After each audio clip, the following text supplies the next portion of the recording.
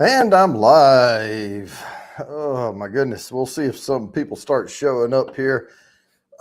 Don't know, but I just got off of a virtual tasting event with Buffalo Trace. We didn't try the really good stuff, but we learned a lot about their little mash bills and all that stuff. So I already kind of knew some of it, but mm, I will tell you though, the exciting part about it, well, I already put it in the refrigerator, is the bourbon freaking cream. Oh wow, that stuff's amazing. Now it's only 15%, but they suggested putting it with a root beer. Mm, my gosh, that's the best. That puts Bailey's to shame. Puts Bailey's to shame.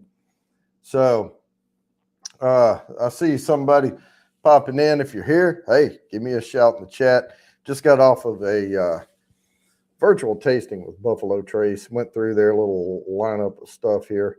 So feeling good, but the bourbon cream is outstanding. Mm. And now that I'm finished drinking all that, and we actually drank White Dog too. So woof, that was something. I got to get a drink of water. That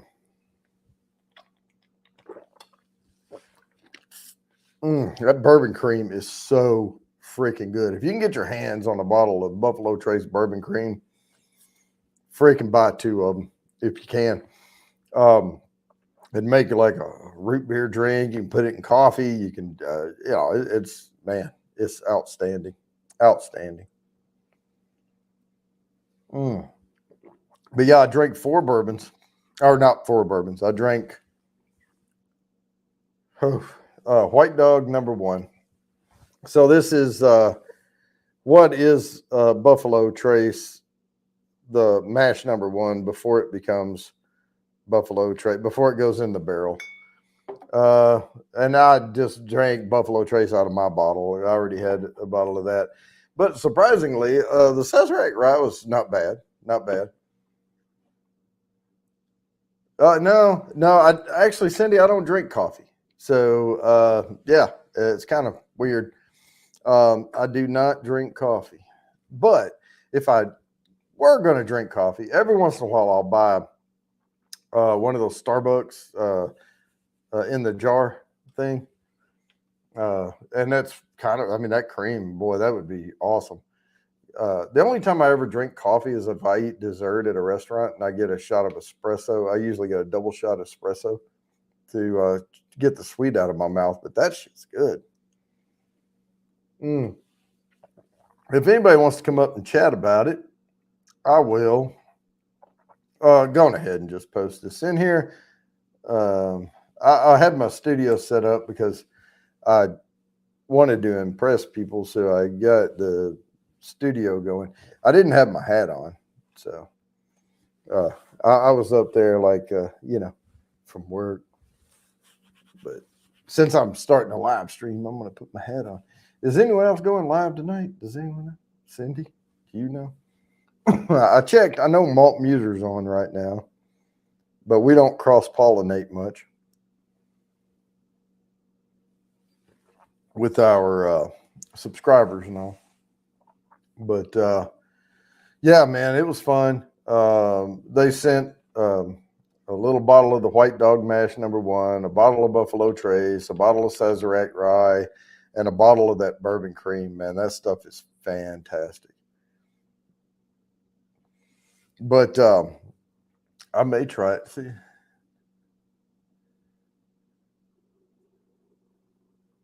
Oh, yeah, some of them did.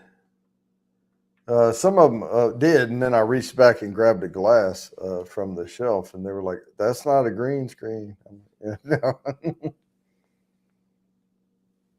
Mm.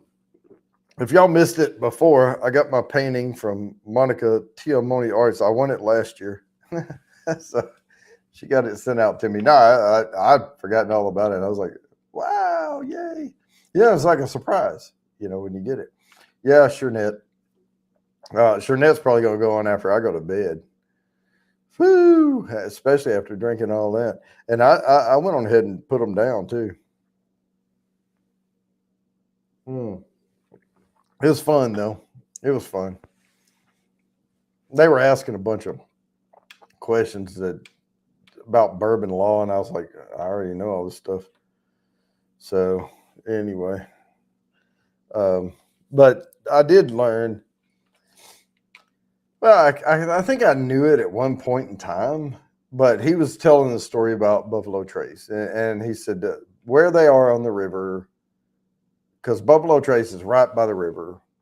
And he said back 100 years ago, it was a big sandbar that went out. It was real shallow right through there. And they would drive buffalo through. Hey, Old Humble, how's it going? And they would drive buffalo through right there where the distillery is built today. And, when a buffalo herd was ran through, they would call it a trace. And that people would follow the traces, and because they didn't have roads back then or whatever, and they would trample everything down and make it easy to travel on. What's up, Peppers? Hey, Heartsight. And so in honor of that, they named the distillery Buffalo Trace. So little trivia. I don't get into all the hype that much. So when I start reading about stuff about the Four Roses and why they named it Four Roses and all that stuff, I usually just stop reading because I don't care. It doesn't affect the flavor of the bourbon at all. So, but it was interesting. If they're going to tell me the story, then yeah, I'll sit there and I'll listen. And it was interesting. But oh man, one of my favorites though, the Trailer Road. Yep. Yeah, Naked or Natchez Trace. Yeah, my favorite was this actually.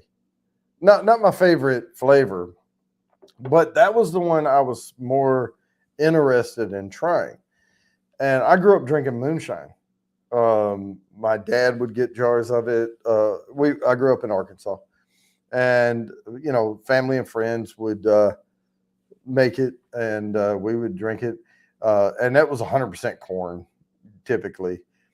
And I like the flavor of it, and I really like the flavor of this White Dog mash. And it's like, I think he said 70% corn, and then rye and a little bit of malted barley. So that's the same mash bill too. And he talked about the different area of the warehouse and all that. So it was fun. It was fun. And it's always nice to get a refresher on some of this information every once in a while.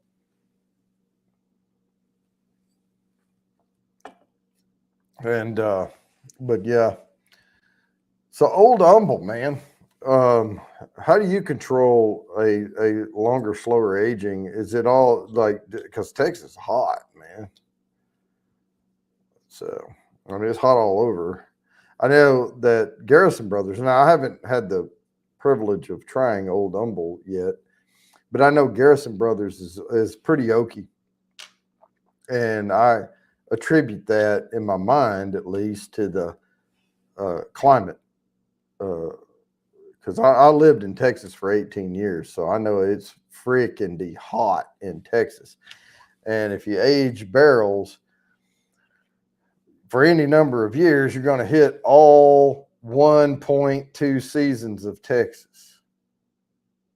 That's what I say. Texas has 1.2 seasons. It's summer, and then the 0.2 is winter, and then you're in summer again.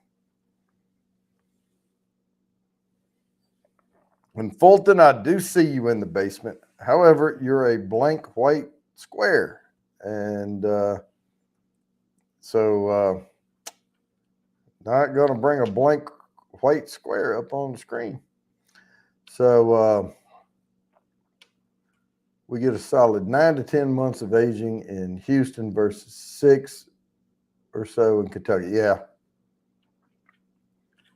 But yeah, it's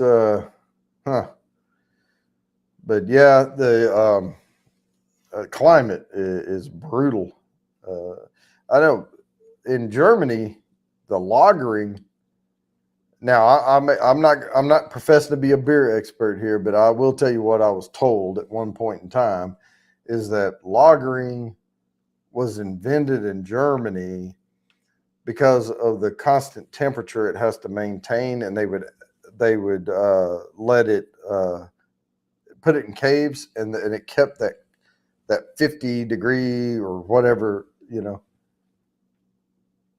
Right. Yeah. You don't control it. You hope to survive it. Yeah. I get you, man. I mean, that's why I was saying yeah. Um, but yeah, I've been to Germany for Oktoberfest. We were actually at Ramstein Air Force Base, and we went from there we were there in October, or around the Oktoberfest time frame. I don't remember exactly when it was, but I think we got there in like sometime in September or something. And but it was, Oktoberfest was going on, and yeah, we went to one, and they pull out these huge barrels from these caves, and yeah. All right, you get to prepping happy hour. Happy hour is usually 4 to 5 or 6 p.m., isn't it?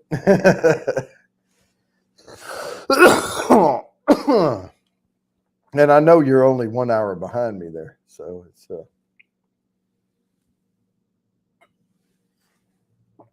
yeah. But you go make dinner, and but yeah, if anybody else wants to jump up, come on. But no, it was very interesting, and the guy actually working for Buffalo Trace, he was one of the guys that went out and just got his own job, but he's retired, so he owned or ran.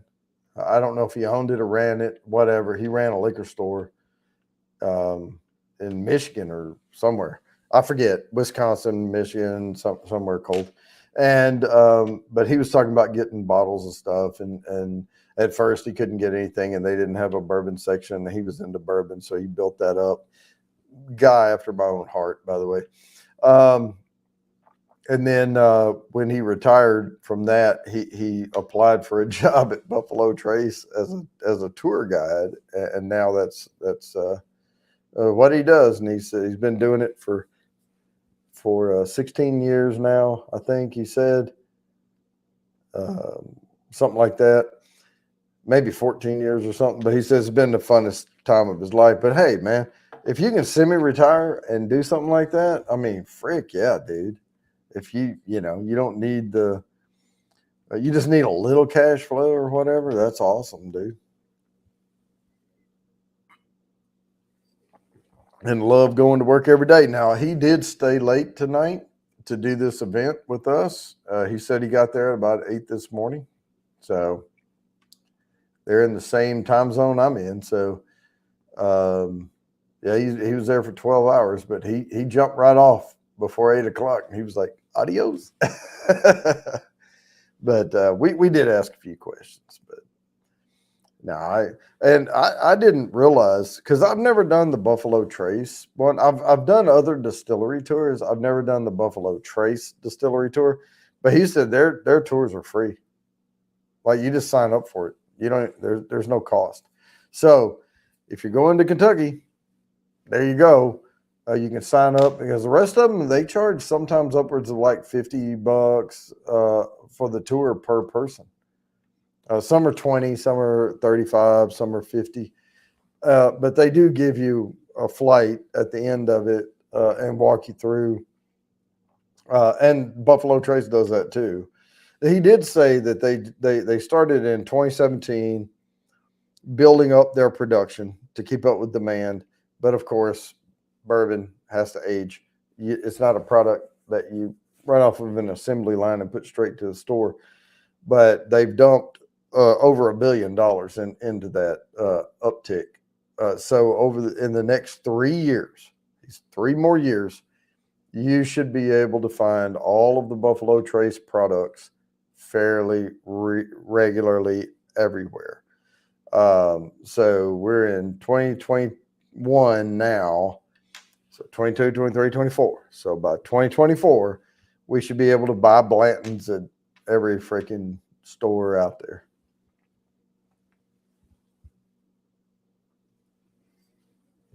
A little tidbit of information. Now, that doesn't mean you're going to get Pappy Van Winkle. I mean, that's different. But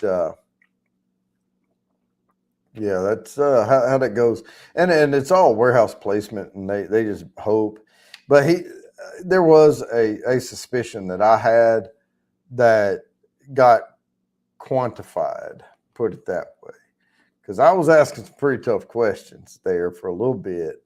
I didn't want to take over the thing because there were like 30 people in this virtual tasting, but tequila Asian Blanton's this past weekend. Yeah, no, what was the what brand? Because he talked about that. He said most Blanton barrels go for this particular tequila, and I can't remember what he said the name of it was. Yeah, Cindy, what was in God damn it. Yes, that's it. They own that shit.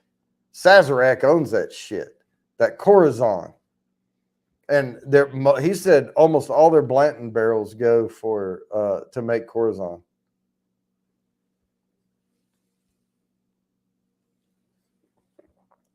They're affiliated with it or whatever. But yeah, that was it.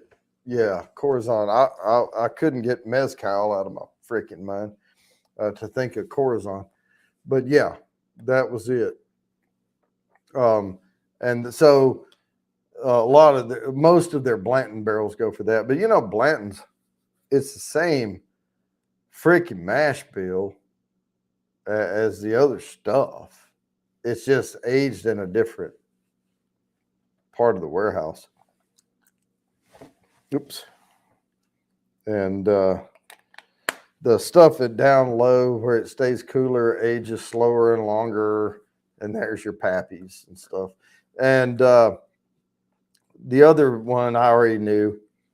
Again, nice to get a refresher on the knowledge, because I don't just study Buffalo Trace like he does. I mean, that's all he does is studies Buffalo Trace history. I try to keep up with all these freaking bourbons. But the only two wheated offerings they have is Weller and Pappy. And they're the same mash bill, but it just depends on how they're aged, where they're aged. But the suspicion that I had was, what if you put a barrel down in the bottom of the warehouse where you think it's going to age, and then you taste it at some point and you go, because he said we don't move barrels around. So it's either it starts here or whatever. And I said, what if you tasting this crap? Do you throw it out? And he goes, no, we blend it with, the other stuff, because, they're trying to get a flavor profile out of the other stuff. And maybe they'll have something a little too punchy and they'll, use that to tone it down. But no, they don't pour it out.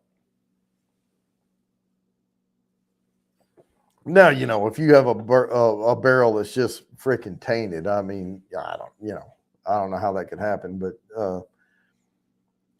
now the other thing, and I had read this before, and when he said it, it really rung a bell. Like I was like, I think I knew that, but I haven't really said it before.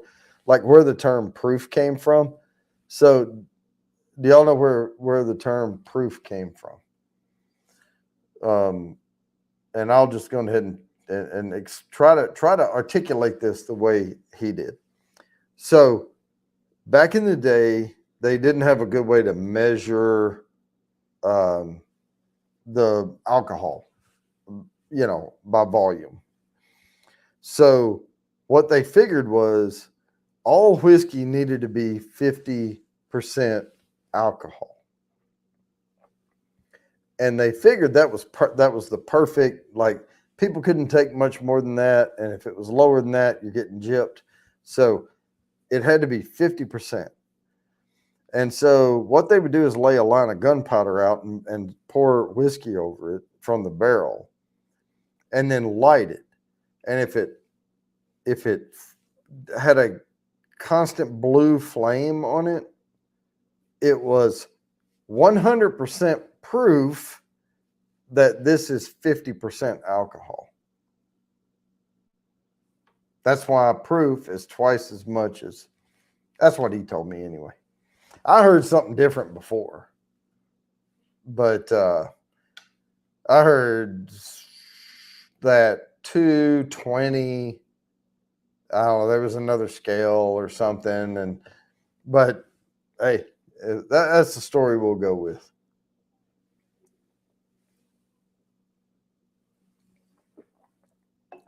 But I heard back in the day that 220 proof was 100% alcohol, and that there was I don't know who told me that shit, but anyway, we didn't have Google back then. So old guys could tell you whatever they wanted to. And as a kid, you kind of either went home and pulled out Encyclopedia Britannica, or you just said, fuck it, I'll believe whatever they say. You know. So some things stick with you over time, some things don't. I'm not one to rely on that. And I don't just use Google. I don't just use Wikipedia. I look for the links. I actually interrogate the information I'm getting. So I'm going to interrogate this one, but hopefully it stands up because the guy seemed pretty cool. He was an older guy, you know.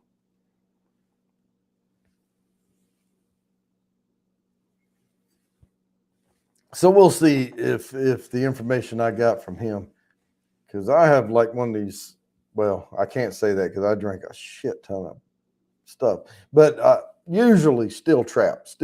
I'll remember at least the big parts and pieces of it.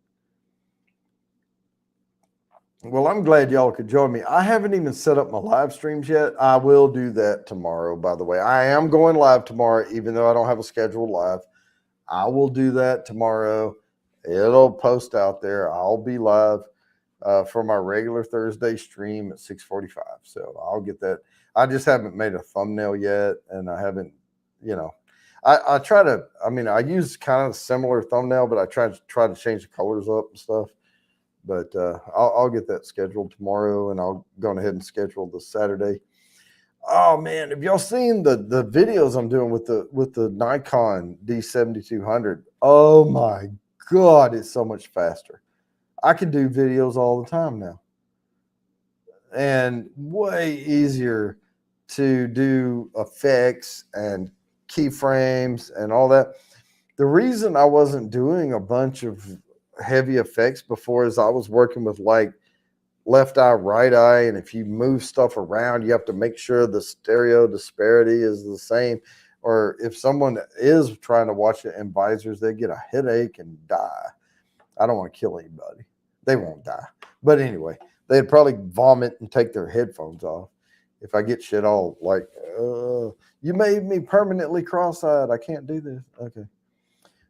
But the one reason I'm changing the format around is I've had several complaints from people that they say, hey, I really want to watch your video. I really do, but I only watch from my phone, and your video just moves around, you know, because you can move the phone around and it goes all over the place when it's VR 180. So I'm going to still put out a VR 180 video every once in a while, but they're going to be special posts, and I'm just changing my channel to regular old videos and live streams, and that's it. And I'll just stick with that. I have almost 280 videos or something out there. It's just, I'm just not getting the views that I would like. I think it's frustrating. What's up, Hugo's Go-Karts HD? I mean, I learned VR 180, and now I know it forever, and I can do it anytime I want. So, yeah, I'm just going to go, because from from film to post to publish takes me like 30 minutes now, where before it took me 4 to 6 hours. And that's just, it's I couldn't put out very much material because I didn't have time to sit there and devote. I mean, I still have a family too. I have to kind of interact with people in the house every once in a while and not just sit here and edit VR 180 shit. But we're working on it. But again, I will. And what is today is the 16th? Well, we have 2 more weeks. We have, yeah, because March 3rd, we have this Thursday, the next Thursday, and I believe then it's March 3rd after that. So that's the giveaway show. So we have 2 more chances to get entries on the wheel. Am I saying that right? Let me look it up. Calendar. Yeah, we have 17 and 24 and then March 3rd. Yep. I figured that was right. So awesome. So we have tomorrow night, next week, and then we're giving shit away again. And so if you don't have entries on the wheel, jump on if you don't have enough. I will post before I go live tomorrow the community tab update saying, but I'll get all the entries on the wheel. That's one thing I try to pride myself on is I'm not going to miss anybody. I'm going to get you on the wheel.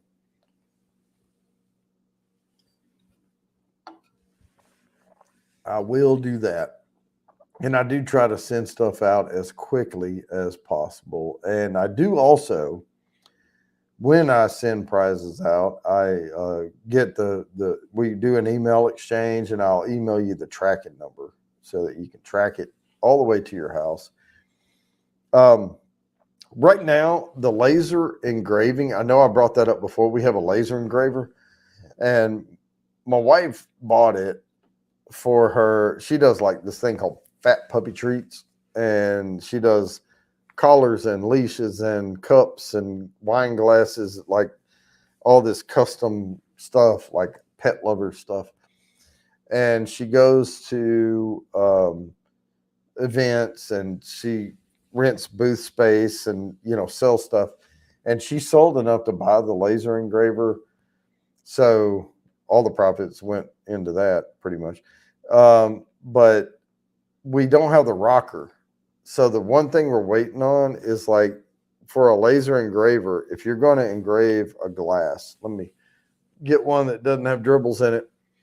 So there's 2 wheels, little things, and it'll rock the glass back and forth while the engraver is engraving stuff. Because otherwise it would be elongated over here on each side. So, but the rocker that goes with it is the thing that's on back order, and it's for the specific engraver we have.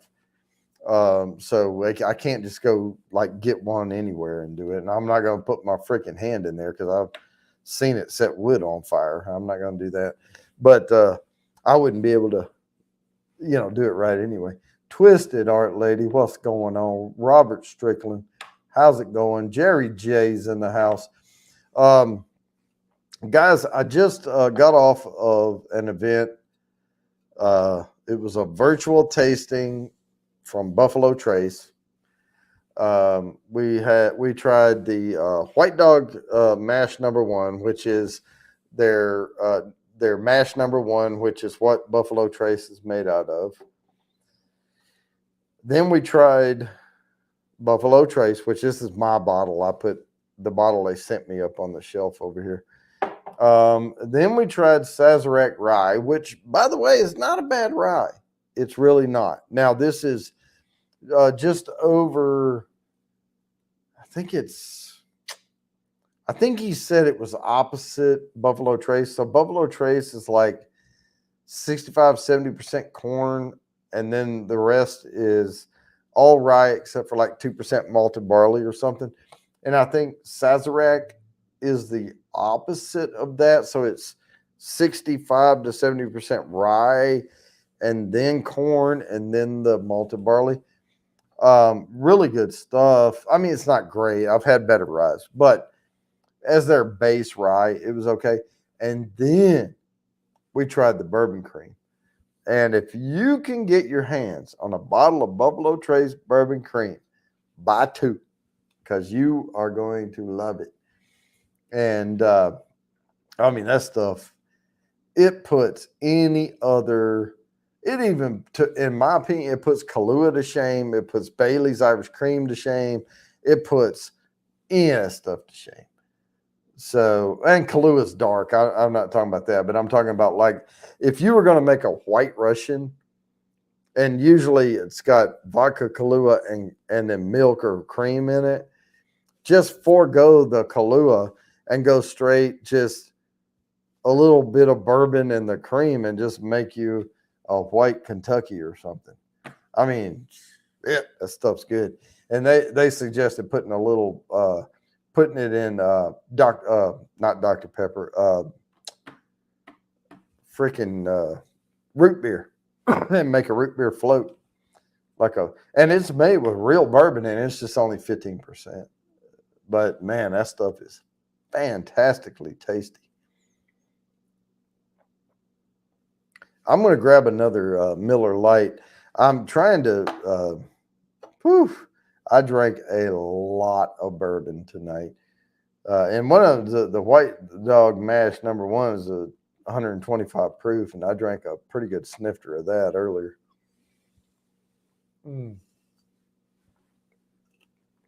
So I'm going to beer now. I'll be right back. Well, I don't even have to say I'll be right back. You can still hear me. I can keep talking because I have the wireless mic on. But I'll grab this. Oh, I hung some new artwork today. Well, I've had the artwork, but my wife's like, hey, you got to get this out of the freaking closet. And so one of them's huge. I can't really show you, but maybe I'll do a little snippet of it or something to post. But I did fund a short film one time. And I have, if y'all don't know it, I have an IMDb page because I helped fund a short film. So I am on IMDb, and it's posted as me as the author of novels.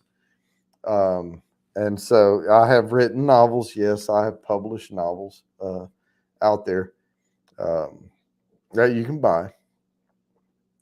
Everclear Dr. Pepper Chaser. Oh, yeah. Oh, yeah. Has anyone heard of, what was it, Purple Cow? Is it? No, not Purple Cow. It was a purple, God, what was that? Made with Everclear. And it was grape flavored. God, that was back when I was a kid. I mean, I was probably 16, 17 years old. And it came in a can. It was like a 12-ounce can. Purple Passion. That's what it was. Yeah. Anybody remember Purple Passion?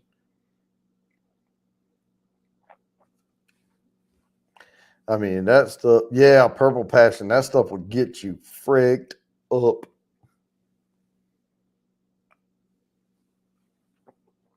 Yeah.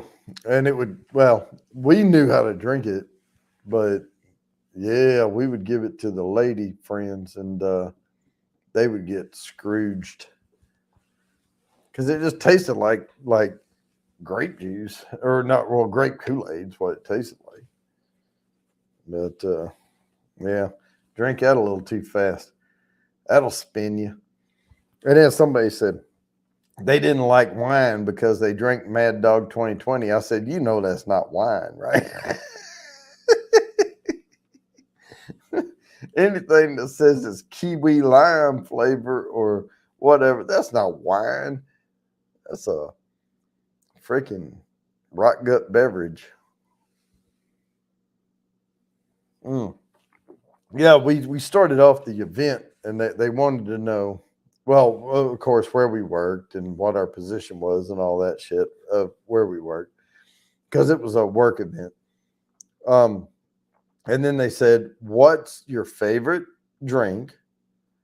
And then, "What's a drink you can't stand?"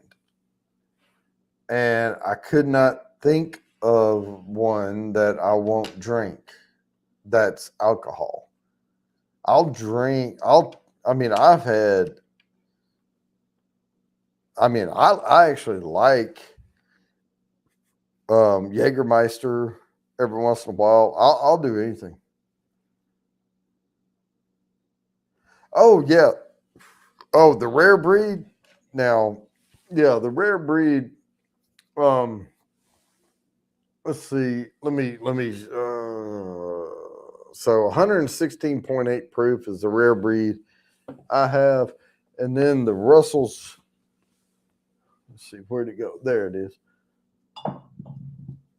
The Russell's Reserve single barrel 55, so it's 110 proof. So the rare breed barrel proof is a slightly higher, but I like it. I like both. I like both of these, by the way. The rare breed. And if you really want to knock your socks off, after you try the rare breed, try to find the rare breed rye because it's really good too. But I don't keep it on this shelf over here because it's a rye, not a bourbon. So, I do it that way. I tend to keep my ryes over there on the other shelf. See, I'm still not feeling better and I'm still sore from the accident. My girlfriend still has a neck brace. Yep. And, I'm still not sleeping well at night, but I'm trying.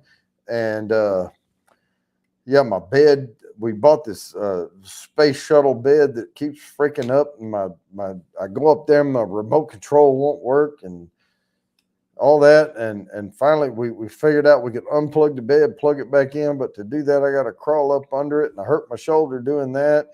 And then I finally got to bed and I raised the foot up a little bit and I sleep on a wedge. And during the night, my bed goes, meow. And then I grabbed her damn remote and it wouldn't work. But sorry, you're still sore there, Fulton.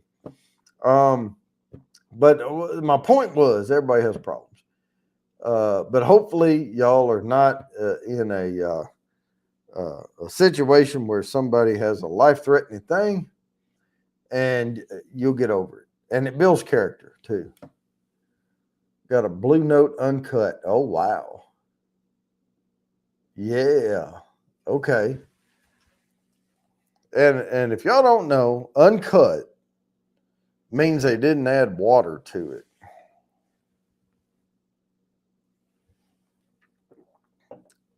And that's kind of what that means. I'm going to go ahead and paste this out there again, just in case somebody wants to join. So we'll do that. I may even go over and post it on the other one, but it only takes a few shots of the clear. Yeah, that's true. School shine, old school shine. Man, I used to get some really, really good corn liquor from my relatives, and they would have like one. I remember they had like a little corner store, and they sold like trinkets and like gift shop type shit, and it was like they would have like yoo-hoos and little grocer stuff. But if you knew them, you could go to the back, and that's where you could get the good stuff.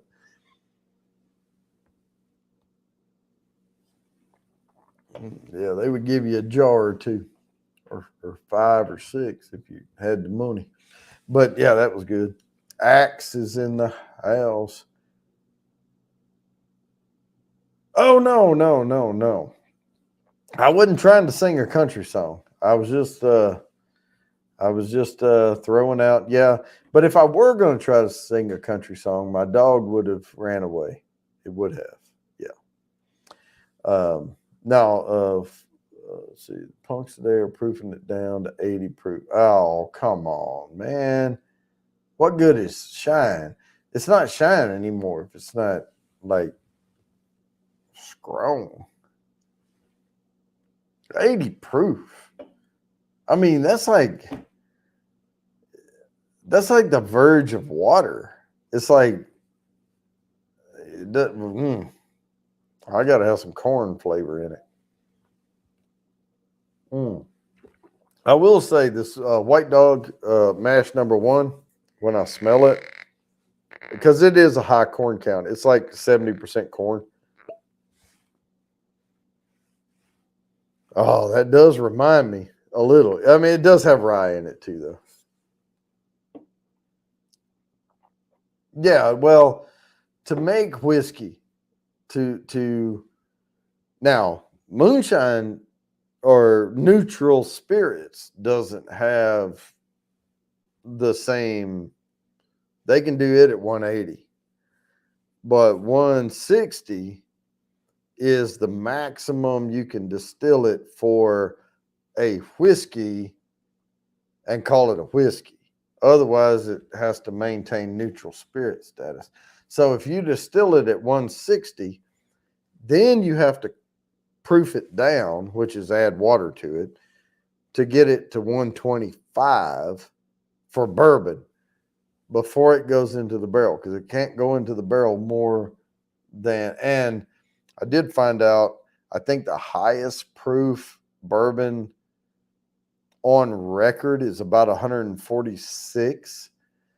But what that means is they barreled it at 125 proof, and the wood soaked up a lot of the water out of it, and the alcohol content was left behind. I used to think the highest you would ever get is about 130 something proof, but no, it was up there. Now that's a unicorn, you know. To get 144, 146 proof or whatever, barreling it, I mean, you lost a lot of content in that barrel when that happened. But gosh, that is high. I mean, that is extremely high. But this is what they get ready. I mean, this is what Buffalo Trace sells. Like, this is what goes into the barrel to become Buffalo Trace. The regular. So this is this before it goes into the barrel for, what did he say, 7 years, 6 or 7 years, something. But it's a Kentucky straight bourbon whiskey, so it's at least 2. Yeah, I don't know. I didn't. Yeah, the 140 something. I mean, that thing, the barrel soaked up a lot of the water out of it and left the concentrated alcohol behind. And they must have lost. It must have been up in the rick house higher or something, hotter temperature. They lost a lot through evaporation. Except, I don't know. The Angels share was probably all water, you know.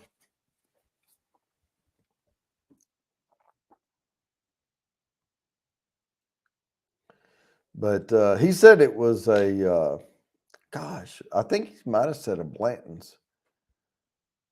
It was one of the Blantons that came out. It was a single barrel, so there wasn't that many bottles of it. And hell, if you lose that much water in the barrel, you probably only end up with 100 bottles or something. You didn't get much out of it.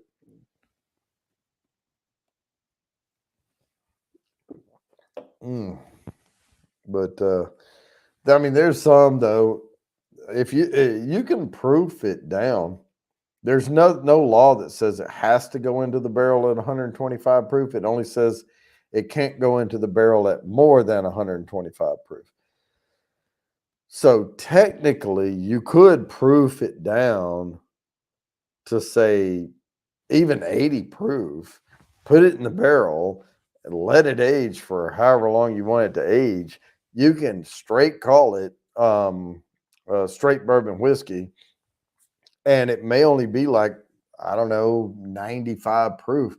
Technically, you could call that barrel proof if you don't cut it with any more water and you put it straight in the bottle, it could be barrel proof. It just you barreled it at a really low alcohol content. But normally places don't do that because you're looking for bang for your buck. You're looking to get as many bottles out of these barrels as you can. And so you distill it at 160, you bring it down to 125, you put it in the barrel, and then you bring it down to 90 or 80 if you're looking for the 40-80 watered down crap. I did ask him about McAfee Benchmark tonight, and he's like, "Yep, that's up in the attic. That's just real minimal aging on it." Yeah, and then they just blend all the barrels together and bring it down, cut it down to 80 proof. But I do think if y'all have not had McAfee Benchmark and you're like a Jim Beam fan, like just I'm talking about the regular plastic little hip hugger you can buy, get yourself a bottle of McAfee Benchmark and try them side by side. Just try them side by side. I mean, they both taste like water to me. But hey, if you like, I like the flavor coming out of the McAfee better. It's subtle because there's not a lot of flavor there, but I do like the McAfee better. Hey, it may turn you on to something because you can get a 750 milliliter bottle of McAfee's Benchmark, bottled by Buffalo Trace, for $10. $10. So people who buy McCormick's and shit to say, I don't care what it tastes like. Well, why don't you get something that has at least a base of something decent? You know, same mash bill type stuff. But yeah, I can't wait to go do this documentary film with this distillery coming up. And I'm gonna switch all my shit over to non VR. I can't do a whole documentary film in VR 180. Now I've seen the light, and I think this Nikon's gonna work out well. And I'm gonna shoot the documentary. I can put so much easier transitions in, so much easier post production. So I'm gonna shoot it on a standard format, not VR 180. Well, I guess nobody's going to come up here, but I am going to post this over on the group chat and see, because I'll be up here for about another hour or so. And going ahead and post this link over here. And yeah, I was pretty excited. I mean, it was fun, even though I didn't learn like a crappy crap. Oh, Fulton, I see your face. Hey, how are you? What's going on, man? This is like the 100th time you've tried to come up on my stream. Sorry about that. I've been having technical difficulties, and now I finally worked it. All right. Well, it looks like you're doing all right after the accident there. A little bit. I'm just sore already still, and just been having trouble. I mean, you could be in a wheelchair right now. I can't see. You know, I don't know. Yeah. But nah, you're not. My girlfriend has her neck brace on right now, so. Uh-huh. So, how did the American Idol stuff go, or whatever it was? America's Got Talent? Yeah, America's Got Talent. AGT. I haven't heard yet. They said they're gonna tell me in early spring. Early spring. Okay. So it's not spring. Spring has not sprung yet. So. Not yet. All right. So we'll have to find a time when you have time to prep. Mm-hmm. And your internet's going to cooperate. Yep. and we'll have you sing the song. Yeah. Yeah, that would be good. Yeah. I'm not going to put you on the spot tonight. Okay, probably like next week or something. All right. Well, I'm we'll not if try I'm to not too plan it out. busy, so. But anyways, Jody, yeah, when my mom was, I was on my way to my girlfriend's house to spend time with her, and there was another call coming by to us, and one of the other guys are okay, so, um, but anyways, my mom's like, finger is like hurting real bad, and she couldn't move it or nothing. It's like, So, wait, or were you taking your girlfriend home? Is that what it was? yeah, Because evidently, if she's got a neck brace on, she was in the car with you. yeah, she was in the car with me. Okay. So now we're just having a rental call, and then we had to take that rental call back on Monday. So we don't have no call. My mom doesn't have a job. Stressful. So, if I star this comment, does it stick at the top of the screen? Wait, I starred the wrong one. That's Which comment? that one. If I star a comment, does it? I'm asking the chat. Does it hang at the top, like, or does StreamYard allow that? I don't know. So, I don't know either. So, I'm not looking at it on Facebook. I'm just on here. right. So, but yeah, I mean, you know, I've been in several car accidents in my life. Uh, when I was younger, hopefully, knock on wood, I don't get in them anymore. But I guarantee you, the times I've been, well, there was one time I was driving to work and this lady was obviously drunk. Obviously, I didn't press it because she gave me her insurance and it covered everything. But I was driving down the interstate and she came to an on ramp. She was coming on the interstate and just kept going and just sideswiped me. Like, and I was way over, like 2 lanes over, and she said she fell asleep. How do you fall asleep Hey, jeez. entering an interstate on an on ramp? I mean, it's like, hey, I hit the on ramp, but right now I'm so tired. I mean, and she was slurring, and it was early in the morning. And I was getting, I had exchange students with me. I was taking them to school, dropping them off on my way to work.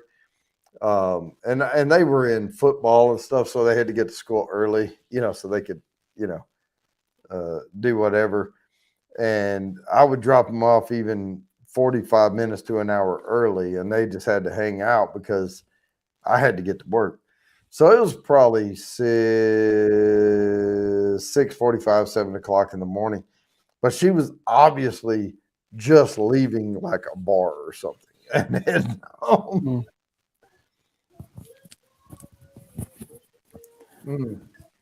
But other than that, when I think back about all the accidents I've had, besides that one, they were pretty much my fault.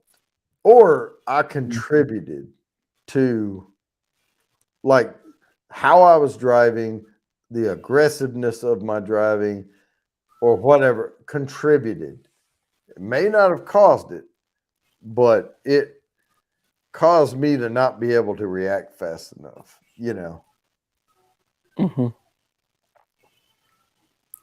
Yeah.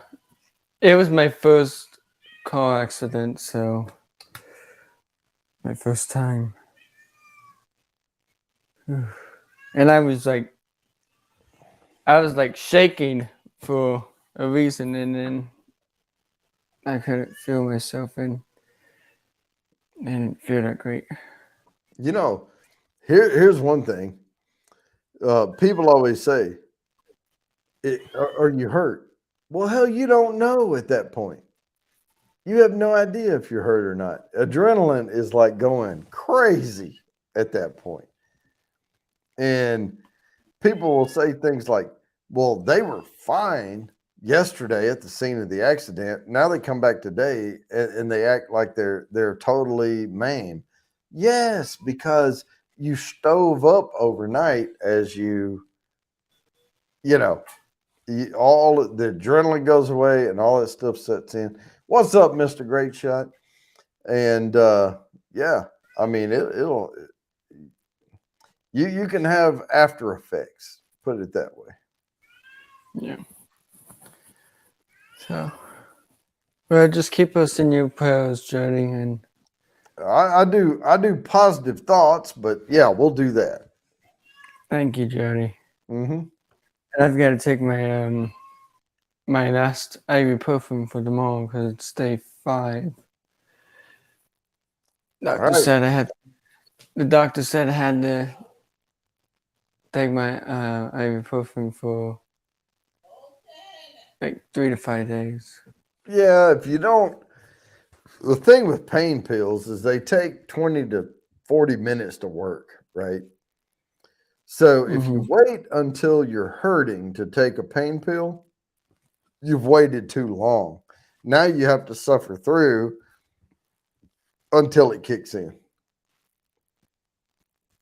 Yeah. And so that's why they tell you to take them on a schedule. But I never listened to them. Yeah. So. All right. Well, it was good to see you.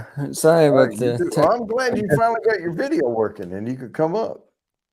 Yeah. Yep. So I'm just gonna use Firefox until I get it figured out. All right.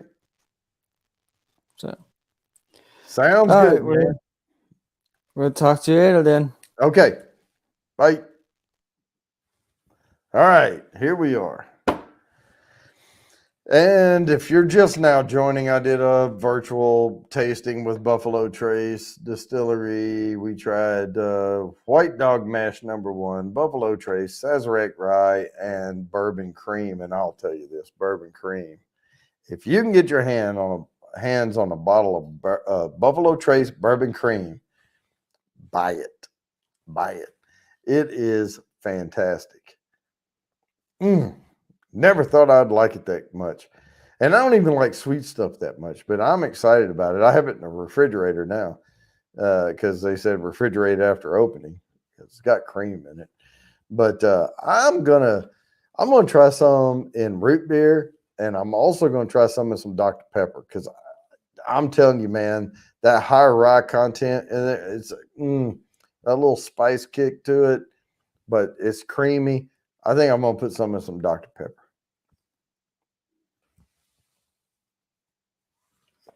Now, this ain't bourbon. It's cream. It's sweet cream. But hey. Oh yeah, I don't drink coffee, but you know, if I can like maybe put a little coffee in my cream, maybe. Yeah. I mean, I my thing is I don't drink coffee at all. And if I do, it's probably some iced fucking whatever. But I will eat chocolate covered coffee beans and I will drink espresso shots after I eat dessert at a restaurant. Like I'll get like a creme brulee or something, and then I'm like, give me a double shot espresso. And I want to get root beer. Yeah. Oh, Wendy's Frosty. There you go. You know, I don't know if I've ever tasted a Wendy's Frosty. I bought a bunch of them because my youngest, he likes we do like is it the 4 for $4, 5 for $5, whatever from Wendy's. He gets like the French fries, a cheeseburger, 4 little chicken nuggets, and a frosty. Maybe it's 4 for $4, and he dips his fries in the frosty and eats them. But I mean, it's pretty much soft serve ice cream, isn't it? Yeah, I don't drink coffee. I don't need it. I don't know. I just don't need the caffeine, I guess. I don't know.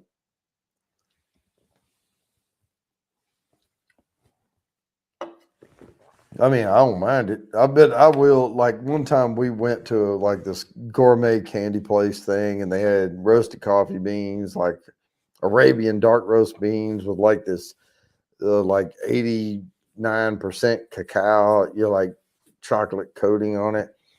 And I ate like 3 of those, and I got like a splitting headache after that. So I don't know. I just don't do it. Yeah, now I'm wanting to go to Wendy's and get a Frosty and put some bourbon cream in it and see what that tastes like. First, I'll taste it. First, I'll taste the Frosty because I've never had one, and then put some bourbon cream in there. I did make a good sandwich today, but here's Axe. What's going on? I had to come up here. When I seen that you don't drink coffee, I had to come up and probe you.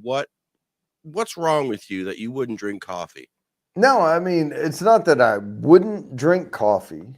I just don't like if I go to breakfast with my family or something. Yeah. And they order coffee, I'll drink coffee. I'll drink like it. the pretty little waitress comes around and like top up. You're Well, like, of course. right, whatever. But I don't like it doesn't mean anything to me. So when I wake up in the morning and I'm not thinking about it, like I don't have to drink coffee. Now, like if you woke up and had like a really strong cup of coffee in the morning, like what would happen to you? I would get like a buzz head, for a little bit, and then a little headache, and then it goes away. Oh, okay. All right. No, some people react differently. When somebody says I don't drink coffee, I gotta find out because I'm drinking coffee right now. Yeah. I could drink 2 pots of coffee through it the whole day. Yeah. I mean, if I'm gonna drink something that makes me pee a lot, I want it to be beer. I feel better about myself peeing out a 10-cent cup of coffee than a $3 beer. That's what I found about getting older. I can't drink as much beer as I used to. And people go, well, why not? And I says, well, because when you're young, when you drank a lot of beer, I mean, you pissed a lot. I don't piss a lot anymore. It just kind of stays right there in that tire area. Yeah. I'll tell you this though, Axe. Love the color in your frame there. Oh yeah, it is. It's pretty, isn't it? Yeah, it's got purple and blue and red. I mean, it's real bright. It's like vivid. Yeah, I like to have a little different variety. Especially for like coming up on people's shows. You don't want it to be too distracting. I don't want to take over because you don't want to run somebody's show and do your own thing on here and oh hell, do whatever. All of a sudden it's like I'm flying in the cloud. Yeah, like that. But I will say this. Well, one time I dropped acid. Nice. And the one thing I remember about my acid trip, and it was one of those little tabs, you put under your tongue. Right. And when I did it, I was like, this ain't doing shit. Give me another one. And so I did it. And then I said, I still don't feel anything. Give me another one. They're like, no. Yeah. No. Wait. That's enough. And all of a sudden, I was sitting there like, I don't know, 8 minutes later or whatever. I don't remember how long it was. And we were outside and there was a bonfire. And we had a fire going, but it was still daylight because we had started the fire, before the sun went down. Yeah. And I could see the grass in front of me, and I remember being able to see every single blade of grass individually. Yeah. And all of a sudden I was like, man, that grass is fucking green. Look at it. It was like you could see every detail, Yeah. of everything. And I never did it again. But that was the one time. And I did 2 tabs and I was fucked up. Yeah, I guess they say the thing with that is it's like you're like 12 to 14 hours in. And and I was and you're like wide awake and there's nothing you could do. You're 14 hours just oh yeah. Oh, I made it through that party because I dropped it at like 6 or 7 p.m. and we partied till 6 or 7 a.m. Easy, And Jerry we says would never do do that more than crap. 2. What's that? Jerry says never do more than 2. Oh, I know. Yeah, no, they wouldn't give me a third one. I'm glad they didn't give me a third one because I'd never done it before and I've never done it since. But it was, I guess 3 you start talking to extraterrestrials. I guess, or start believing in them or something. I don't know. They're here. It's Yeah, or I'm here. I don't know. Yeah, we used to do mushrooms and stuff we had when we were kids. Mhm. And they were kind of like you had to be in the mood, you had to be in the right environment. And if you were in the wrong mood, the wrong frame of mind, it was just a horrible experience. Oh yeah, bad trip, bad trip. Yeah. No, and I kind of treat some of that stuff like I do bourbon. I can't knock a bourbon I've never tried, right? So I can't critique. I can't relate to people talking about stuff unless I've tried it. So I've tried. I was a dabber. I tried things here and there. I didn't shy away from it, and I don't judge people. You know. Yeah, because everybody's got their thing. So like I take it like a different, if you were drinking one bourbon compared to another bourbon, would it be a different kind of buzz from different No. Well, it depends on the alcohol content and how fast you drink it. But no, because you know, like if you're drinking wine compared to beer compared to whiskey, it's a different buzz, different alcohol, different buzz. right. But what I do with bourbon is I drink enough to catch a buzz, and then I use this to maintain it. Yeah, you find the pocket. Yeah, that's right. Right. I'll stay in the find the pocket, and then I just stay there. That's right. Drunk enough that you don't care what you're doing, but sober enough that you can enjoy doing it. That's right. That's right. Yeah. It's a Mr. Leahy line right there. Yeah, I'm gonna grab a beer, but I'm still on audio, by the way. All right. Go grab one. So I can walk around, walk and talk. What are you drinking? Labatt's Light there? Yeah, I switched from Coors to Miller. But my dad's a Miller Light drinker, so I figured, hell, I'll switch, and that way when he comes, because it's all domestic beer anyway, and it all tastes about the same to me. It's like, yeah, I see a lot of these companies are moving to these new aluminum cans. I do love these. They're heavier aluminum. It keeps it colder longer. It does. It stays cold like right to the end. I do like them. They're probably a lot cheaper to ship because they're lighter than glass. Yep. My only complaint is I like we don't have like a can return thing here, like a 5-cent deposit or anything. No, you know. Well, that's weird. Well, anything south of freaking New York and shit doesn't do that. So, but we have recycle, right? And so we put aluminum, cardboard, you know, that stuff in the recycle. And I checked into it here, and in the county I'm in, the recycle thing that picks up, they can take crushed cans as long as they're not like flattened by, you know, automobiles on the road. You know, it can detect that it can read the aluminum, because you have to look at some places, the cheaper systems, the can has to be whole. It can't be crushed. And then the system can sort, you know, the aluminum out. But here they have one that it can be partially crushed. And I would just take the can on the 12 ounce and I would put thumb to middle finger on both sides and crush it down so I can fit more into the recycle. But I wouldn't like crimp it all the way down, you know. Oh, yeah. See, these here are a lot harder to crush. Even a little. We're so governed here. Like, they just started, I'd say, the last 2 years allowing certain grocery stores to sell beer and wine. But we've been so restricted here that, you know, we have what's called the beer store and the liquor store, and that's the only two places you could get your booze, right? And so, like, you know, any beer cans and stuff you get, you could always take them back and get the deposit on it. And I guess, you know, that was kind of it's like, all right, I got $5 off my expensive beer. but it's really expensive. Like it's Yeah, Jerry J said, I love the shrooms. We live close to a dairy farm. yeah, they love growing in Yep. the cow crap and especially horse crap they love. Mm. It's around fall, you always look around and you're like, ooh, there's a couple.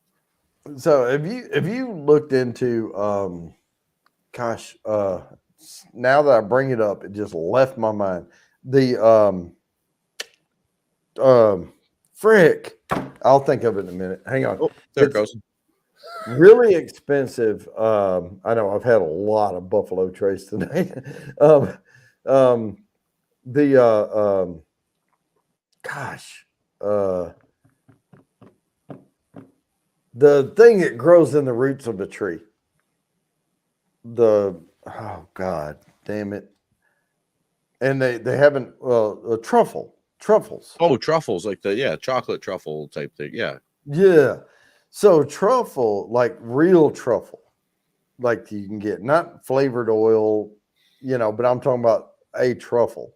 Yeah, the ones you got to send dogs out and sniff it out and find it under the tree Pigs. root. They use pigs. Pigs, yeah, pigs, yeah. Pigs. That's right. And I was like, holy shit. And you cannot make it grow. It's like it either grows or it doesn't. Yeah. And they will cut trees down to get it. And that's why it's so freaking expensive. But I mean, the real truffle, the wild truffle you get, that can be like $1,000 an ounce. Oh, I know. Yeah. No, I never really knew what they were. They must be some sort of like a mushroom or a Oh, fungus. they are. They're a fungi.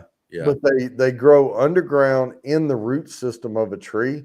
And the only way to get them is to kill the tree. Wow, that's crazy. Yeah. Took a Yeah, little trip and never left the farm. Oh man, who sang that? That sounds like a good song though. Took a little trip, but I never left the farm.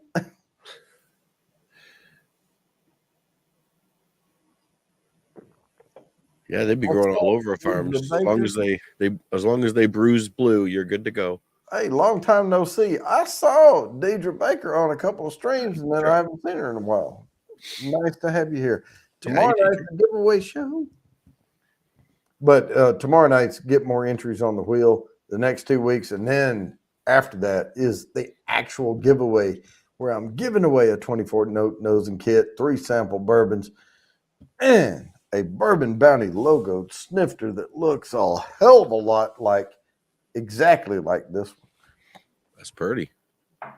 Yeah, I was talking earlier. We got this laser engraver, and we ordered the laser engraver and all the accoutrements, that go with it.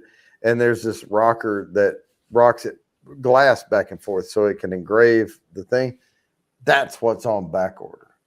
Oh, the one thing I wanted to use it for is on back order. Yeah, that sucks. Especially when it's sitting there looking at you saying, come on, just try me out. Try me out. Hey, I just bought 4 more snifters. They're over there in the box. Look at how many snifters I have behind me, I know, look at all that. Right in front of these bourbon bottles, these little glassware. But I keep ordering them because I'm waiting on that rocker to come in so I can start engraving them. You're going to need to reinforce those shelves soon. Oh, these are solid oak in the studs, anchored. If they start to sag, that means you need to drink more. Well, if they sag, I doubt it. They're solid oak, but I still drink more anyway, just because I'm conscientious of shelf sag. Now that you mention it, you just gave me another excuse. So that's right.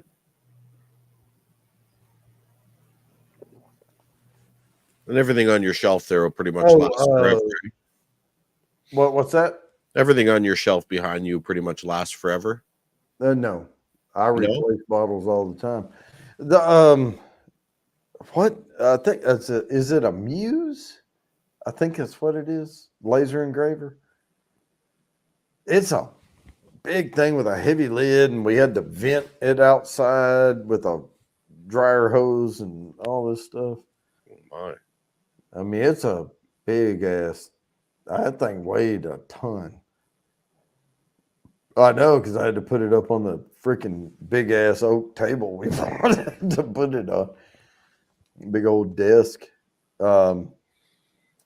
Yeah, it's a water. It's the one where you put the water in it, the hydro laser thing.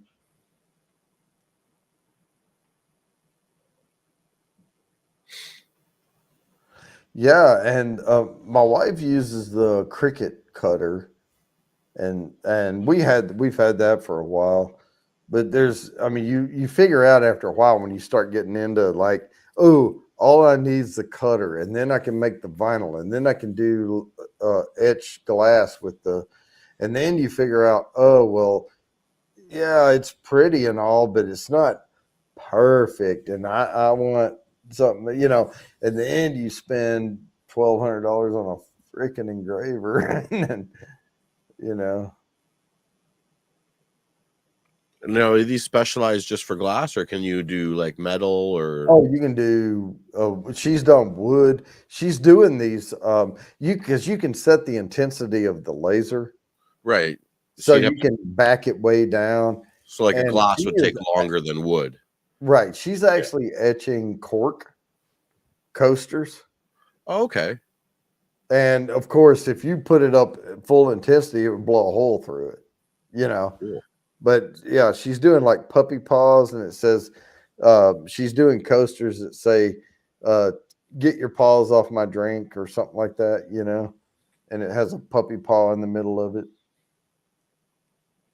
Oh That's yeah, the Cricut. And I saved Valentine's Day, by the way. I was like, oh shit, I don't know what to get my wife for Valentine's Day, because we get whatever we want.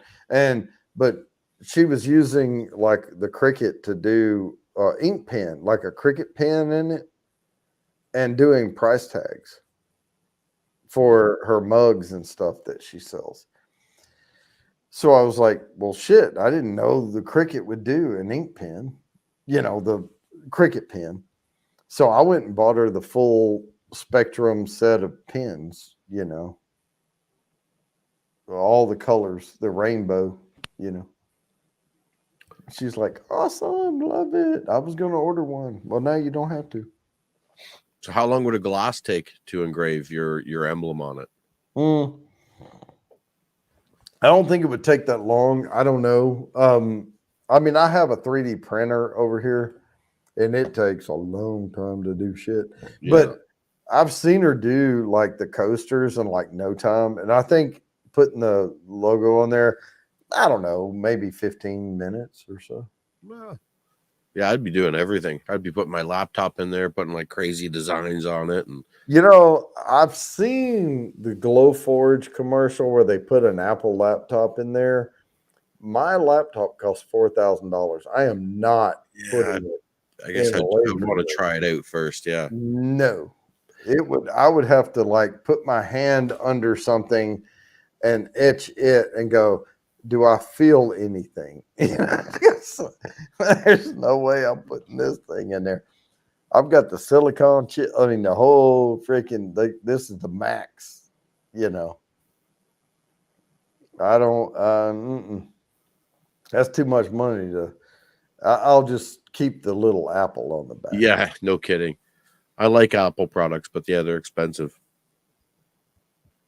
Now I've got the M1 Max chip in it. Like I've got the best they make, but no one needs to ever see it. I mean, here it is, but no one, because it's behind the scenes, Yeah, Apple's great because they work right to the bitter end, right until Apple doesn't allow you to use it anymore. Right. But that's like 10 years, That's what happened to my last computer. It was a Mac, and man, the thing was like 15 years old, and it just got to the point where couldn't do any more updates anymore. Couldn't do anything. It'll quit. They'll be like, yep, we don't support that anymore. Thing still fires up, no problem. 10 seconds, away you go. And people complain about that, but like you said, 15 fucking years, right? Windows computers, you might get 3 years out of them. Yeah. That's why I never like PC, unless you're like an actual computer guy that can build and fix your own computers. I'm not that guy. I find like you can go buy a brand new PC and within a month it's as slow as your old one. You're right. Your pop-ups are coming up and you're like, Well, a lot of that has to do with user behavior, but yeah. That's what I do for a living, by the way. Yeah. Computer security.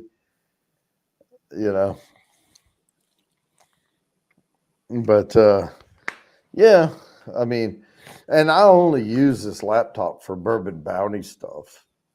That's it. I don't have games on it. I don't do any of that shit. I mean, I installed Zoom on this computer a little bit ago just to get on that virtual tasting with Buffalo Trace. oh yeah. That was it.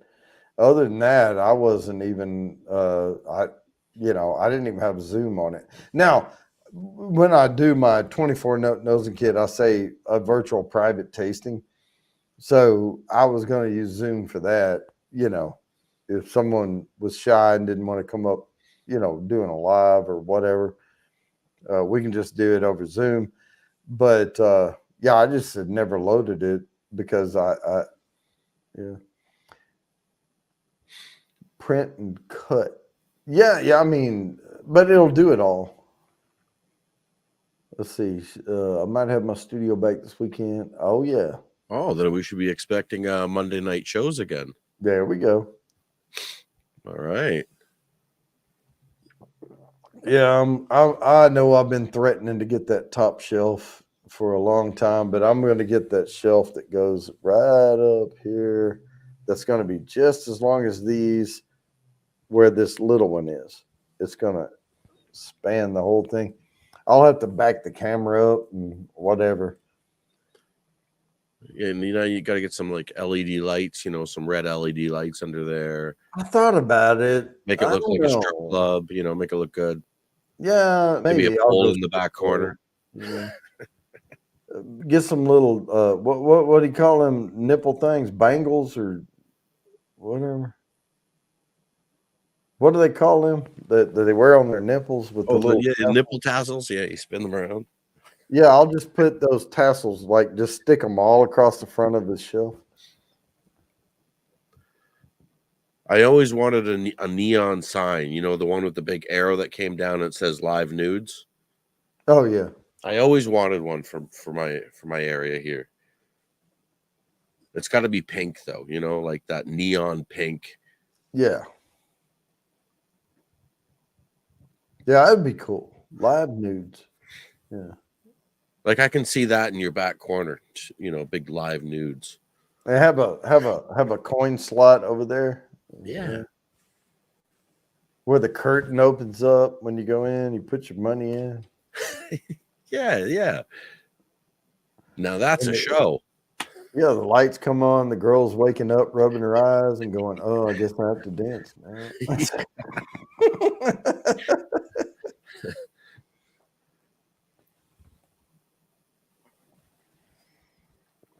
Oh man. Yeah, my favorite one was we were in a hangar.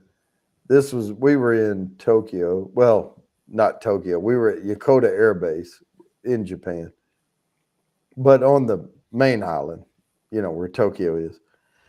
And somebody tried to make a tuna melt in a microwave. So they made tuna fish and put it on bread and put cheese on it, and they wanted to melt it and make a tuna melt.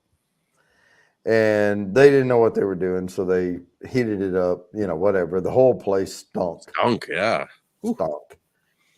And one of the chief master sergeants came in. "What's up, Mont Muser? How's it going?" One of the chiefs came in, and he's like, "Why does it smell like a Bangkok massage parlor in here?" But everyone knew exactly what he was talking about when he said it. Yeah, that would stink. Whew. Be a soggy, stinky sandwich. Yeah, Malt Muser, good evening. I did a virtual tasting with Buffalo Trace earlier and feeling pretty good. And I'm trying to maintain a buzz with my beer now, but learned, got a lot of good information from that. Guy from Buffalo Trace, of course, they, put their hypes out and all that stuff. So. But I did find out Sazerac rye is not bad. I have better ryes, right? And when we started off, yeah, I was Air Force. Yep, was wasn't always right. You're always was active. Now I'm sentimental Air Force. But they started off the tasting. There was about 30 people on the virtual tasting, and then they're like, okay, announce who you are, where you work, what you do, what's your favorite drink, and what's something you'll never drink again. What's your something you've had that no, I'm not gonna go there. And it came to me, and I was like the fifth or sixth one to go. And I was like, well, my drink of choice is bourbon, right? And I will not rule anything out except for high C Hawaiian punch or whatever, And they said, well, we didn't say it had to be alcohol. And I was like, yeah, because that's just too sweet. It's like, I'm not gonna drink high C. All right, Robert Strickland, Air Force. Well, there you go. Me too. Air Force wings are made of gold. Me, I think mine is vodka. I don't think I could ever drink vodka again. Yeah, I mean, I drink Bloody Marys here and there. I don't know. It ruined orange juice for me as a teenager. Yeah, I couldn't drink orange juice for years. But a lot of things have vodka in it, like the regular old pissy drinks. You get. Yeah, they're good for mixing, I guess. Yeah, and that's why I said I won't rule it out because. I've drank Bloody Marys at an airport when I knew I was going to Uber when I got to where I was going and I didn't have anything to, and that's vodka.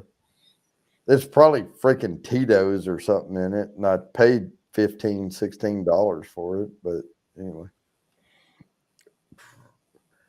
So, Mr. Great Shot,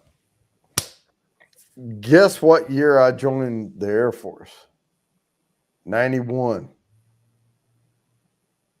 Well, I didn't let you guess, but I joined in 91. 90? So when I was going through all my training, you were getting out.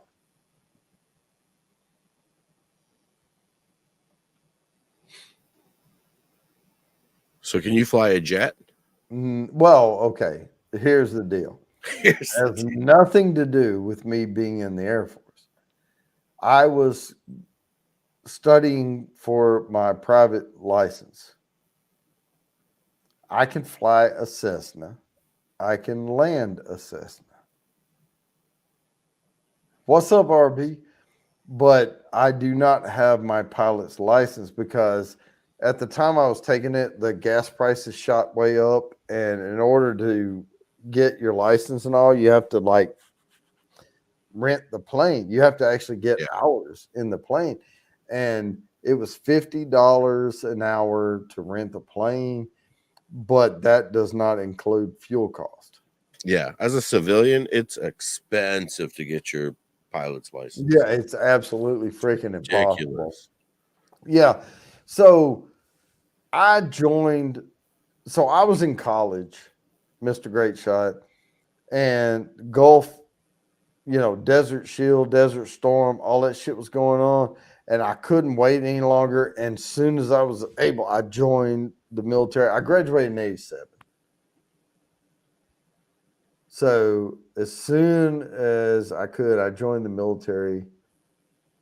And I was like, and then it all ended after that. And I was like, God damn it. But I couldn't stand it anymore. I was like, oh, I got to get in there. I got to help out. I got to do,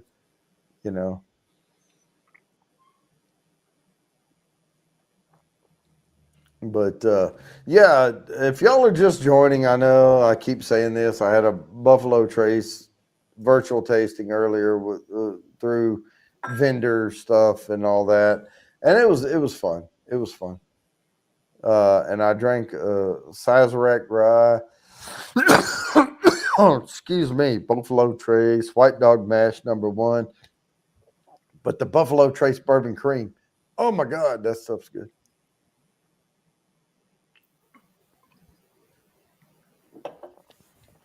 It's not bourbon though. 77 to 82. Man, I didn't graduate high school till 87. So now I'm starting to get a sense of who's in here. We got some old souls in here. That's when the serious stuff was going on. Yeah. Satcom too. Well, that was an early Satcom. It's like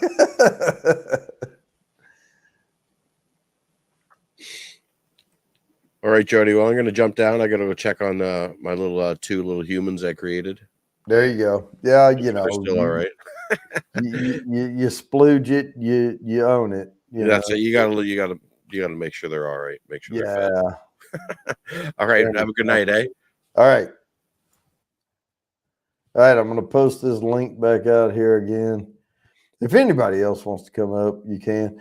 But I will say, Sazerac rye, the regular old 90 proof rye, is not bad. It's not bad at all.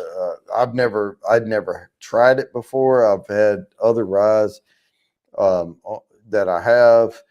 I have the Tuacaro from Texas. It's Grapevine, Texas. Whatever it is, Tuacaro is what it is. I think they call it THO or TWO or whatever they call it, Tuacaro. And it's good. And I've had the Mammoth Woolly Rye from, I think it's Michigan, and it's really good.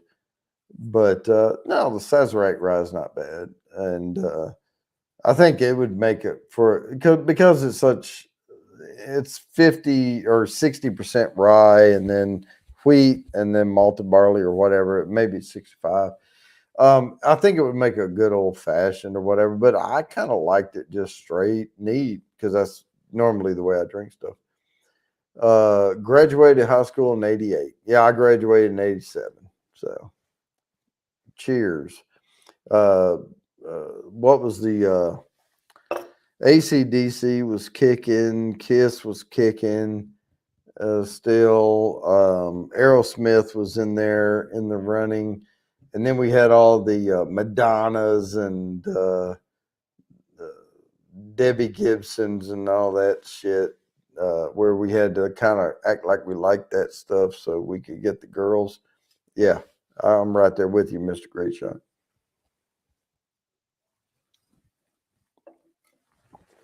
But yeah, now if anybody wants to come up, come on up. I'm only going to be on here probably another hour or so. But hey, I'm here for you.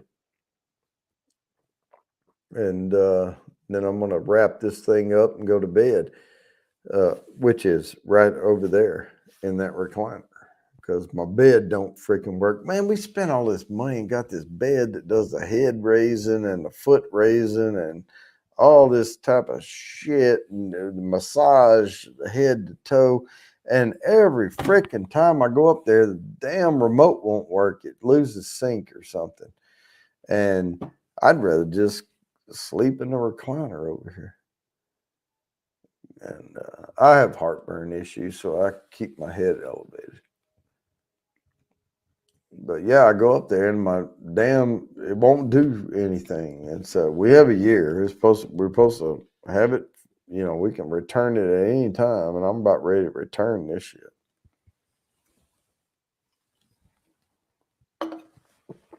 So there you have that. What's up, Blake Hurst? I am just chilling here with y'all tonight. Did a little Buffalo Trace tasting earlier, virtual, with the guy from Buffalo Trace telling us all about his stuff, and had 3 whiskeys and 1 bourbon cream. But yeah, it was good. I actually had 2 bourbon creams. That shit was good. And then I put it in the fridge per recommendation. And I'm going to be buying me some root beer and doing a root beer float with that bourbon cream sometime soon. But that shit is fantastic. If you've had Bailey's Irish Cream, don't. Dexcellent. Oh, yeah, heartburn. Well, I use, God, I can't remember the name of it now. I used to use the omeprazole magnesium and stuff, and now I'm on one that's a little tiny yellow pill, and it works good as long as you keep up with it, as long as you don't forget. But still, you can defeat anything out there, and I try my hardest to defeat my heartburn medication, but then I sleep elevated. I gotta have flavor. I gotta have flavor in my life, man. That's the problem. Is I can't go through life in a bland mode. I'm not a bland person. 88 has, okay. So I graduated 1 year ahead of y'all, and y'all are right on my heels. I see how it's going now. I'm the senior, except for the dude that was like 77 to 82 SATCOM Ranger. Okay. When in 82, at least I was, well, we were. I'm only 1 year ahead of you. So I did have my first computer by then in my room that I kept my door locked so people wouldn't invade my privacy. Yeah, I forget the heartburn thing I'm using. God. Pantoprazole? Maybe. Yeah, pantoprazole. That's it.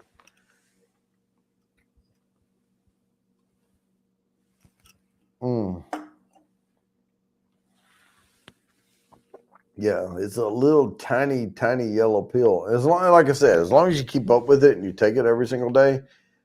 I have a reminder set on my phone. Oh, and check out my phone. You see this dot right here? It looks like somebody shot my phone with a BB. That was from me like falling asleep in the recliner with my phone on my leg, and it fell down in the recliner. And then when I tried to get up, it said, boom, punched a hole in my phone. It still works. It just crushed the screen a little bit. I'm going to do the insurance thing and get it replaced or whatever. But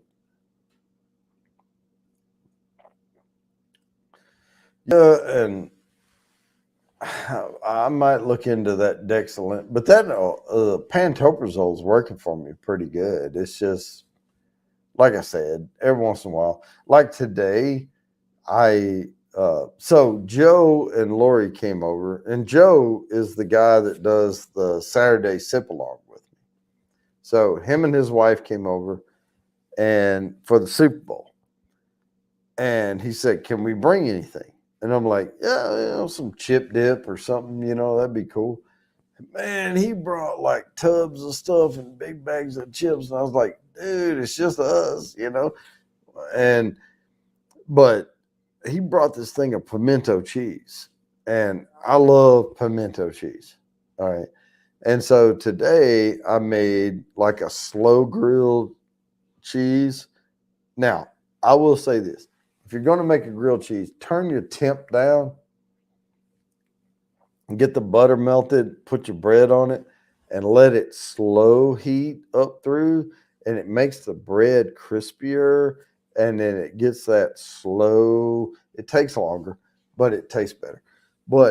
And it melts the cheese and all in between better. But I did a pimento cheese melt or grilled pimento cheese. So anyway, it was freaking tasty. But I had that with some clam chowder and some veggie straws for lunch today. That's all I've had to eat all day. That's another thing. I don't drink coffee and I eat one meal a day. So, but I am going to go get a beer. And no one's coming up here, but we're not going to have dead air because I can keep talking because I have the wireless thing and I can just keep entertaining you guys. Oh, this is my last beer in the box, but I have 7 more boxes. So we're not going to run out, but I cannot take you to the bathroom.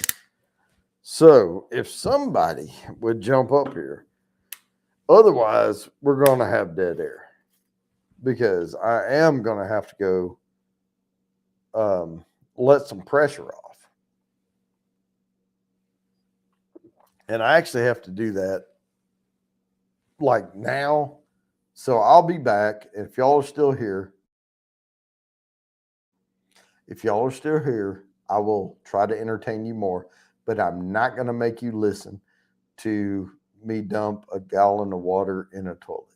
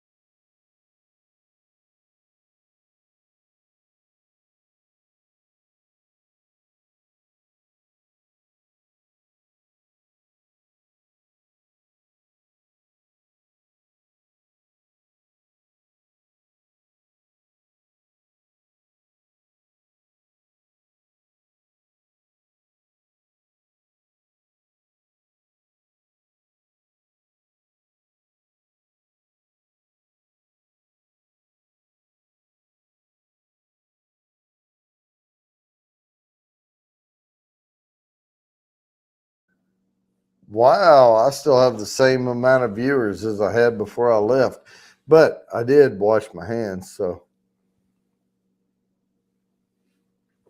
but the seal has been broken, and that means every 20 minutes I'm going to have to go. But I'm only going to be on here for about another hour or so.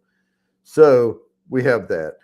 But let's see. Ask your doctor. Class of 94. Twisted. You are a youngster. Wow. Wow. But not that. Well, okay. No, you're young. You're classy and young. See?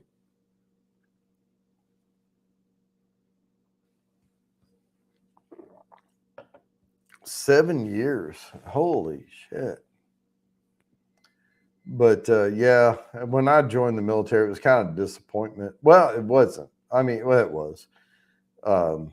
things were ramping down when I joined, and I was really eager to get in there and do some really cool stuff. But yeah, we got into other things. It was hell. Be one back one more time, but I'll keep talking. I don't know. I was really looking for some action or something, and I guess later on I was kind of okay that I didn't get that much action or whatever. But I mean, I wasn't a part of a lot of stuff, but we did do some things that were kind of could have been bad, but luckily it didn't turn out that way. Mr. Great Shot. Wow, you got a fire going, man. Yep.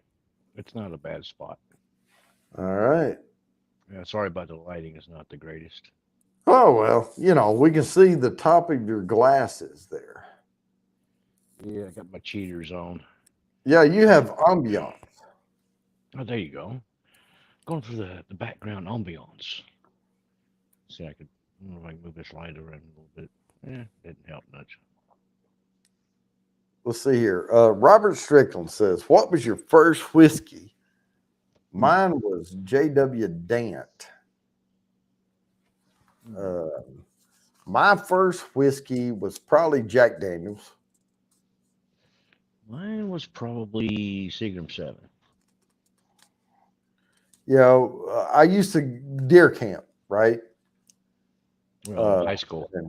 I grew up deer hunting with my dad and the old guys, and it was either probably Jim Beam or Jack Daniels, because that's what people bought around the area, and that's what I would sneak from them when they weren't looking. Yep.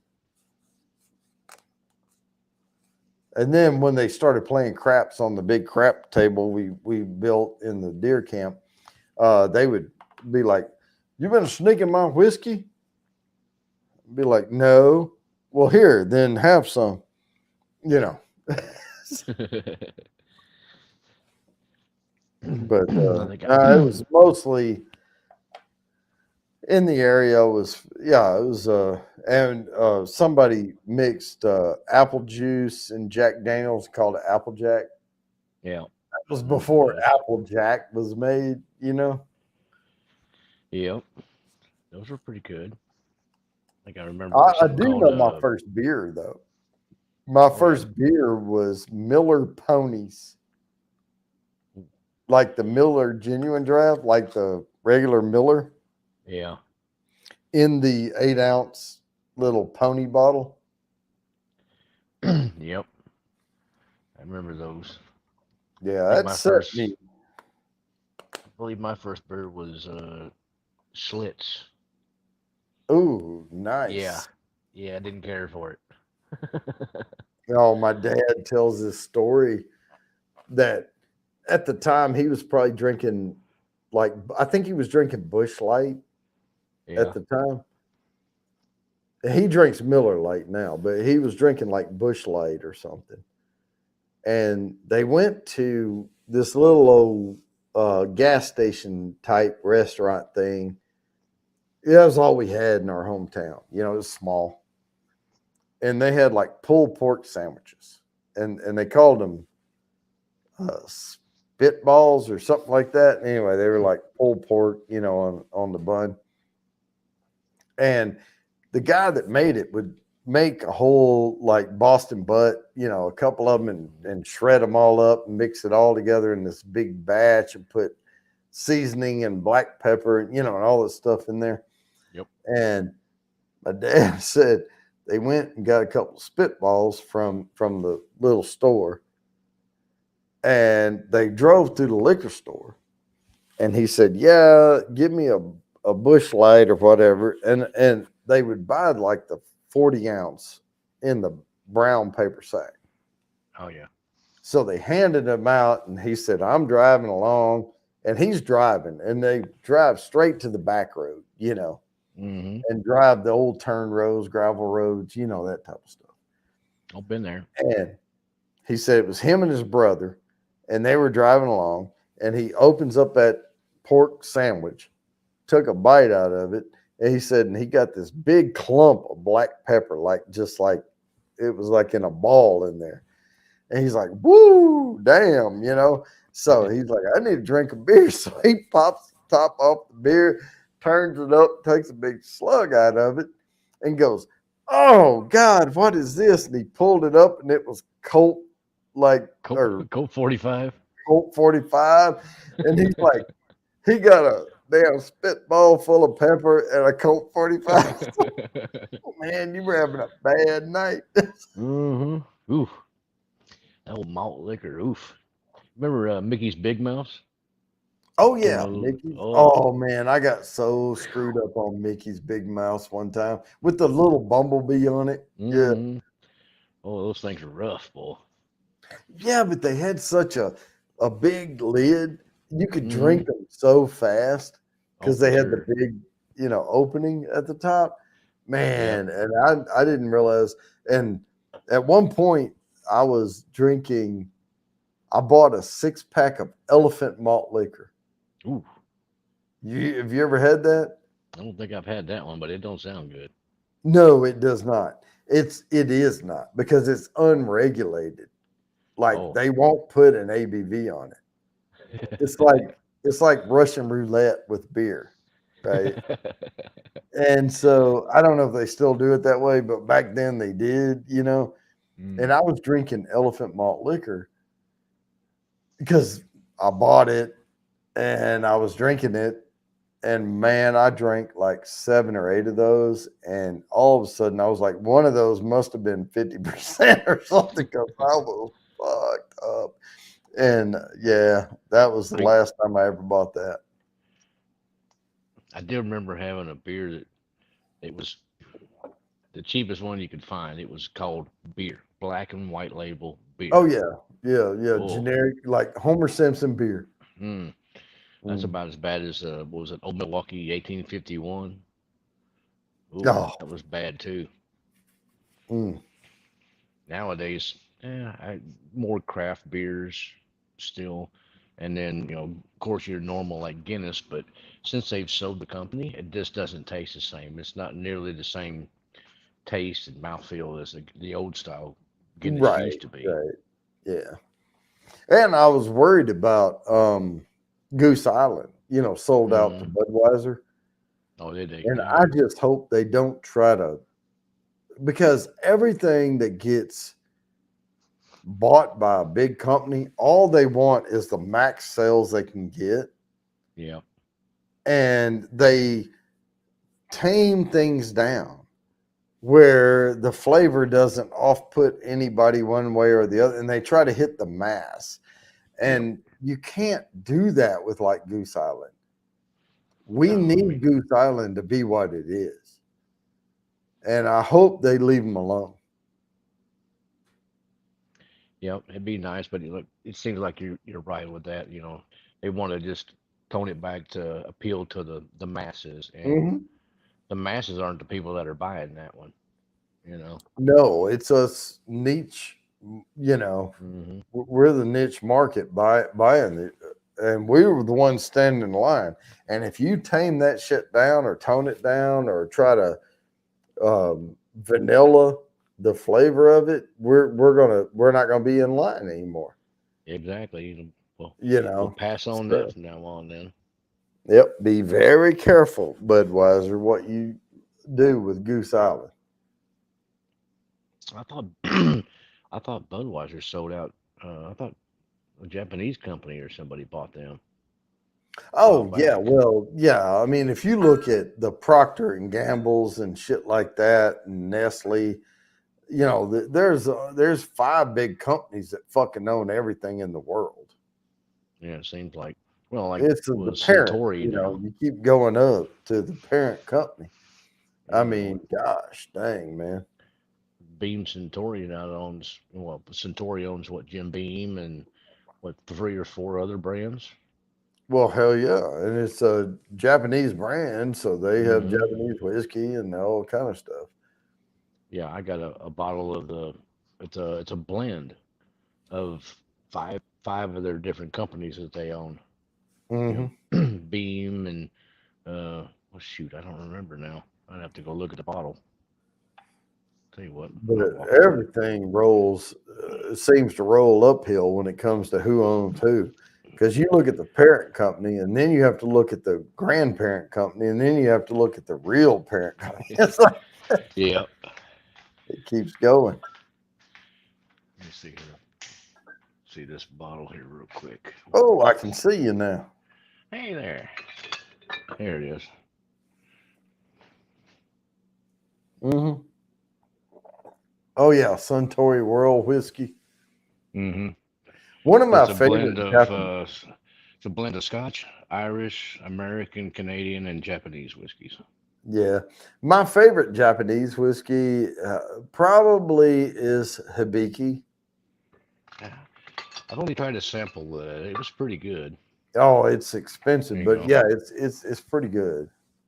There's my little bar. Yeah. You know, a mix of different stuff. Oh, I see that mellow corn in there. Yeah, gotta sneak that one in. Got some old Yeah. humble there. Oh, see, there. You have a bottle of something I don't have. I probably got a couple I'm gonna different have to bottles. drive to Texas. I got all the Andalusia back there. I need a bottle of Old Humble. It's not bad. It's a really nice little mellow bourbon. Looks Yep. like it could stand age a little bit more. At least this one. It's a little Yeah, little white little color pale. there for me. I will say this, Robert Strickland, he posted, he said, grew up in a dry county in Bama, so could buy booze when I was 16. When I was a kid, we could buy whatever the frick we wanted to. And they Yeah. changed the laws as we were getting older. And they changed the 21 law when I was like 18, 17, 18. But Mhm. in Louisiana, you could purchase alcohol. You just weren't allowed to drink it, Yep. right? So I lived in Southeast Arkansas. I wasn't far from Louisiana.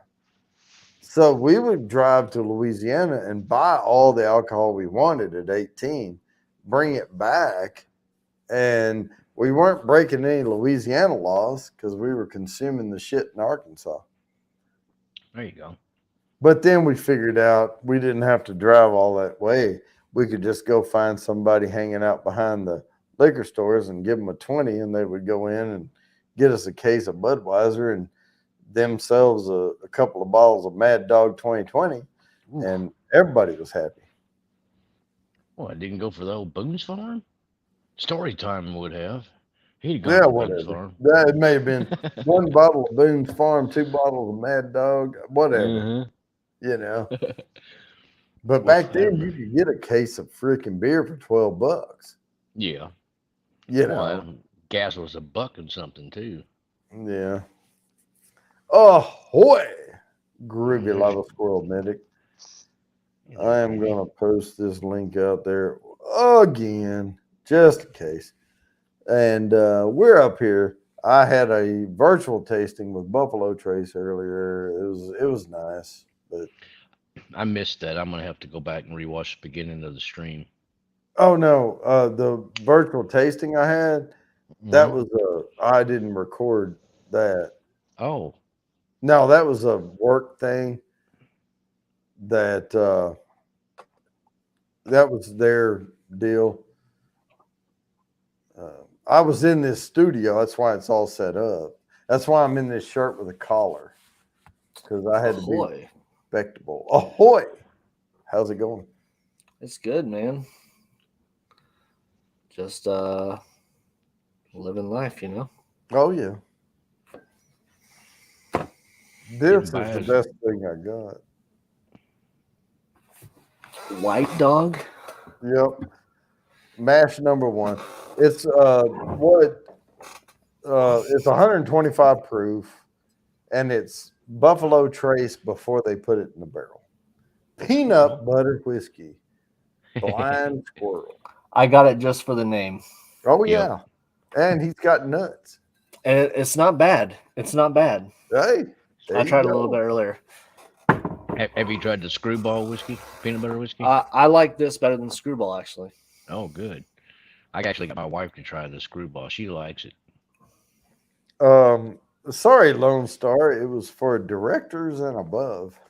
Ooh, you peon.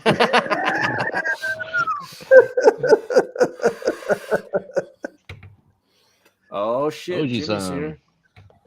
Jimmy, I What is thought up, Marcel everybody? said it was time for you to go to bed. Yeah, she gave me. She said, "Well, it's Jody. You can go up there for a little while."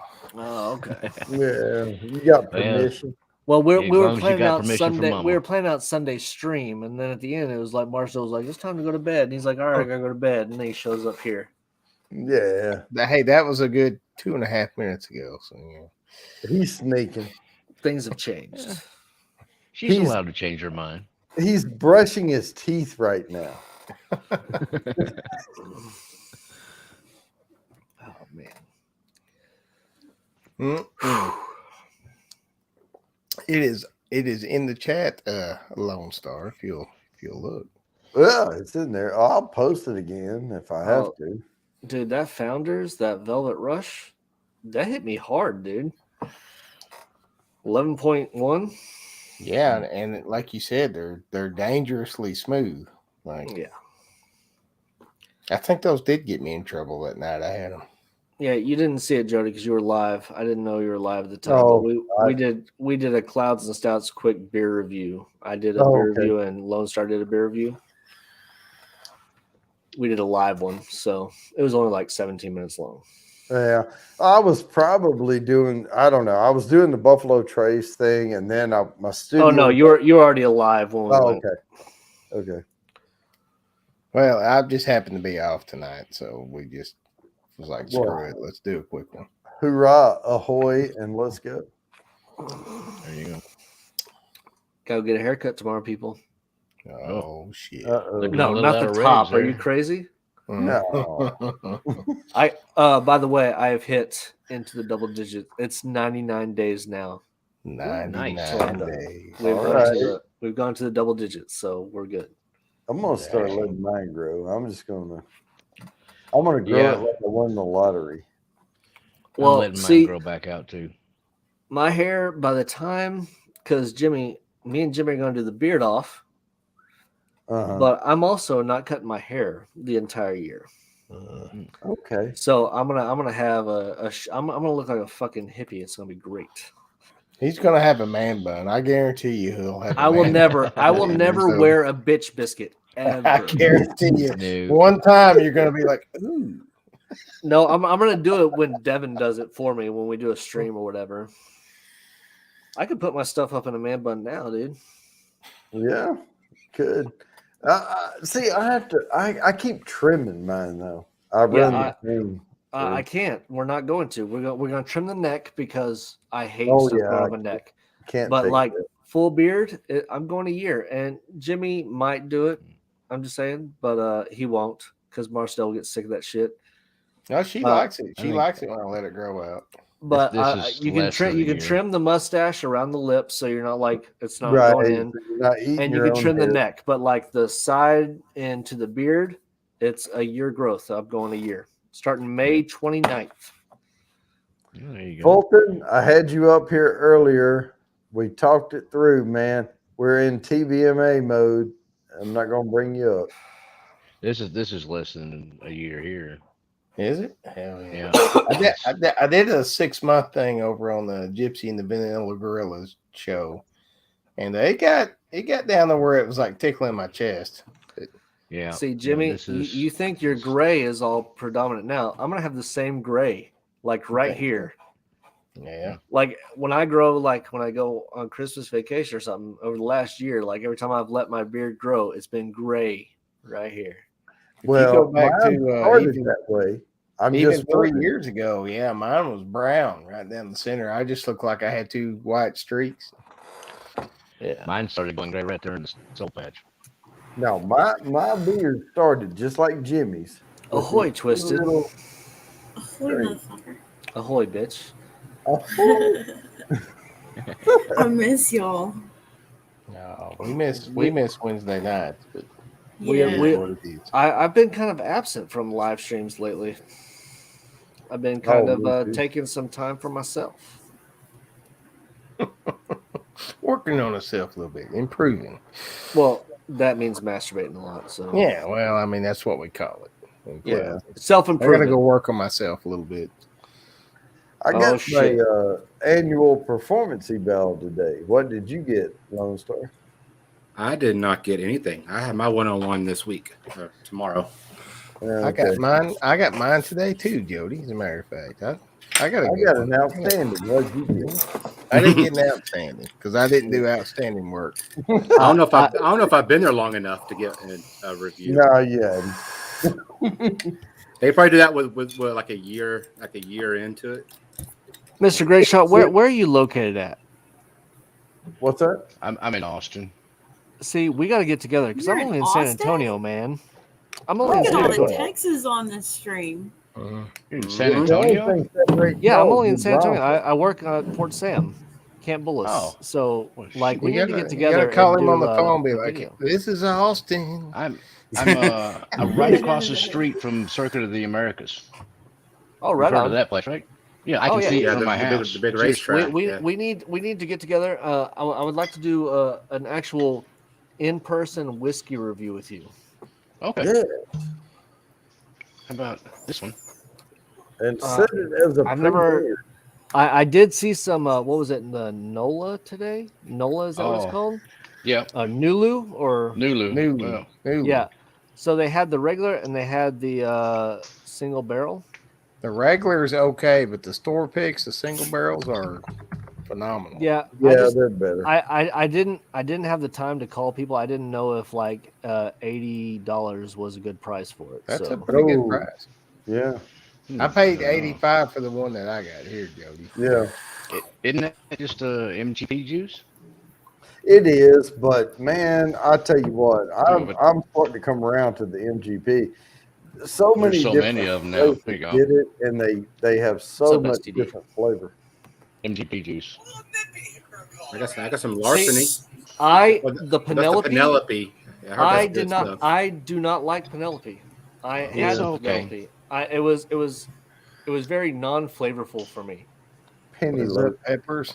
STD. Hey guys, I really do have to go to bed. I wish Oh my god! I wish with all my heart that I could stay up and drink with y'all tonight, but I cannot. So Jimmy, I call me tomorrow, or I have will call Marcel you. call me. all right, love y'all.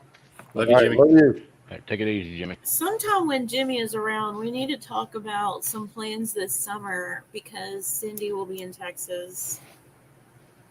Oh yes.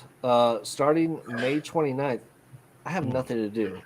I know I do have to go to Dallas Fort Worth. I'll probably be staying there a week because I have to take Devin up there to see her cousins and stuff in Well, maybe we can Duncanville. plan it for then. So I got to take her to Duncanville, and this is the first time in like 4 years I'm able to actually go and stay a couple days instead of doing a turn and burn. So That's We can awesome, coordinate and some we need stuff. to try to get Jimmy down here for that. She wants to see Jimmy and Marcel and like everyone. It would be fun to have a little. I know party I'm going. when I'm going up to Arkansas in October. I will be going up to Jimmy's place in October, and when we originally planned OG Fest, but it's not going to happen for everybody. But I'm still going up there at that time because I already coordinated it. So Yeah, me and Jimmy are going to do a lot of videos, and we're going to do my retirement party. It's going to be me and Marcel and Jimmy just drinking our faces off. awesome. they're- I'm looking for the 4th of July. I can't wait for that. I Wait, will what's throw this. 4th of July? I'm going up to Washington State to go meet up with Blue Farm, Yeah. Mickey, Mojo. So I need to coordinate with you too, Lone Star, because I wanted to make you a birthday cake this year. I'll just make it a little early. Ready? Alrighty. It's gonna be a Alrighty. sports bowl themed cake. I still can't believe I- Bourbon Bound didn't like put me like on an executive. No, one day I- list. My God, you don't even realize what happened through the whole thing. But No, I don't. You are 100% right. I will say this though: I am going to shoot that documentary film of a distillery in Kentucky in June or July. And if anybody wants to, not anybody, I'm saying we can coordinate. If anybody wants to be there for that, I'll let you know when it's going to happen or whatever. Hey, Twisted, did you say I got my Monica art? Oh, I got Awesome. one too. Right there. Yeah, I gotta hook it up on the wall. Mine's I like my twisted art. Oh, I'm gonna get some Twisted art eventually. I have twisted art. I have the coasters, which I gotta put up You don't have on wall art, the yeah. display. No, with the shelf, hopefully I'm gonna you put use up. I'm one gonna put it up. and display one.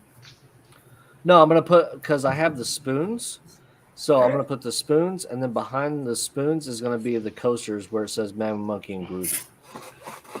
Yeah, but hopefully you'll display one and use one. Because I have Oh yeah, this. I use them. Once I move, I'll have like a room dedicated to streaming. I'll be able to have shelves and I'll be able to display a lot more stuff. Are you in front of a fire pit? No, just the I wish fire in the I house. was. Oh. Hey, that's nice. I wish I had a fireplace. He's got It's ambiance. propane. No, you would light your entire apartment complex on fire. No, I've had a Lone Star. No, it's in the house. That'd be sweet At if that least was like if that was an outdoors like fire pit. That'd have been like I'd be like, holy shit, dude. I've I got mean, it's one. cool in the house too, but if it was like the entire outside and it had the whole chimney and stuff like that. Oh, No, I've got like a fire ring that I've built outside Oh, there you go. with Just a like view of dump firewood in downtown the ring. Austin. I've had a fire ring before. It comes when I do challenges. Or after the challenges. Yep. I Like Groovy, yesterday? when you do come up and visit, I got a beer stein I'm gonna give you. Oh, I'm there. I made it. It's a redneck beer stein. Hang on, I'll show you. Ahoy, you have to David. actually turn the lights on.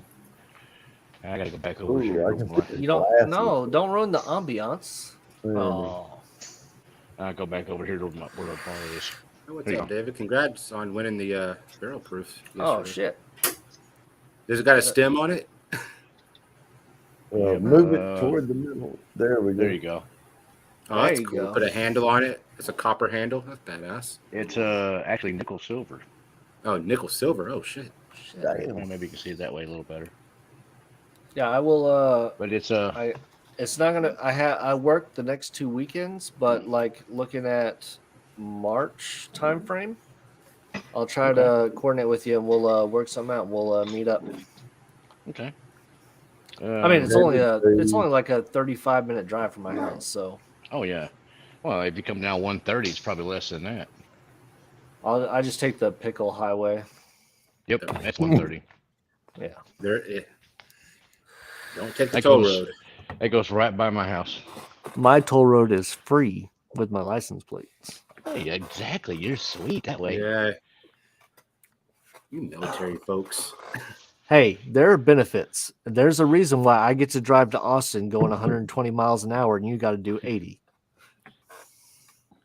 Now you're That's not why I supposed to go said- 120. Oh, we're not supposed to, you know.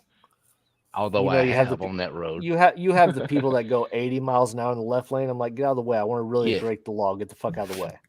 Well, actually, I think coming from where you're at to here, till almost right before you get to where my house is, it's 85 the speed limit. Yeah, I Legally. just yeah, legally. But I just get off after Round Rock and just go. Yeah, well, before Round 85 Rock. means 115. I After mean, Round Rock. And see, coming from San Antonio, you'll get off. Well, actually, Am it's I where- backwards?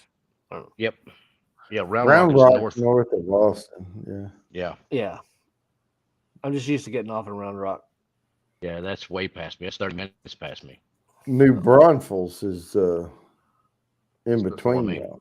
I've thought about Yeah. living in Round Rock just because it's in the middle of everything. I can get to New Braunfels. I can get to Oh, Austin, San shit. Antonio. Kathy Bates is here. Ahoy, Kathy. Oh, Hello, Kathy, Queen. please. Queen And Kathy. then Oh. there is the Russian whores. Yep. Yeah, Russian whatever. whore. We're gonna Yeah, ignore so- that, or somebody can block it. I've made No, it. don't somebody block deleted it. him. Just delete it because they only post once. If you block it, eventually your block is gonna fill up, and you're gonna have to go in and delete each one of those. So Oh no, I'm not doing shit. I'm saying I'll leave I- it to the mods. that's why I always tell the mods, I'm like, don't delete, just delete it. Don't Yeah. block them because it goes into my block list.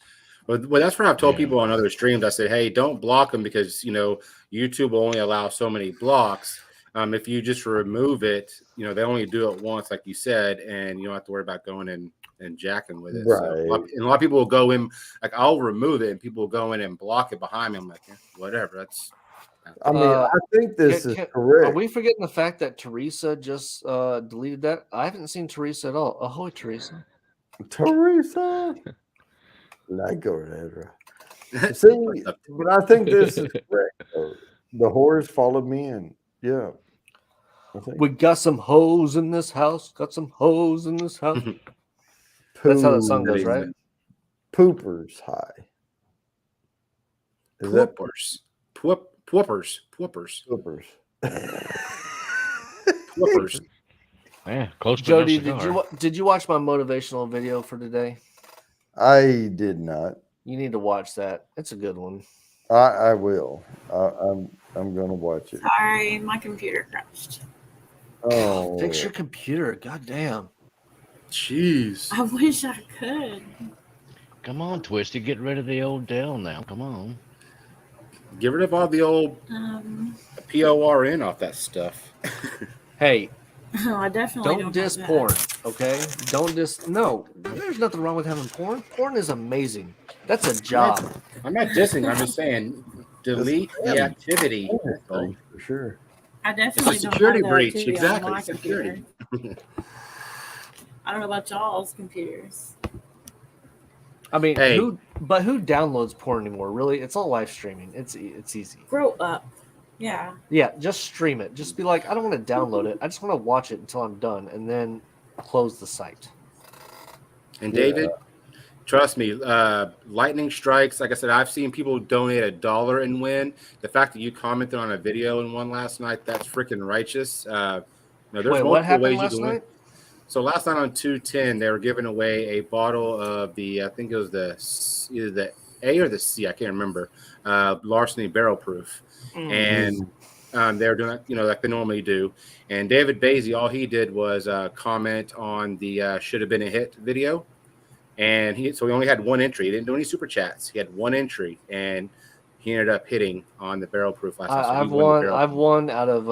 I think they had like 200 and something entries. I only did like a $2 entry, and I won on that. Yeah. So I mean, hey. Good night, could Peppers. definitely Have a good night. I mean, I've seen people throwing $1. I think and Yeah.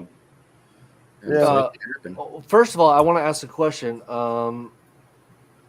Kathy, who is your favorite guy? Are you talking about me? Because no, shut the fuck up, Lone Star. Put your fucking hand down. Well, just wait for it. Just wait for it. Because if you say Lone Star, I'm leaving, and this is horrible. I'm sure That it's was not my me. Favorite guy today.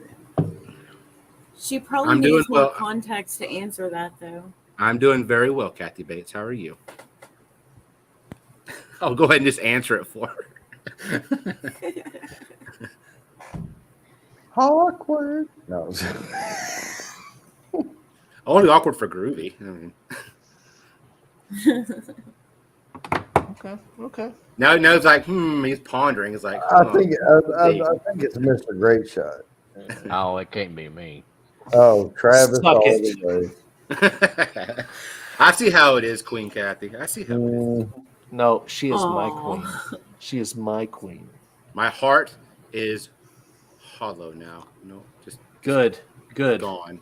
I have no heart. Just gone. You ripped it out and just stomped on it. Well, Kathy, I'm doing amazing. Hopefully, you are Mojo. too, my love. You know what? Mojo, In ahoy. order for a heart to get ripped out, you have to have one to start with, man. Come on. Yeah. I have a half a heart, maybe. He's got a monkey heart, like in the movie Untamed Heart.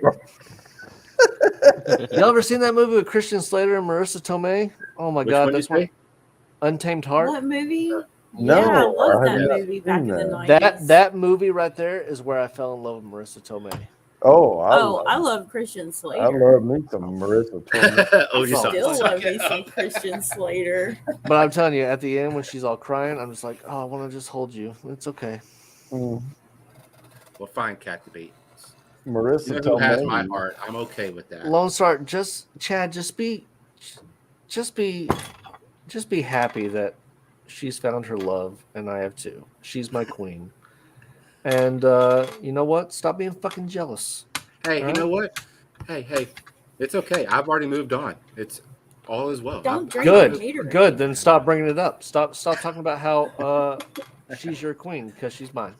Hey, you know what? I love Travis's queen too. But But see, she said favorite person, and she said me. She didn't say you. that's right. You got to said take me. it. You got to take the good, take the bad, take them both, and there you have the facts of life. It's the fact of life. So I'm like Joe on that show, and you're like Mrs. Garrett, Jody. I am. Thank you, Teresa. See, someone loves me. Can't we all just get along?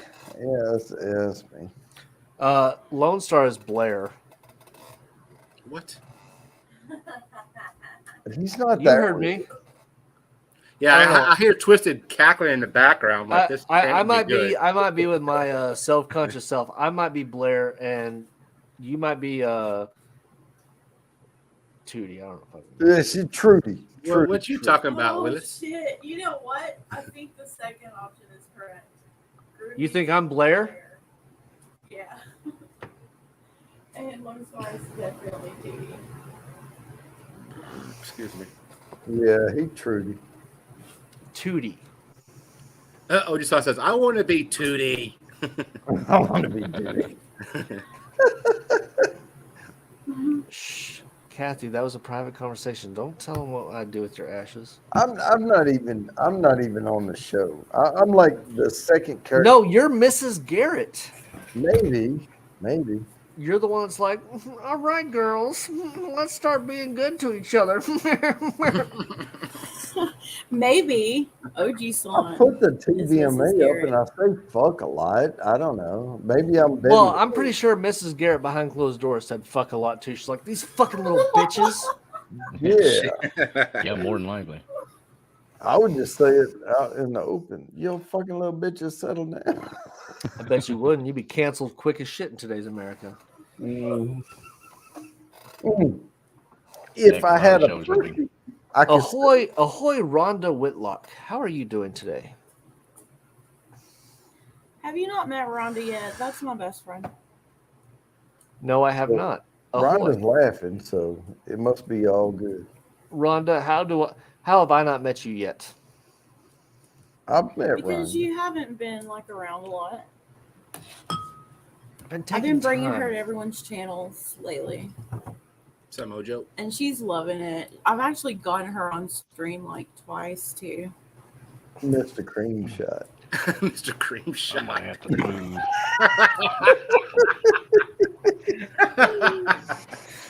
Oh, Raven, ahoy, and go fuck yourself.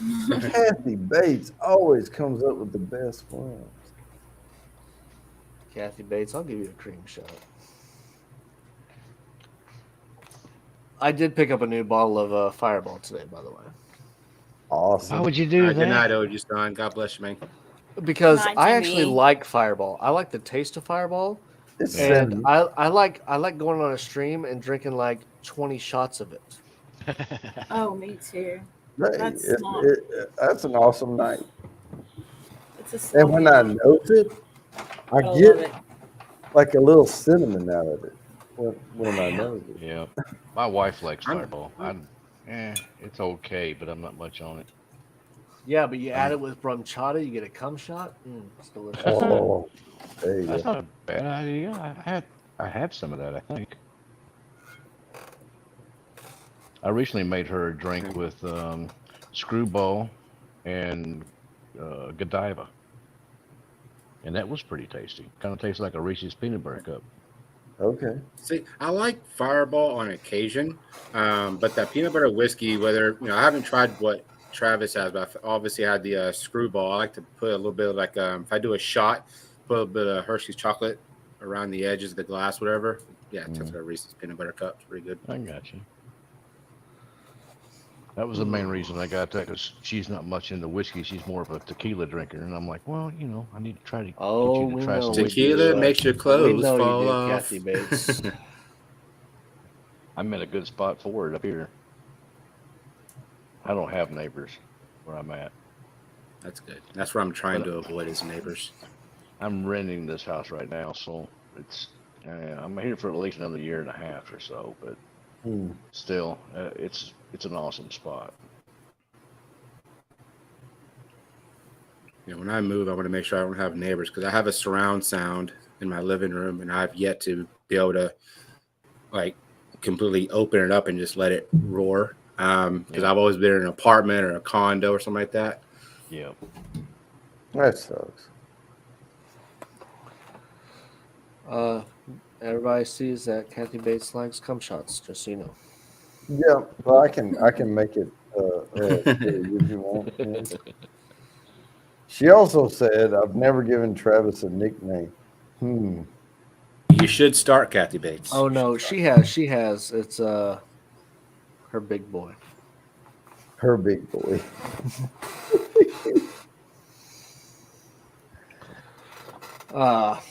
That's a joke, but Yeah, it has to have something to do with like I don't know, squirrel nutter or something. I don't know. no, Kathy can't give me a nickname because she loves me too much.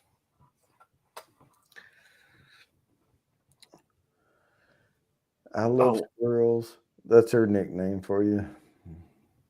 I love squirrels. Yeah.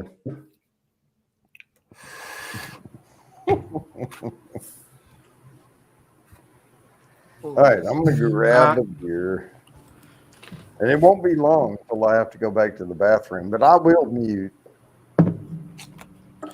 Yeah, I think you learned the lesson the first time around. I Like, did, nope, and I like, he's very self-conscious about it. I love it. I think he says it now out loud I'm every time so because angled on it, he doesn't Hey, want to Groovy. miss anything. Hey, Groovy. Yes. Put my Gmail in there. Shoot me And an where? email in the chat. Are you a mod? Because if not, you may just want to put it in the private chat. Yeah, because if you're not a mod, you can't. Or you can just hit me up on Facebook if you got Facebook. Just Bob Socrates, Socrates. All right, well then I'll just see if I can delete that comment then. all the beer. It won't come up. It's not Yeah. coming up at all. Yeah. It's not coming up. It didn't pop up on the YouTube side. Okay. If you do want to send an email, I would just put it in the private chat. But Yeah, now like that I here have on all these StreamYard. people on the panel, Let's it's see. okay. How can I do that then? I'm not your tech savvy guy, really. Let's see. We'll go Facebook then. What did you say Facebook was? Bob Socrates or Socrates, as some people like to call it. Okay. Search for that. And if you friend me, just be prepared for a massive amount of memes because that's all I post on Facebook. Well, I don't really post anything, so. And lately, he Me has either. he has an addiction to Skeletor memes. They're Skeletor. great. Yeah, and it's funny my because husband does that too. I keep seeing these Skeletor memes, and it was funny. And obviously, I forgot what company it was. They put out a Super Bowl commercial, and it had Skeletor and He-Man like as their little characters. And I was like, "Holy crap!" Really, it's pretty funny. I forgot what company it was sponsored by them, but it was like a bunch of superhero figurines. I don't know if anybody caught that. I didn't watch a single second of the Super Bowl. I didn't watch any of the commercials. I just know that I'm alive, so I don't care. Superhero. Oh, back to spell hero, right? Well, it doesn't give me an option to friend you. Just send me a message and I'll friend you back. All right, message. I need some Thundercat and Volt. See, Here's the problem. I don't make the memes that I send. Like, I find memes. I wake up early in the morning to farm memes for all of you. And Don't say you do it for us. there's a Skeletor group out there that I farm and I steal from them constantly. That's where all the Skeletor memes. I have made maybe 2 memes my entire Facebook career. The rest of the time, No, I just most go and of it's steal other just people's steal shit. them. Who kicked the guitar? I steal from several people. Hooray. I'm trying to find that commercial with Skeletor and He-Man. It's pretty funny. Like I said, I just don't remember who. Did you? I'll be right back. Did you see the sloth commercial, Groovy? Well, as you walk away, because there was a sloth. Oh, it was for Rocket Homes, Rocket Mortgage, Oh Lord. but it had like Barbie and a couple other different like little figurines in the commercial. It's pretty funny, and it had Skeletor because obviously the whole memes with Skeletor now is a big deal. So Was the hey, here's a fact. See you later. You know, I mean, that's the fun facts.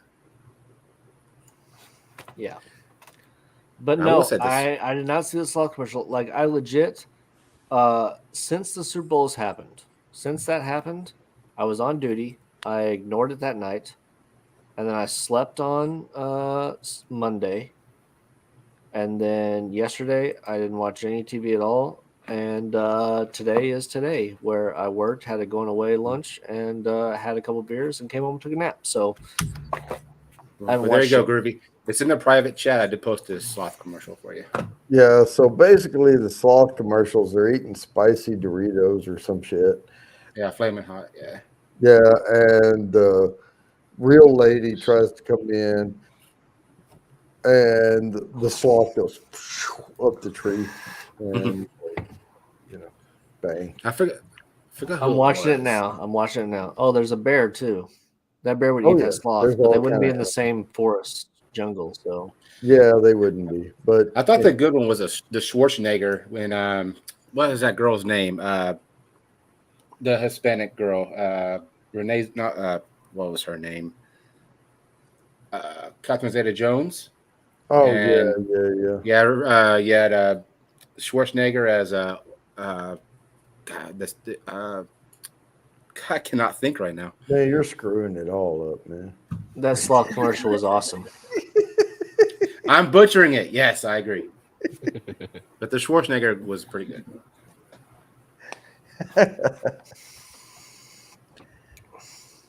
And I heard about the Schwarzenegger commercial, but it wasn't Catherine Zeta-Jones. It was Salma Hayek. Salma Hayek. That's it. That's There you go. That is 2 vastly different people there. Yeah, Yeah, but to it's him, nice. they're all the same. yeah. They You racist motherfucker. Oh yeah, Peppers is sitting there eating some awesome jerky, and my dad sent him some of the jerky. He reviewed it Venison jerky? yesterday. No, it's beef, Oh, okay. but we made our. He has some of our secret recipe jerky. Oh, nice. I love some jerky. And we're going to be, my dad is sending some to Gawani and Shernette as well. So there you Awesome. go. Pick me. I want to play. No, I'm kidding. Well, you weren't Hey. even at the review there, Lone Star. You were like Actually, doing I like was. work shit. So I was whatever. working, but I did say hello, and I kept it running while I was working. Oh, well, that didn't clue my dad in. So just saying. My dad's like, hey, Gawani and Shernette really want to try some. Send me their address. And I said, okay. I'll make some challenge jerky for you. We'll do challenge jerky. I'll add some tink and stuff to it. Lone Star has to focus while he's at work. That is true. Hey, I can't believe you just told in front of like you're like higher up that you were like at work but also on YouTube, you piece of shit. I mute it. I turn it on, but I mute it. Oh, so Hey. you weren't there. You just fucking let it play. Don't say you were fucking there if you didn't even listen to the fucking review. I put it on the 100-inch screen. Well, I work where I work. I can't see a TV, so I can't do nothing. You got to get a better TV. Well, no, because I'm in a certain room where I'm blocked on walls where my TVs are. I have a TV in here and a TV in my living room, and I work in another room where there's Oh, two because walls. you want to be totally focused. I got you. Yeah. Exactly. You know, I don't do your reviews. It's someone else. I'm typically on like a piece of equipment, so if I want a dozer or big loader or something like that, I ain't watching YouTube. Well, I that's what I call some never mind. Well, Peppers, you saw me and I said, "What's up?" Yeah, and if I'm on a, when's the last time I've been on a dozer? Gosh, that was 94. Well, Jody, if you're that bad where they fall asleep on you, you shouldn't be riding that. I mean, what? Bulldozer. Oh, bulldozer. Oh, okay. Right. I still haven't figured out how to use a dozer real good yet. Now, I've been on a couple of dozers, but I didn't care because, she couldn't feel it anyway, and I was having fun. I got mine. It's a race to the finish, and I always win. Yeah, it's like I always say, I fell asleep and she fell in love. So, you've never said that, Lone Star, ever. Actually, ever. Just not live. Well, my thing was she fell asleep and nobody had to fall in love. Because I snuck out of the apartment. That's right. That's funny. All right, guys. I think that is it for me. All right. So he can really taste the Reaper tonight. Yeah. That jerky. I mean, it's not super hot, but it's a good jerky. I can tell you right now, my jerky that I make, same recipe, but mine is hotter because it's like the ghost pepper jerky from Bucky's. Like you eat enough of it, it starts to build. Oh no, my dad's a spicing the jerky, the ghost pepper jerky. Okay, but I'm saying mine is. I would say that I make mine like 3 or 4 times hotter than my dad's. Multiplication wise. Yeah, y'all eat a whole lot more stuff that's hotter than I can. I mean, the little peppers that grow down here, what do you call it, chinkapin peppers? Mm-hmm. That's hot enough for me. Oh, those are hot too, though. But there's misconception with peppers because I've had jalapenos that have fucking singed me.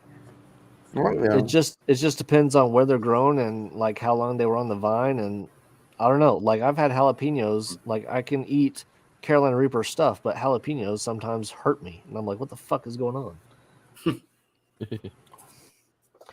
But anyway, guys, I'm out. I will be around tomorrow. I got some stuff to take care of. Got to get a haircut before cycle starts. But not the top.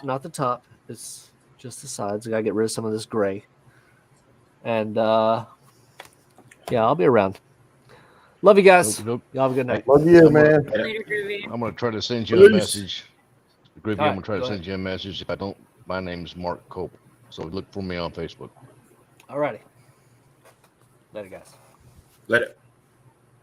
I have to get some Jackbox or something. Twisted. Are we gonna play Jackbox? Right now. I don't know. I was just asking because we have like 15 people watching, and there's always. I mean, we could, but Lone Star can also host that. Just so you know, he has some. Well, yeah, but I threw it out to you first because you're prettier than he is. I don't have the newer games though. Mine are all like have dust on them. I have to knock the dust off of them. Just saying.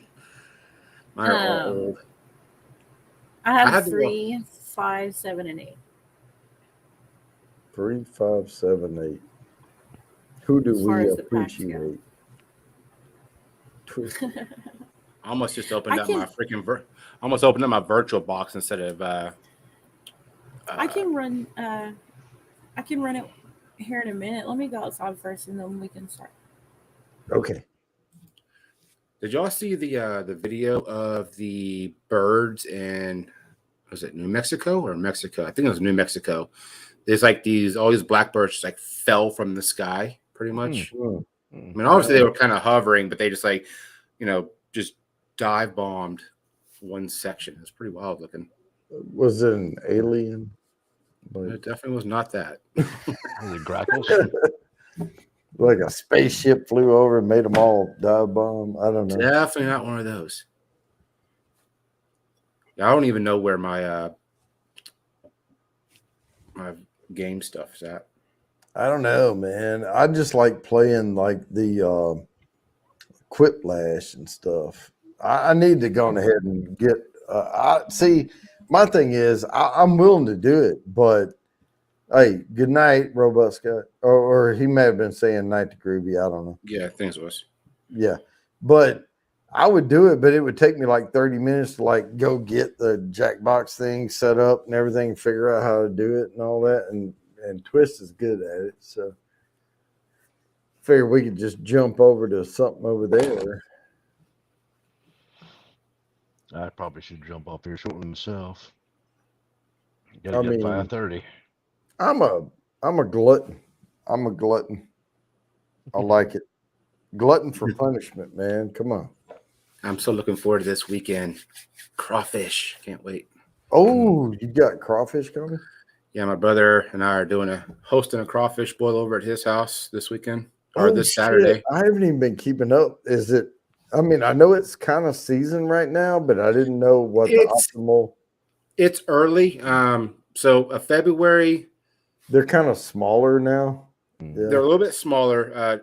March, they're a little bit bigger, but between February and April, Oh, you're yeah. going to kind of get your bigger ones. Like right now, they're a little bit small. March a little bit bigger than April. Obviously, it's your prime time. Yep. But my brother is very eager, and so am I. I was like, dude, let's just do it now. Fine. I mean, because we did it last year, and they were smaller, but still, he was able to get a lot more because of the weight. But really, dude, it depends on the year. I mean, if the warm sets in earlier, Yeah, they're going to get bigger. they're Yeah. going to get big Yeah. quick. And we used to time it out and do the optimal crawfish boil. Of course, it's like playing stocks, right? They're like, oh, they're this big now. And we would order them, and then it would get a little bigger or whatever, Yeah. but I was splitting hairs at some point. Yeah, they're all still good eating. Smaller. Oh, big. yeah. Now, He's I right. did a shrimp boil for Super Bowl, Okay. and it was still good. I used the Zatarans oil in it. Oh, the Zatarans is the best. Oh, Yeah, and I did the what's it called? The Raging Cajun spice mix over Mhm. top when it came out. I mean, it was good. My brother doesn't like a lot of spice, and I do. And I was like, all right, and everybody else does. So he's the only wimp, and he doesn't like onions. But I like to throw onions in my boil as well for Yep. crawfish, and he doesn't like them. So I'm like, dude, and everybody else does. Like he's the one off, and I was like, you gotta. So you can't really taste the onions. It's just Yeah, as the oil comes out and gets in the Yeah. water, and Yeah. it flavors things. Yeah, I quartered a white onion and put in it when I did the shrimp bowl. You some can people put oil, mushrooms in their crawfish. I'm like, no. Well, usually the only put, reason and half I the didn't do onions, it. And you just put half onions, half lemons, and then Yep. all your normal Cajun Corn and- spices. Yeah. Chuck it all in there with butter yeah. too. You like sticks and sticks of butter. Oh yeah, you got to have butter in it. Well, typically we boil them, and then we'll put them like in a big cooler. And while they Mhm. steep in the cooler, we'll throw a couple of sticks of butter in there, shake them up real well, and the butter and they'll all steep with the butter. And then slather the extra Zatarans in the cooler. Absolutely, Mhm. absolutely. Yeah, hell yeah, butter That's how makes we do it. that spice stick. Yeah, Yep. I'll tell you a trick that I figured out last time we did it. I took whole cans of artichoke hearts, oh, toes in it like with church key, poured the liquid out, and then threw the whole can off in there and let that cook in there a little bit. Dang, you talk about good. That turned out Some really artichoke, tasty. some spicy artichoke. hearts. Yeah, Heck spicy yeah. artichoke hearts. They turned out really good. hell yeah. I mean, the only reason I would throw mushrooms in because my youngest at home, he loves mushrooms, but I would just throw a few in, and then give them all to him. I mean, I love mushrooms, but I just don't believe that they. I mean, personally, I don't think they belong in a crawfish boil. But No, they really don't. But the caps, like the seasoning, like gets up in the cap, Mhm. and he likes them. But like I said, throw one little pack in there for him. Throw him a bone. It doesn't really hurt the crawfish bowl, but it makes him happy. Oh yeah, I forgot about the corn I mean, peppers. you can't eat the corn in a boil. What do you mean you're not supposed to eat it? What? I chow down on the corn and taters, man. Well, okay, here's the Smash deal. taters, just put on the table and smash them. Do not get frozen corn to go in the you got to use fresh corn in the crawfish bowl and then time it with your Yep. Otherwise it all concaves. If it's like you got to use fresh corn and it stays plump. And I mean, I've always used frozen. I mean, there's nothing. I mean, yes, it's a little bit more. It kind of shrinks Well, down. you gotta on throw it top in a little bit, later. but- you have to throw it in later. And the problem with the frozen corn is you want to thaw it before you put it in because you're going to kill your bull. And then you have to bring it back up to temp. And then it overcooks the corn. And I've always just used fresh corn. And I take the big machete and I just chop it down into little chunks, And I mean, you can Google ingredient times for crawfish bowl or shrimp bowl or whatever. It'll tell you put your potatoes in, and after this much time, you put this in, and then you put that in, and you have to watch your bowl. All right, fine. So I'm going to tell my brother. I'll call him tomorrow and say, "Hey, don't worry about the corn. I will get the corn. I'll go to the store and I'll get fresh ears of corn, and I'll try that because every time I've done it, I've always seen people just dump the bag of the frozen corn in there. Yes, I know it's cold, so obviously it has to come back up to temp, but I'll definitely try the fresh and see if that makes a difference. Yeah, the fresh corn.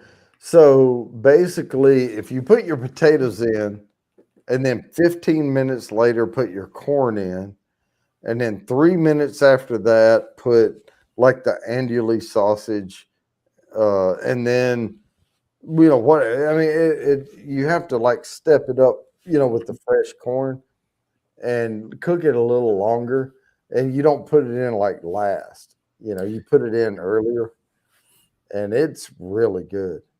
And I just got my brother a new burner and pot for Christmas, so he's dying to use it. He's like, I cannot wait to use it. Oh, he's saying his doctors say he can't. Oh, I gotcha. Okay. That's a different story. Starch or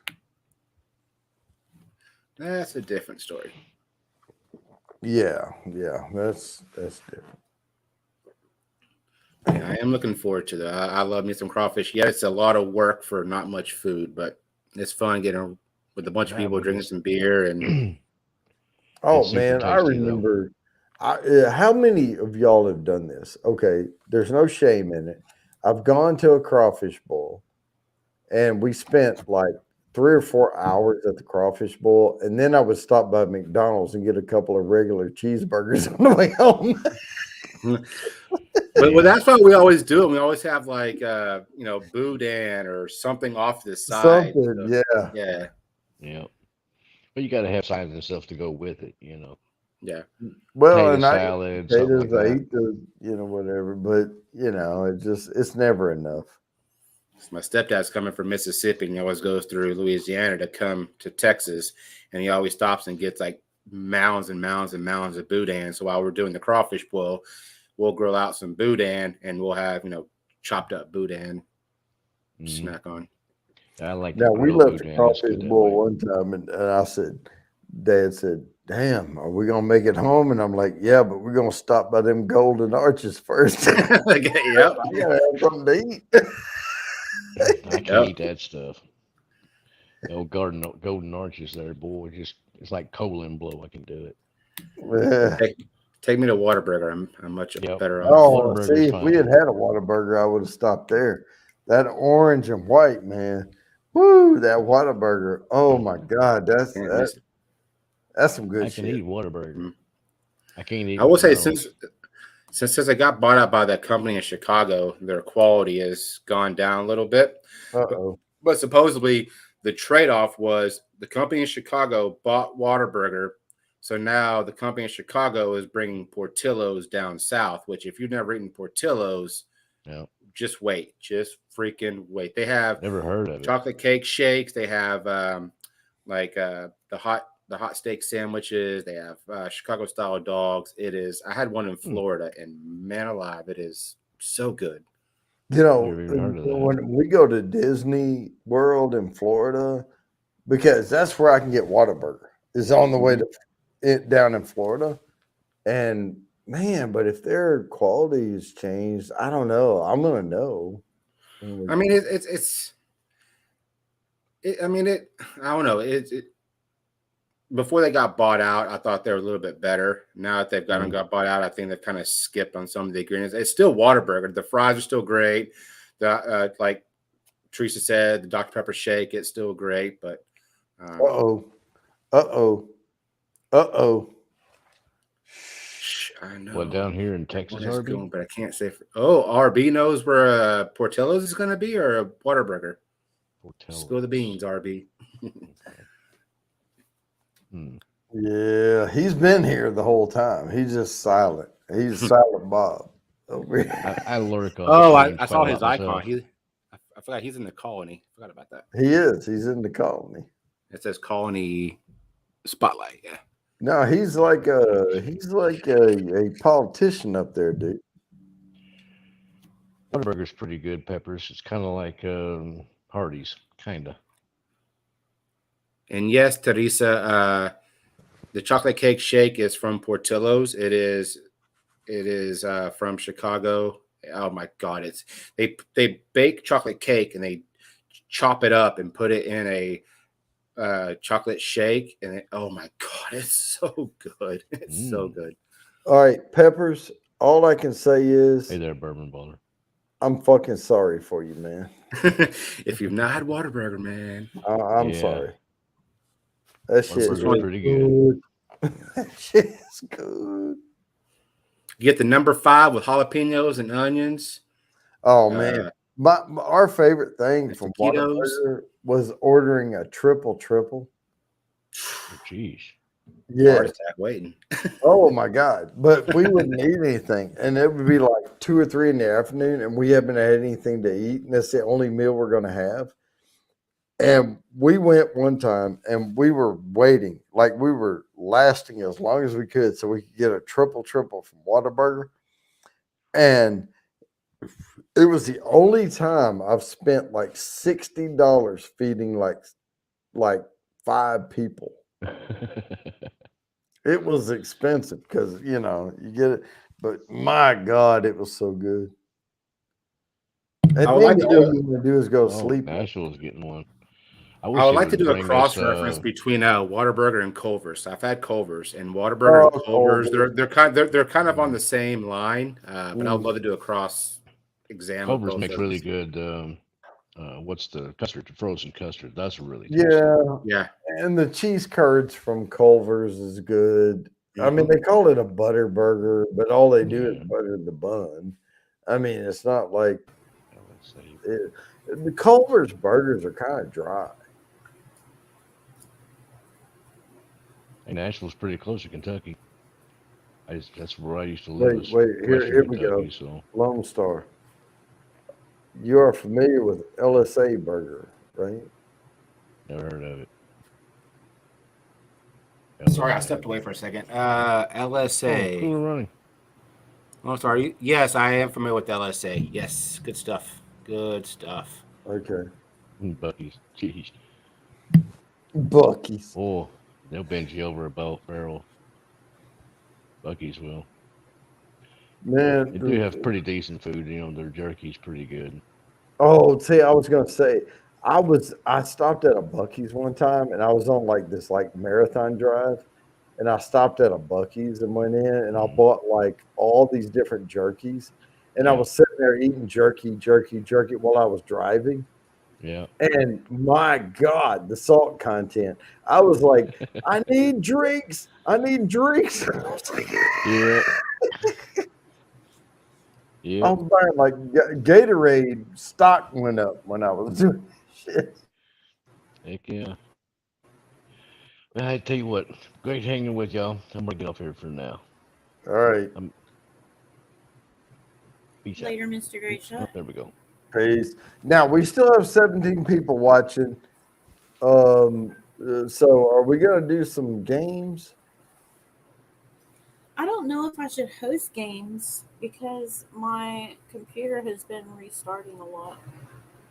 Oh, damn it. Well, The last okay, time maybe we I won't did do. a game stream, it was a problem.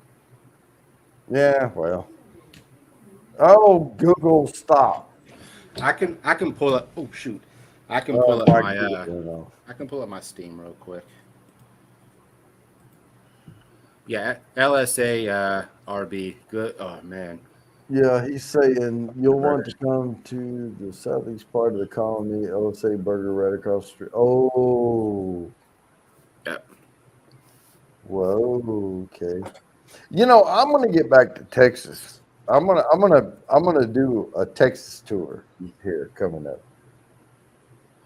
Bourbon Baller. I did that the other day. I did that on a stream. I shared it out. I forgot whose stream it was, but I had the rest of that 40 and I actually drank it. And yeah, but I don't have it anymore. I will chug another beer though, although I shouldn't because I do have to work in the morning. I'm not watching. You don't work. Okay, here's the deal. I don't care because you're over the. I mean, it's like I'm over there and you're over there, and yeah. yeah. As long as shit gets done, I don't care. So you know, yeah, he works for the same company I do. He works for a manager under me. I don't see it. Okay. What's your thoughts on sour mash bourbon? Well, I like a couple of different sour mash options. And you know, they can be weird at times, but Willet Pot Still and some other, you know, offerings, you know, come up. But sour mash can be it can be good at times. I haven't found one I really love.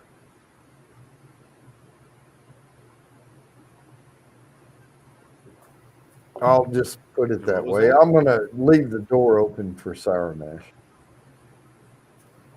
And sour mash, by the way, is where they reuse.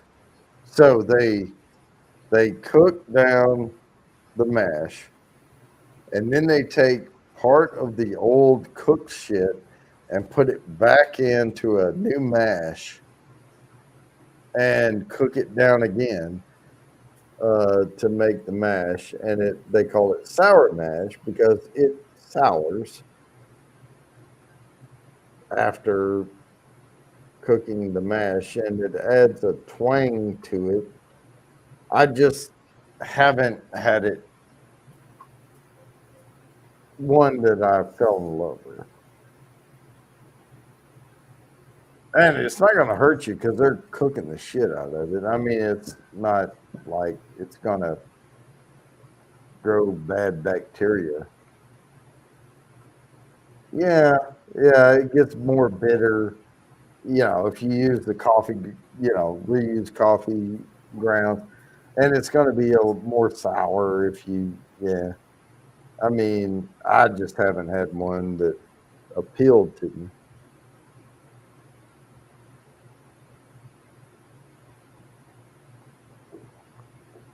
I mean, I've drank them.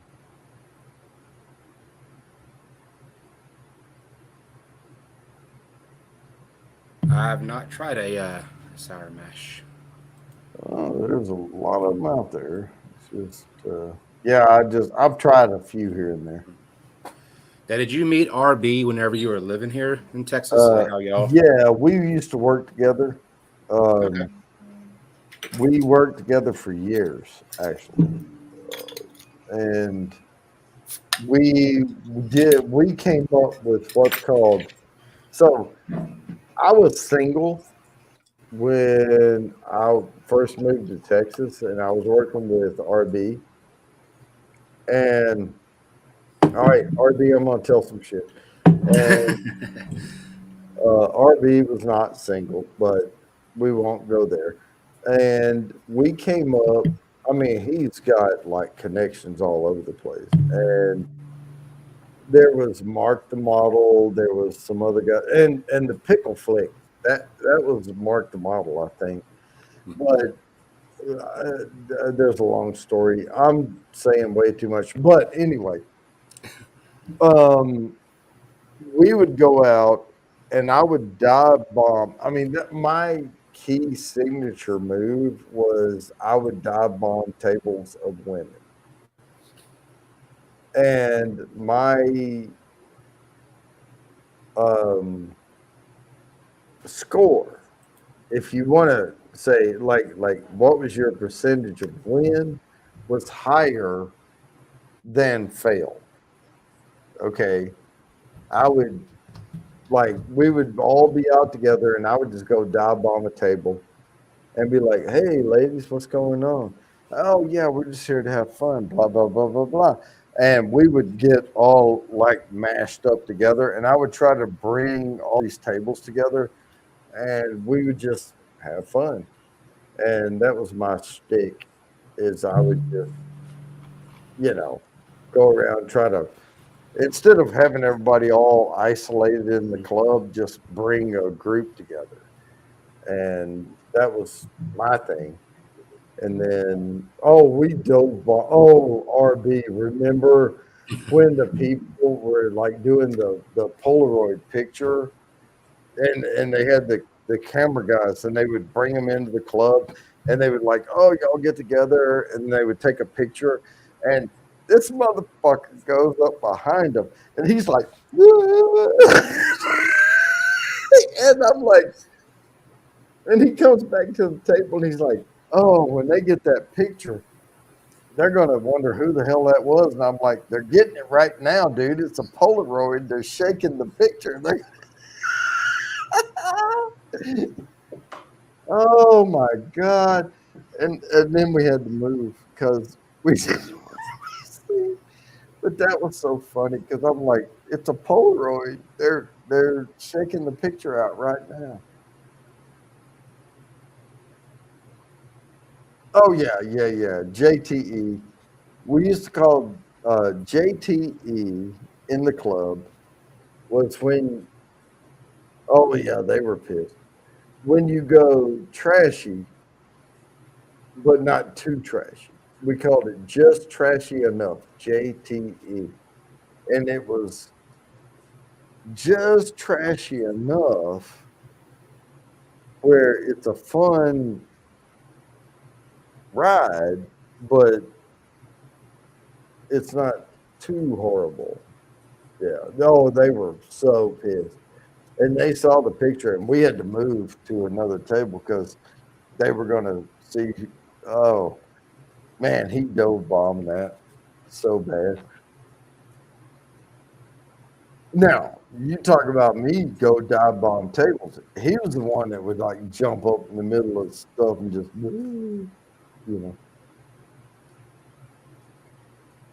Yep, JTE. I think I'm going to steal that one. Just trashy enough. Just trashy enough. And I used to say, that song that came out where it's like the belt buckle, I'm a redneck, whatever. And they had the belt buckle with the initials on it or something. I'm like, yeah, that's cool. As long as you got more teeth than a few. Ooh. Cirque Soleil opened up in Frisco tonight. I need to get tickets for that. Yeah. Cirque Soleil. I've seen one of them. Saw it in Vegas and blew my mind. So here was my theory at one point. So tore up from the floor up. Okay. Tore Cheers, up. bourbon. Cheers. Tore No, up. this is for from- bourbon baller. I said Chuck, so I apologize. Oh, okay. Sorry. So tore up from the floor up. Right. I had a theory at one point, and my theory was that the ladies that got their HVAC from the floor up, which is like a trailer house, right? So all the vents are in the floor. Were cray. So tore up from the floor up. That was, and I haven't tested the theory out. I'm just saying. At one point in time, I'm like, man, every crazy girl I've dated, and I finally went to their house or whatever. They got their heat and air from the floor, tore up from the floor up. That was where that came from. I would love to have a house. Well, that sounds weird, but I would like to have a house that has heated floors. Just interesting. Yeah, oxygen deprived. Yeah, Because their air came from the floor. Right as I say that. Because I know when I lived in Massachusetts, they had heated floors. and I have nothing against if you've been through your developmental years and then you get whatever. But I mean, even my camper trailer out here though comes from the ceiling down. I mean, it's like but that was just a theory. Cheers, cool running. And there was a So do you have a? Oh, you say trailer, so never. oh, can't hear you. What? I said, well, you said that you had a trailer, and I was about to ask if it was a fifth wheel or an actual. No, it's a tug along like Okay. 30-footer. Okay. Yeah. It's just steps come down the slide out for the. Well, I have a slide out, and I have like the awning comes out, and it's got the blue LEDs, and we can oons under the awning, whatever. Yeah. We Yeah, can my club parents it had up. a 42-footer, and obviously, I think I told you the story. I was trying to put me being like the electronic guy. I was trying to, I wired up the Wi-Fi in there, and I was also trying to put speakers because I was trying to replace the just the normal speakers and put like JBLs in there that I was able to find pretty cheap. And they're like, "Don't turn this into a club." I'm like, "Why not? It's badass." I mean, mine came with JBLs Okay. already. I mean, we just bought it in 2021, so it's last year, But yeah, it has JBLs as the external speakers. I have an outdoor kitchen. I have, the whole big mess of wazoo. But Holy cow. Okay, sorry. I was watching the ESPN. I just saw something I was not aware of. Holy smokes. have y'all been watching any Olympics at all? Yes. Have you? I was very sad last night. Did you because- see the Canadians today, though? What in what sport? The speed skating sprint, the relay. Where they have 3, 5x8. where they have 3 and 3, and they're going. No, 5 and 5. Yeah, the 5-5-5, and they're doing the like skating in synchrony, and they push each other off. Oh my God! Because the Koreans were like destined to win that, and the Canadians came through, and they just dominated. And So I was sad. I think the Olympics they've been very interesting this year. They've had some pretty good, with the USA, we're not really a Winter Olympic, no, we dominate Summer Olympics. But so last night, I was watching USA hockey team, and it was the quarterfinals, and I was all pumped up to see USA versus Canada in the final because obviously today's win. Oh shoot! So the women are playing Canada for the women's. I almost said Canada. The women hockey USA versus Canada are playing in the final right now, but USA was in the quarterfinal against Slovakia, and they lost in a shootout to Slovakia and got knocked out. And I was really hoping for USA, the Canada men's hockey final, and it's not going to happen. No, there was one today where they were doing I just had it on. I had it muted, but it was on the big screen, and they were doing the triathlon where they have to shoot things. Dude, that looks brutal. They said it was like minus 10 degrees, minus 12 degrees, and when they get done, there's like just their faces just caked in.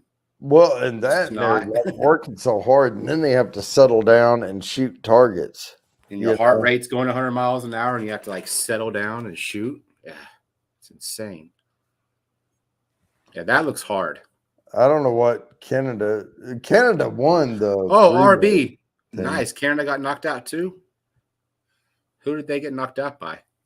But Canada won the gold today on the men's relay, the men's 5,000 meter speed skate relay.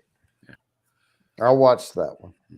Yeah. So you're watching are you watching the short track or the long track? So you always, there's two different. So the short track is what Apollo Anton Ono did, where it's just like you're just going around in a short track. Whereas like the long track, it's like it's a 5,000 meter short track. Short track. Okay. And the short track is fun to watch. Yeah, Canada won gold. I mean, those guys are like just curving around, and they're falling in line, and they're trying to line up with who's in the lead so they can get pushed off for the next one. And yeah, they won that today. And RB, thank you for that, because USA and Canada were both undefeated going into their quarterfinal matches. So it's funny they both got knocked out in the same round. Oh yeah. Tyler, Larissa. Hola, beautiful. How are you? Oh, we're good now. You're so funny. How are you? Hello. She's spicy. Hello. Spicy. Well, why didn't you stay on cam? Hope you're feeling better. Oh yeah. Way better than I was. I still have a cough, but the doctor told me that was the last thing that's gonna get rid of. So yeah. That's all right. I'd risk COVID. Just saying.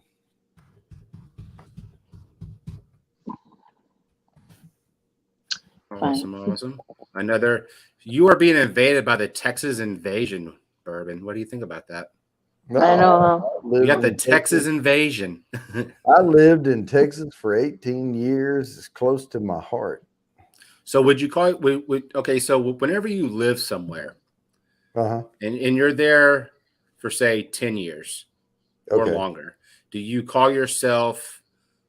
So like for me in Texas, obviously I've lived here a majority of my life. So I call myself a Texan. But if you live somewhere 10 years or longer, do you call yourself a Texan, or do you call yourself wherever you live now? Oh, I'm a mutt.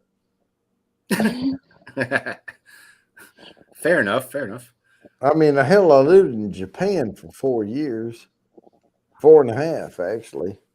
Well, not to be racist, but I can't call you Japanese. No, you wouldn't do that. But I say, like when people live somewhere for like a year, so like I lived in Florida for 3 years, I would not say, "Hey, I'm a Floridian." no, because I mean, but if I lived somewhere for 10 years or longer, say, "Hey, I'm Texan because I've lived here for 10 years or longer." Well, okay, so I grew up in Southeast Arkansas. That's my formative years through high school, college, shit like that. I joined the military. I went to Montana for about 14, 15 months or whatever in missiles. Then I went from there to Japania. Japania. Yeah, Japania is a former president would say. And I was there for a little over 4 years. And then I went back to Missouri. And then when I got finished, I stayed in Missouri at Kansas City, and I worked for North Kansas City Hospital. Then while I was there, my dad had a triple bypass, and I moved back to Arkansas to help out. But I was looking for my next job, and I went to Dallas, and I worked at Children's Medical Center of Dallas, where I met RB. That's where I used to work. Yeah, I love that place. We were the information security officer, and he was the information privacy officer, and we worked like this together, doing that stuff. And we went through a lot of trials and tribulations there. And then I left there to go to Fort Worth at Cook Children's Medical Center, in Fort Worth. And he went somewhere else. And I really don't know where he's working or where he went. We haven't really talked about shop, since then. And we've all went separate ways. And now I work for an all-state company. But I mean, I worked at the Red Balloon. I used to work in the. I used to work in their dietary. I used to work in their. I would take calls from the patients and the family, and I would, document their room service order, and then I would go up with the dietitians, and I would go and educate the families on, what they could eat or could not eat based on their condition and what they just had surgery for and all that. So right, and they really, really, really wanted a double Whopper with cheese, and you'd be like, "But you get broccoli." And no, because thank you. Yeah, I mean, you get a diabetic say, "Hey, I want a soda." No, it's not going to happen. Or they just had surgery and they can only have clear liquids because obviously all the dye and all that. So you have to give them you have to melt their Jello down, or some people who have is tube only. You have to blend. I mean, it was sad. It was a sad job because obviously these kids. Melted Jello is Kool-Aid. Come on, let's be honest. Yes. So we used to have to put their Jello in a microwave and turn it into a liquid, and they would then have to just get a straw and just drink it. It's Kool-Aid. Why didn't you just make Kool-Aid at that point? I don't know. It's just what they did. I don't know. It's just what they did. But it was a good job because I got to educate people. But it was a sad job knowing, because obviously these kids we're dealing with up there, they're children. They want hamburgers and pizzas and whatever, and you just cannot give it to them because they're sick for some reason. Right. Yes, I did, RB. I worked at the Red Balloon for 2 years before I went to United Healthcare. But yeah. Yeah, RB Durovich came in as the CEO. Yep. I was there for 10 years. Yes, Durovich was there. He came in, yes, about halfway through my tenure there, maybe 6 years in. Well, I can't remember now. But yes, Durovich was the CEO when I was there, yes. Yep, and he was the CEO whenever I was there as well. But it was cool working there because obviously a lot of celebrities would come in there when they going through Dallas, like the Cowboys, the Stars, yada, yada, yada. But celebrities would come there, and I'd get to meet some of them. But obviously they're there for the kids. But I was like, hey, hey Troy Aikman or hey Emmett Smith or because that's what I worked at was hey, Lone Star. Have you ever eaten at Mike Anderson's barbecue Mike Anderson's. in Dallas? Where's Mike Anderson's? Is it downtown? Oh, it's close to Medical Center Drive over there. It's you know where the old Frito-Lay building was?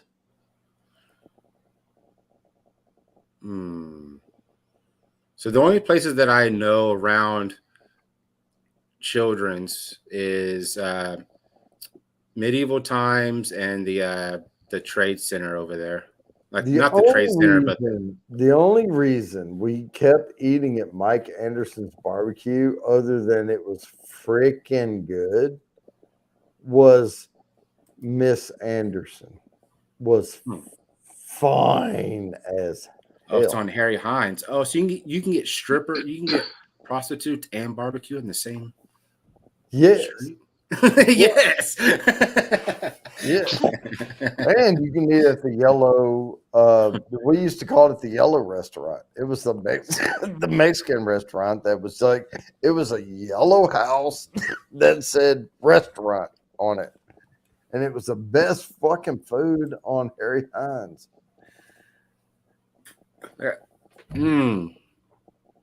Well,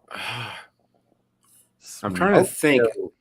See, this is what I'm talking about right here, right there. And she would work the register. Her husband would chop the meat at the thing, and then you go through the line and pick all your stuff, and she would like take your money at the end.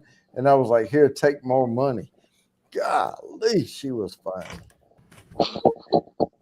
I say, I used to work there. I cannot remember I was happy to get out of the Dallas area when I worked there. Whenever I got off work, I worked from 4 a.m. until 1 p.m, and I'd go work with my mom, who worked at the Bank One building on Harry Hines, and then I was gone. Like, get me out of, because I'm not a big fan of downtown. I love my city. I love downtown Dallas. Isn't downtown. This is Harry Hines. Well, Harry Hines is considered. Well, it depends. Deep Ellum or whatever. It's not there. But I used to sing, "Hello, Mrs. Anderson."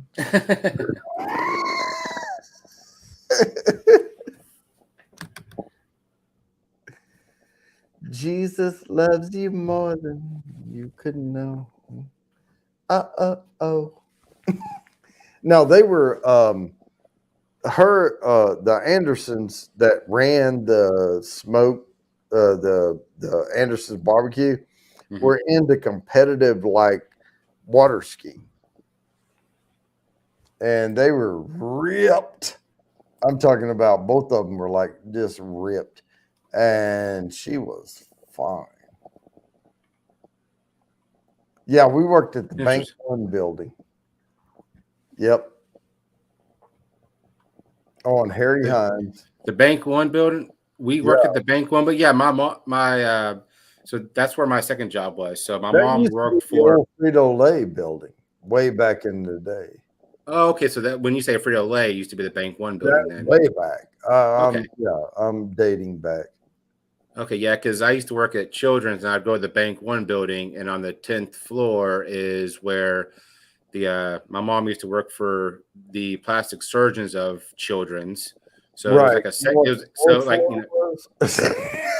Well, hey, they're no longer there, so it doesn't even matter. But they like the plastic surgeons that worked for Children's were at the Bank One building. So yeah, food by the pound, the Chinese buffet. Yes. Yeah, the food by the downstairs. Heck yes, I remember that. And we used to go in, and I would like just get a box of bacon, and bacon was like cheap because it was light. It didn't weigh anything, and you could get like all the bacon you wanted, and you can go up there and it's like 50 cents, and just like munch on bacon. Yep. I remember because they had like a buffet, had salad and food, whatever. You go and you fill up this little styrofoam container, and they'd put on a on a scale, and they're like, okay, that's $10. And my mom was like, geez, Chad, how much can you eat? I can eat quite a bit. I don't remember what floor we were on, RB. We were up there. We had to take the elevator, but they had a different elevator that went to different floors or whatever. I forget now. Oh, you remember kolaches. There you go. Kolaches. It wasn't kolaches. It was pigs in a fucking blanket. But there was one place that had like a, I don't know. I gotta pee. I'll be back.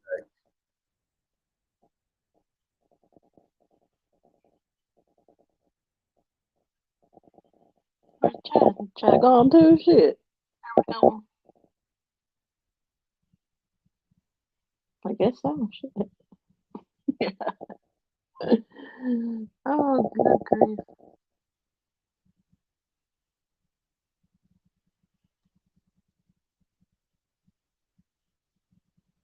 Bathroom break. Yeah, you and him both. Is that y'all let me alone up in here? No. I didn't know. I had to send a message to somebody. I'm lonely. I'm so lonely. So lonely, so lonely. All right, see. RB says Hey. we should Which what? no fried rice. No And fried then rice. and then Cindy over here sending me freaking pics on the side of some juicy man. Oh, I'm sure she's sending you some juicy men. Did she send you a picture of me? No. The fuck? No, she did it. She's just saying, ooh. But RB, it is pretty funny. You said the place that sold food by the pound. I kid you not. I would go there and I would load my. Cause I mean, I left Children's at 1. I went to my. So I pretty much left Children's right during lunch break and went to there just so I could eat. Because I would rather eat at the Bank One building opposed to Children's.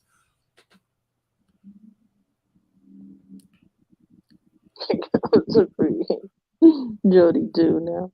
Well, RB, I have no way of connecting with you unless you're. Because I love the colony. Now they built the whole area in the colony. I definitely want to go check that area out. Like they have breweries and restaurants, all kinds of stuff over there. It's like it's not called Landscape. It's Grandscape or something like that. It's like a big community in that area.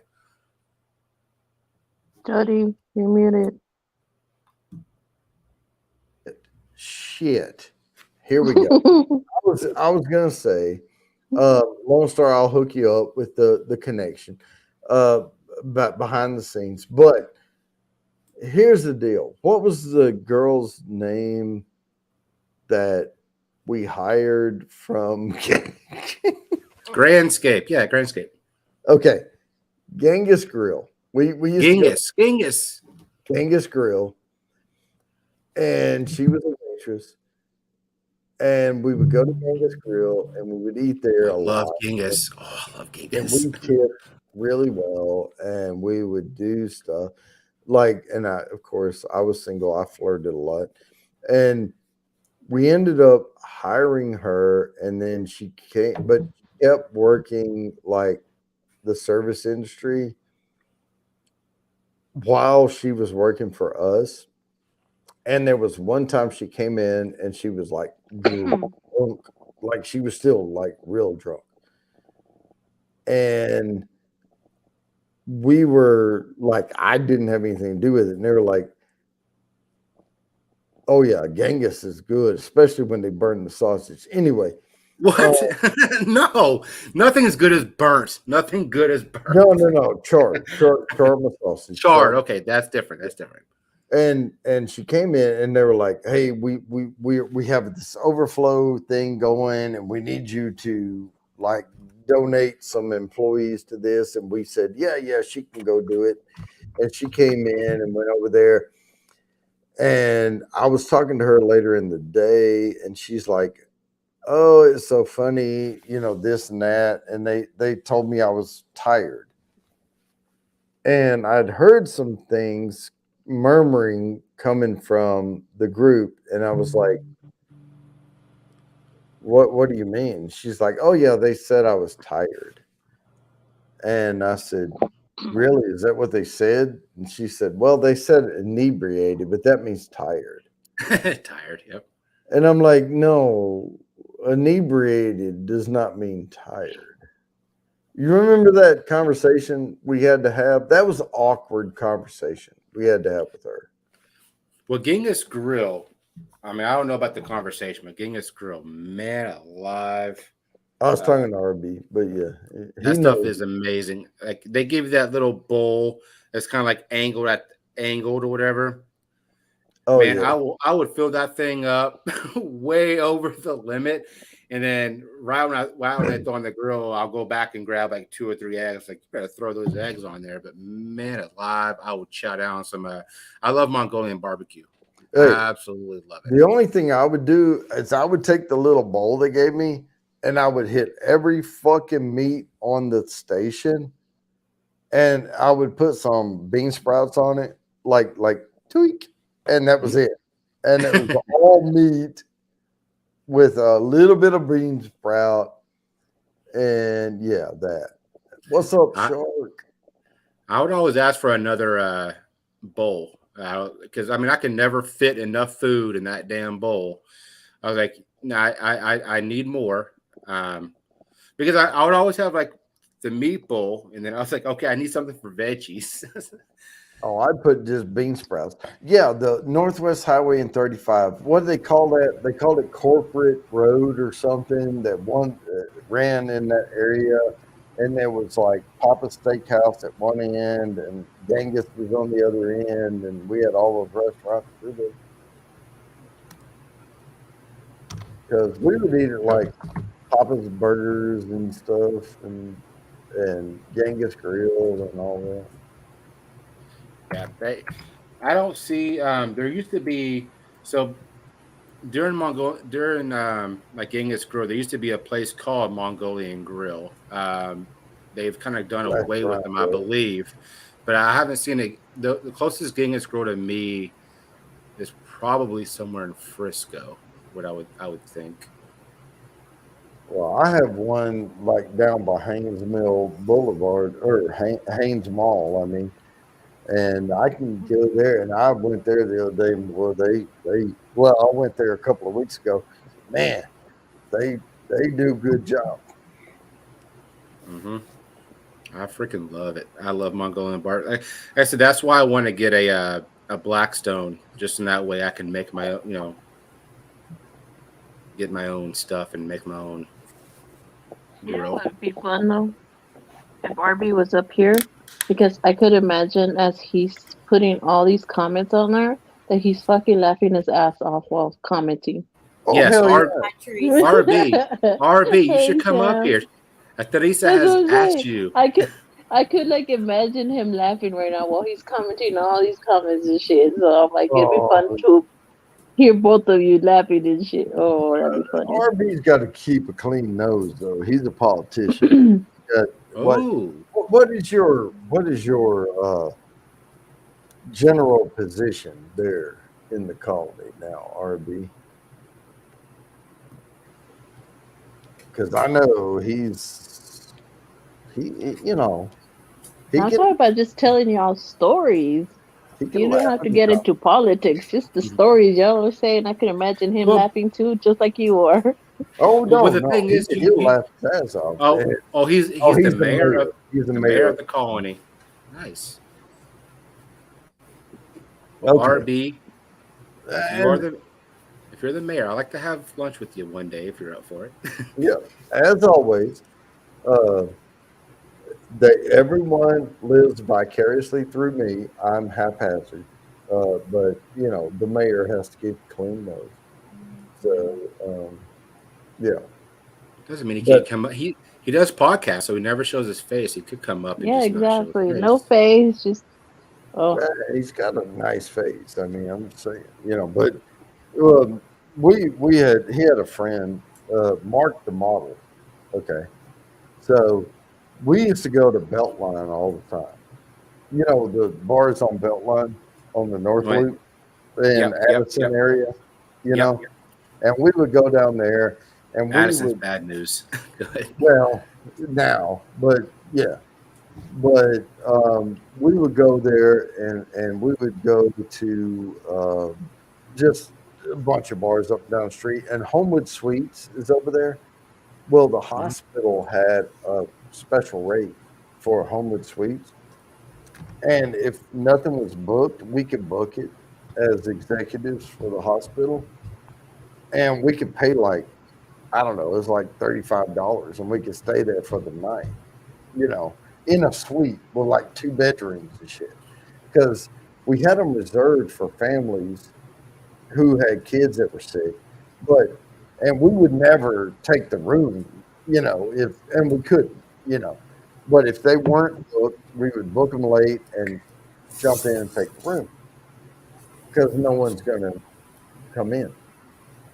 And we would hit the bars and everything and then go to Homewood Suites. And we went there, and Mark the model was this guy from California or whatever, and he looked like a model, and he was like unlike me, he looked like tasty or whatever.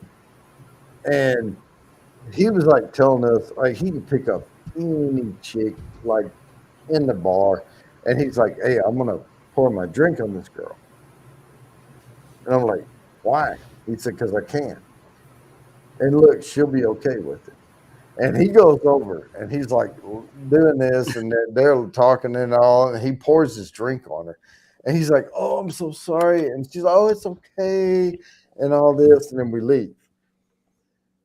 And we go to McDonald's because, we've been drinking all night. And we get regular cheeseburgers from McDonald's, and we go back to the suite. And Lone Star, Mhm. have you heard me bring up stick and pickles? Stickin' pickles. I don't can't think say that I have, but go ahead. Okay. So when even to today, I call it stick and pickles, which is people just throwing out ideas to see if they stick, right? And what started my stick and pickles thing was after he poured his drink on the lady and everything went to hell in a handbasket. We got McDonald's. We went back to the room. We were sitting around, and I'm talking about there's a kitchenette and there's a sofa and there's 2 bedrooms and all this shit, right? And we're eating McDonald's cheeseburgers, and somebody's like, I don't remember who it was. They said, "Man, I hate pickles." And he takes a pickle off the cheeseburger and flings it. And when it hit the wall, it stuck on the wall. And we're like, "Oh, that's cool." Interesting. So then we start throwing pickles up there, trying to like call her shot and stick it, And after a while, I'm like, alleged. And Allegedly. allegedly we were there. And we were throwing pickles at the wall trying to stick them. Now I cleaned it up. I took the thing and I had napkins the next day when I was like sober but hungover, and I cleaned it up where we didn't get charged for anything. But anyway, we were just throwing pickles at the wall, sticking them on the wall, and it was fun. And now when people start throwing ideas out and it doesn't make any sense, I start saying, quit trying to stick pickles. Just, let's all take a break and come up with good ideas. I wish I could call it the stick and pickle. Wait. And I would just back away.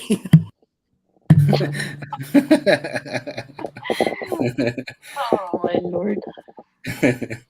might I like sexy mama. that name though. I definitely dig that name, the Stick and Pickle. I freaking love it. Pickles. That should be a bar.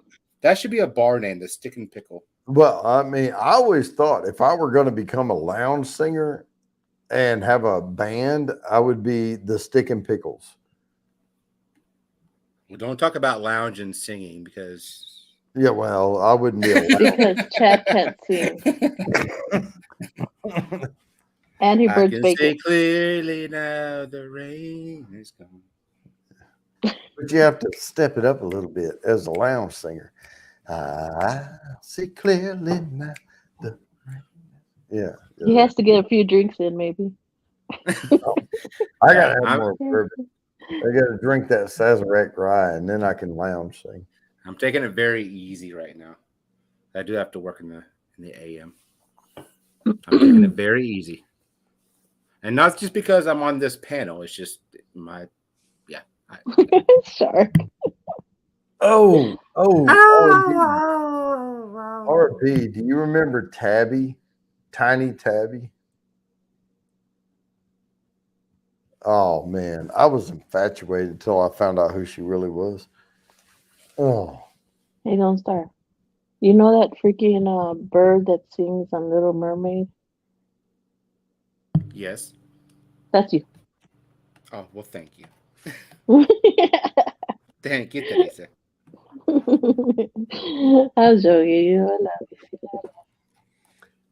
Nothing but love. Making fun of you, but nothing but love. Hey, you know what? Hey, I do two things well, or maybe three things. I can drink, I can burn, and I can sing very well and There you entertain. go. There you go. You own that. oh, I will say, OG Son outdid me though with the burning.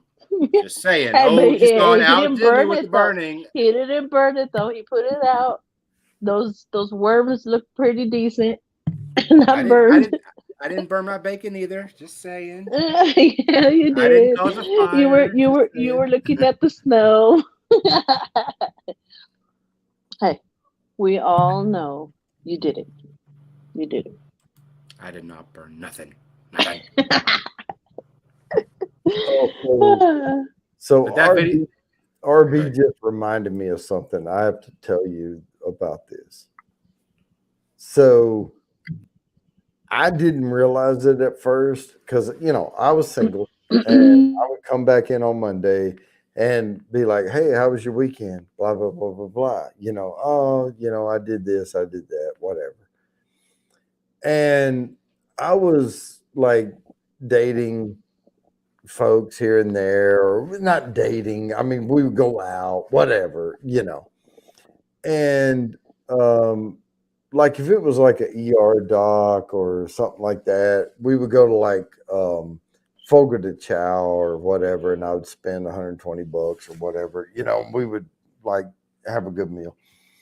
And one time I came in and I said, "Oh, where'd you eat?" And I said, "I don't know. I just bought her some Taco Bell and sent her home, And so that became the measure of how good the date was where we ate or what ended up happening at the end of the night. And true story, and I already knew the shtick at that point. It was, you went to Tokyo One or you went to Fogo de Chao or whatever. Right. So he mentioned Tokyo One. So one night, true story, went to a club, bar, whatever, Scooters. It was a bar, dive. Scooters, been there. Ugh. Yeah, a big dive bar. And this chick, she came in with somebody, right? And he got tired of her and left. And she clinched onto our group, And then we were getting ready to go. And she's like, "Oh, can you take me home? I don't have a ride." And this is way before Uber or anything like that, right?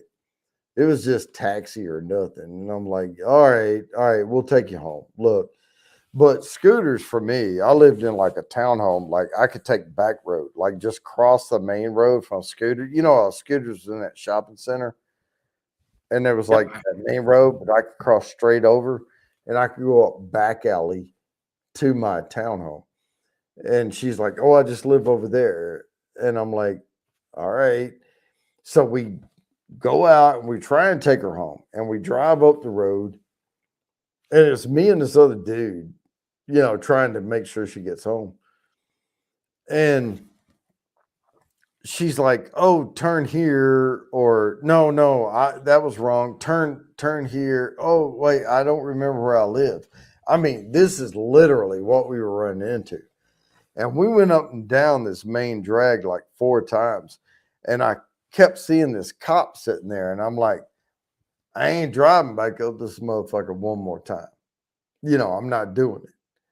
So I pulled into White Castle. And this is like 1 a.m. Okay. White Castle's open 24 hours, but only the drive-through. I mean, I could look in the window and the chairs were upside down on the table, right? So we pull into White Castle and I park. And I hand her a $20 bill.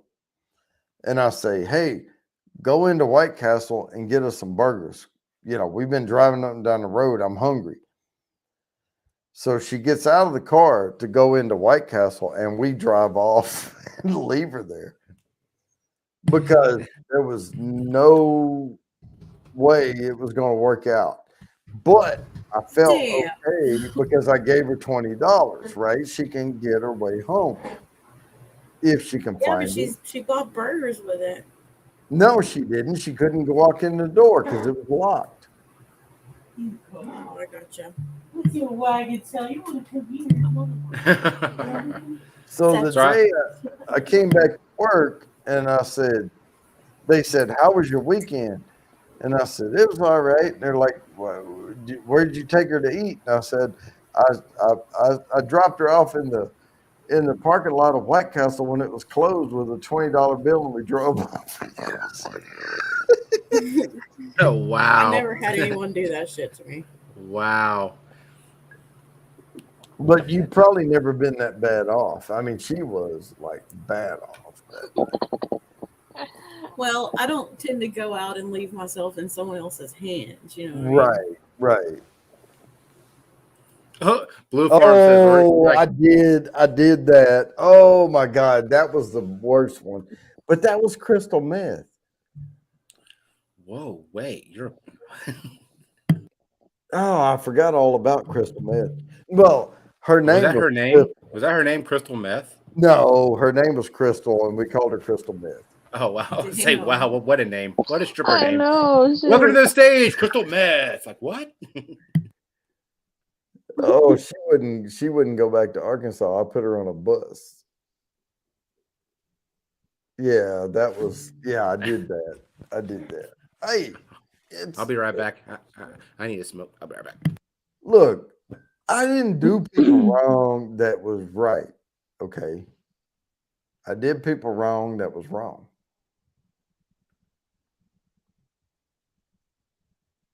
And yeah, some of these folks wasn't right.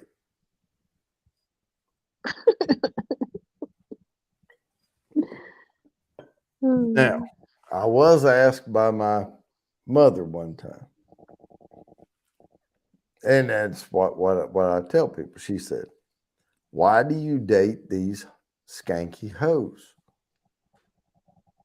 I mean, that was the words out of my mother's mouth. And my mother is like prim and proper. And I said, "Because they buck like Broncos and they're a fun ride." If I was your mom, I would hit you. Right? We were on the I phone. really would. I'm glad It's called my sons don't act like it's that. called It's the not 8-second yet. ride. Good luck. I would hit you. Okay. My boys know that though. They're gonna tell that shit to someone else. 8 seconds, baby. That's all it takes.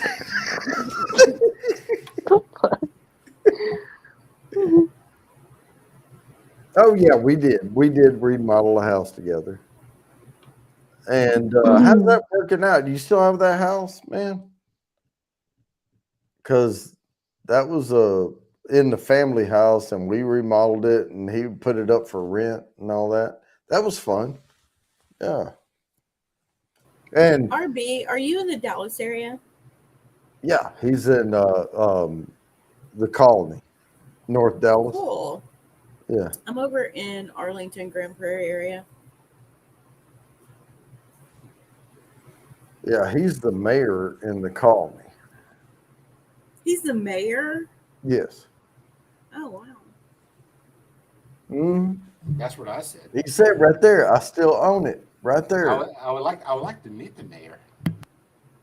Well, get in line. No, I'm just kidding. Joey.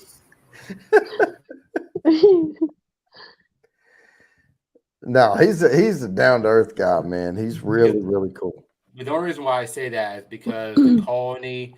I mean, I don't know how much RB has, influenced the Colony's landscape, but the Colony is an absolutely beautiful area of the Dallas-Fort Worth area.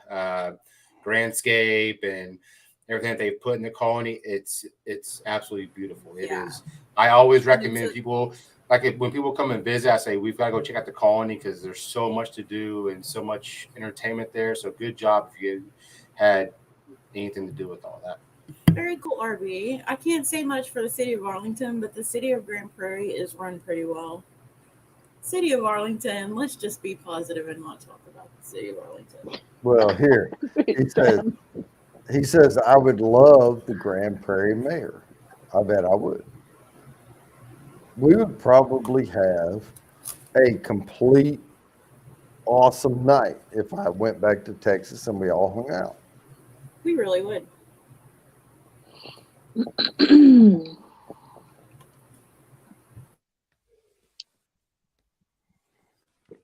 We used to do a thing called ANOCHAD. So I will just say ANOCHAD is a night, so it's an acronym. Mm-hmm. A night of complete hedonism and debauchery. ANOCHAD.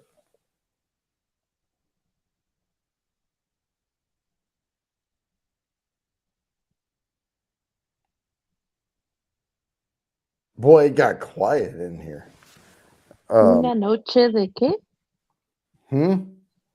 ¿Una noche de qué? I have no idea, but I'm still here. I had to go check on the puppers. no, we used to do a night of complete hedonism and debauchery. And what it was it's really just a night that we could let loose. Hey, we're going to plan ahead. We're not going to get stranded anywhere. We're going to have a hotel room. We're going to finish partying close to the hotel. We're going to do this. But that was what was cool about Addison okay. is you could go party and go right to your either condo or apartment or hotel. Right. Like everything in Addison is all like just so scrunched up. Yeah. But no, I mean, we called it ANOCHAD, but I mean, there were times where payment was made for things that wasn't alcohol. But So I have a question. Does the mayor? Well, I guess I don't want to. no. I would say, does the mayor have an occasional drink at times whenever you're not being mayor? The mayor likes bourbon. Okay. The mayor likes Blanton's. The mayor actually has several bottles of Blanton's and other really cool bourbons. And we converse about bourbons on a regular basis.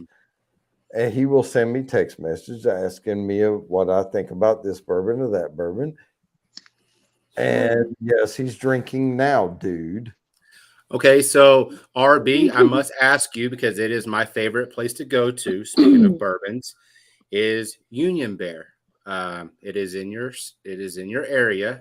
I love Union Bear. They make the best old fashions, and they have a plethora of bourbons that are rare finds, and I love that place.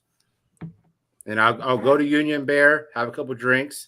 I'll Uber it over to Top Golf, and then I'll say, "Hey, I want to be on the third level," and then I'll fall down to the first level, and because they have nets, so if I overswing, I can hit the net and just drop down in the second. But yeah, you have to tier your way down. Exactly, I tear it down. But I love Union Bear. It's one of my favorite places. He said Plano. What is there a specific place in Plano that has good bourbon? Because Union Bear is where I like. If someone says, "Hey, what's a good bourbon spot?" I always point to Union Bear. That's just my take. I'm trying to think of the one in Dallas, the one that's just south of 635. Shit. It's a one name bourbon whiskey bar, but they have a good selection of bourbons too. But I go to Kentucky now because I live in South Carolina. I just drive up to Kentucky and I can get whatever the hell I want. The Puttery in Grandscape is and the Old Fashioned at Seven Doors. Okay, I'll definitely look into that. I love me a good old fashioned. I love it. And speaking of old fashioned, actually, I saw it on Instagram. I don't know why it happened to pop up on my Instagram. There's a little thing you can put over your rocks glass, and you can get little wood chips, and you can actually burn it, and it soaks into the rocks glass, and it has that smoky flavor, and you can do it with like cutlery boards and all that good stuff. And I ordered one, so I'll be having some your smoky. son is a bartender? You talking about Tooth?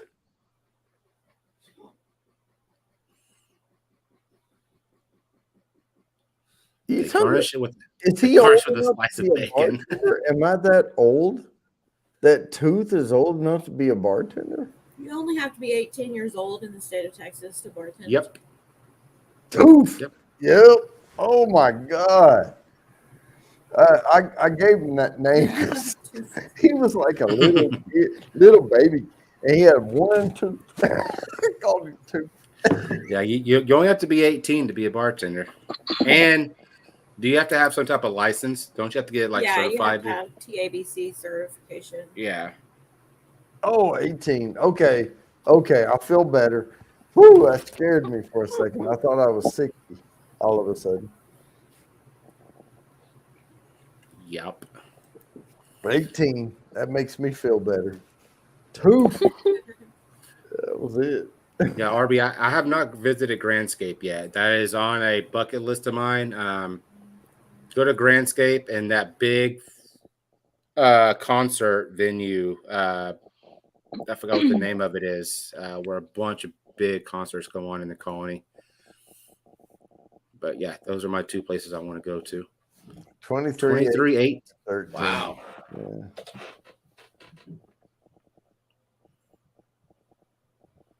I'm gonna look up the mayor. Like, hey, My I know sons you. are 23, 18, and 14. Oh, y'all are close. Really you almost hit close the there. lottery there. I Hey, have that- 18 and a that should 14. be- That should be my next lottery numbers. 23, 18, 14, 13. That's four of them. I need one more. And thank you, RB. Yes, Lava Cantina. And what did you say, Teresa? You said how old? 18 and 14. Yeah. Mhm. And neither one of y'all look like y'all should have older kids. Just FYI. Well, my son's like 27, my oldest. My son's 13, and he's in a he's in a fur form. I was going to say, wait a minute. He's my fur baby. Fur baby. By the way, he does have an appointment next week, so prayers and good wishes would be appreciated. It's gonna be a rough next week, that is for sure. So what does your fur baby have wrong? Quite a few things. He's got a collapsed trachea, and he's got a tumor on the side of his mouth that is very, very big. Is And this it a has- bulldog, by the way? He's a pug, Pug. Okay. and he's not doing very well. He's blind. He's deaf. He's just not a happy state. So You know what? We're still together, RB. We're in the same boat. what's up, gamer? Honestly, we both. I think though, when you rescue dogs, you're likely to have one great dog and one dumbass dog. I Yeah. have two. True, One of my true. dogs, I call him a derp because Hey, I love them both, but one of them's a fucking dumbass. my dogs are just brats. They're smart. They're just brats. Yeah. Well, I know one of Twisted's dogs. She's the worst brat. She was a handful. The first night she was here, she decided, hey, let me get the fire department called over here, and so she got stuck. But my dog, he's an alpha. Like, he's a pure alpha male, and that's the only reason why I rescued him, because he was an alpha male. And yeah, love this little guy. Next week's gonna destroy me. I'm gonna be a mess. I mean, my dog is not alpha at all. It's scared, the dumbass one. It's scared of fucking everything. I mean, everything. It's scared of walking on hardwood. It's scared of any noise. Like if I take my beer can, can you hear that? Just like the little squishy. Yeah. Oh, that's That would that's my drive. boy That dog. would cause my dog to want to run to the next county. Oh yeah, but you know what I'm like? My dog is scared of bottles, like water bottles. So I squeeze it and make it pop really loud, and he will run like a scared bitch. Now the other one And I just chase sits there and goes, "You gonna pet me, huh?" You know. But like my little guy, he's a little guy with big dog syndrome. He's running around with boxers and pit bulls. Like, he likes bigger dogs. I've taken him to a dog park where he's met smart dogs, and he doesn't want nothing to do with them. He thinks he's a much bigger dog than what he is. And Oh yeah, he's love got a this big little guy. face, so he thinks he's big. Yes. He's got big eyeballs. There you go. There you go. Yeah, he's been quite a few places. He's been to Florida, North Carolina. He's been around with me quite a bit. Well, we trained our newest dog, the youngest one, Chadwick, and we named him Chadwick because he's. Did you name a dog Chadwick? Yeah, he's solid black. What? And we named him Chadwick. And this was actually, we named him Chadwick before Chadwick Boseman died. Like, when we didn't know anything was wrong. And we named him Chadwick because he was solid black. I mean, this dog is like midnight pitch black. And we named him Chadwick after Chadwick Boseman. And then Chadwick Boseman came out that, he had cancer and all this and died. And so it's kind of an homage to that. But it wasn't anything to do with it at the time. But his name's Chadwick. And this dog, we trained him to ring a bell when he needs to go outside.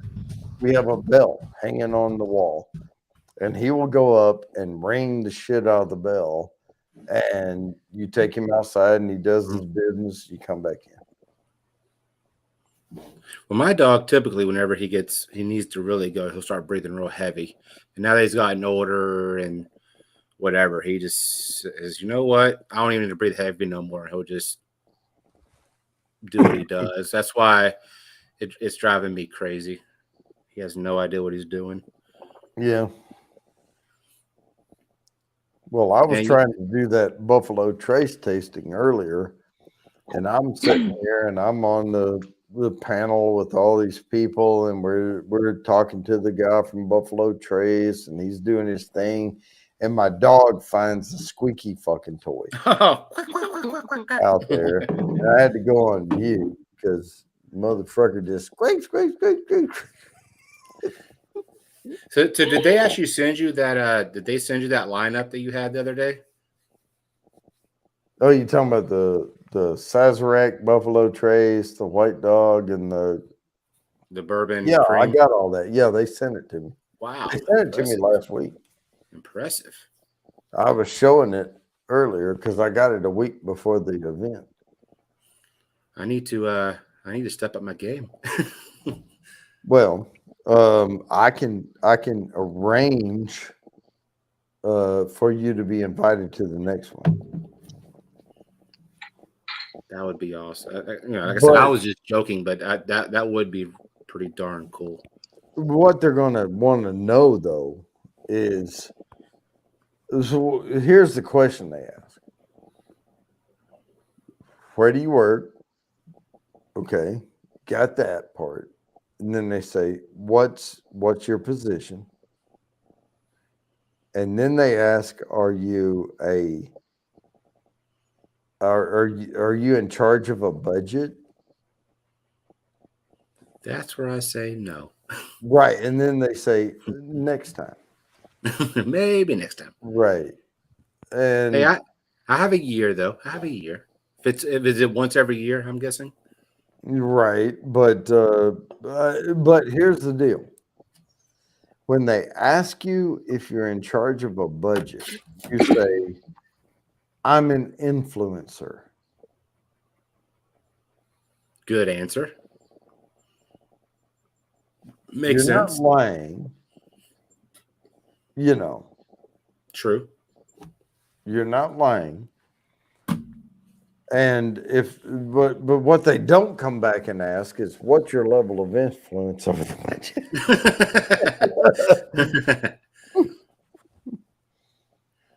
But Like I said, no, I work for an amazing company. I'm hella grateful. So that's where I'll end that statement. But I'm very thankful, very grateful. no, but you could be an influencer.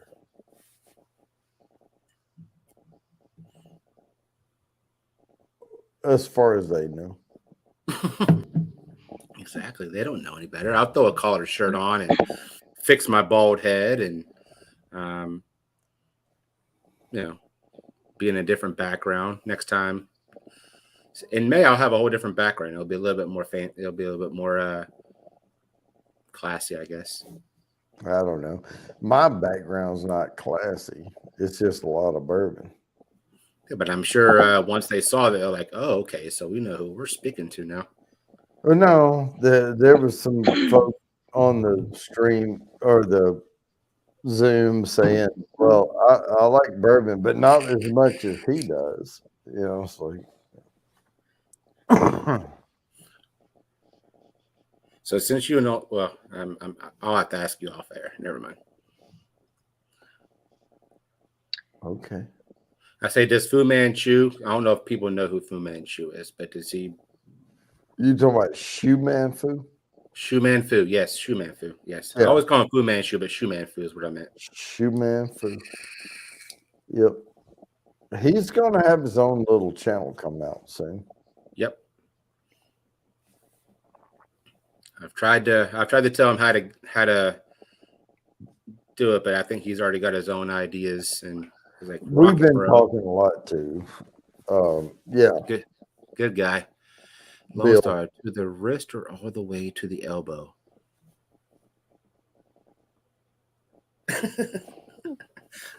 Well, it depends. You start with one, and if it doesn't take it well, you don't keep it. I'll back away now. Yay.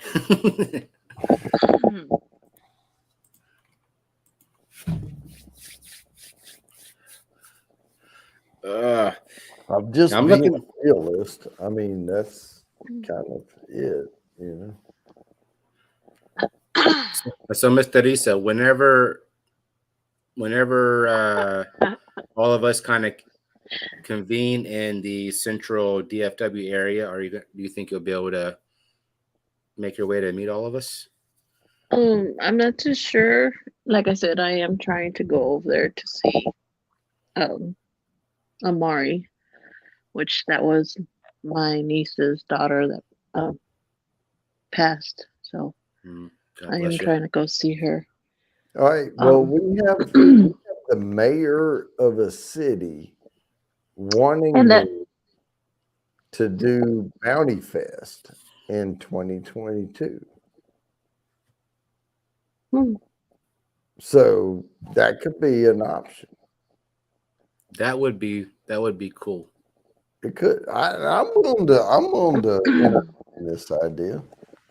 I went will. I went to Bourbon Fest in Sherman this weekend. It was pretty righteous. So if you do it right, it turns out well. Yeah. I mean, I would bring a hell of a lot of bourbon with me to Bounty Fest 2022. And I think that if Bounty Fest were to happen, and you would bring your bourbon, and I think other people would bring their bourbons, and I know they would. Yeah, just have like samples. I would go to Union Bear and say, "Hey, give me a few ounce pours of your finest." And here's the deal: if we come in full cam on, I'm talking about full cam, right? We're all in record mode, and we show up at bourbon bars and shit, and we just crash the shit and go, "Hey, we're here to shoot a video." And we got all these folks around. I mean, that's what makes this crap work, right? Well, and it also promotes the restaurant, bar, right, where you distillery, wherever. Yeah, it promotes where you're at. Absolutely. And I'll come in full cam on. And RB, if I go to Nebraska Furniture Mart, I end up like if I go to IKEA or NFM, trust me, I fall asleep. I'll sit there and get tired walking around. And I'm like, beep, and I'll just find a couch and fall asleep. Those places are massive. They're huge. Yeah, you can literally fall asleep in an IKEA or a Nebraska Furniture Mart. And they won't find you. They won't find you. And Nebraska Furniture Mart's huge. It's just like an IKEA, but I think better quality in my opinion. Yeah, well, in Kansas City is the only IKEA I've been to, and it was just as big as Nebraska Furniture Mart. I mean, but I don't know about all of them, but that thing was fucking huge. It had 4 or 5 parking garages around it, and you go in, and it's like, damn. I mean, this thing was like 5 stories, had restaurants and shit in it. I mean, it's like when I go to furniture, Nebraska Furniture Mart. I'll go there, I'll walk around for a little bit, and I'll go back downstairs. I'll go grab a bite to eat, and then I'll go back upstairs. I'll find the most comfortable couch. I'll just sit there and lounge, and like because people walk by and they go, "Okay, so now I see kind of how the couch is supposed to look." Obviously somebody eating on the couch. But an IKEA is the one I was talking about going into. It was like a freaking mall, and they had like a food court, and they had like Swedish meatballs and shit. I do like IKEA though. Some of their furniture is unique, but Nebraska Furniture Mart is just it's like traditional furniture. But damn, whenever I get my next place, I'm sure it'll be NFM stuff. Yeah. And they know how to put pretty girls in commercials. I give them that. I give them credit. I don't ever remember seeing the commercial. You never seen an NFM commercial? Oh. Nope. I don't watch a lot of TV though. Mm. I'm mostly on here. I mean, I don't see. I see Samantha's face down there, and Teresa Laguerta. Say it again. Say it again. Teresa. Teresa. Teresa.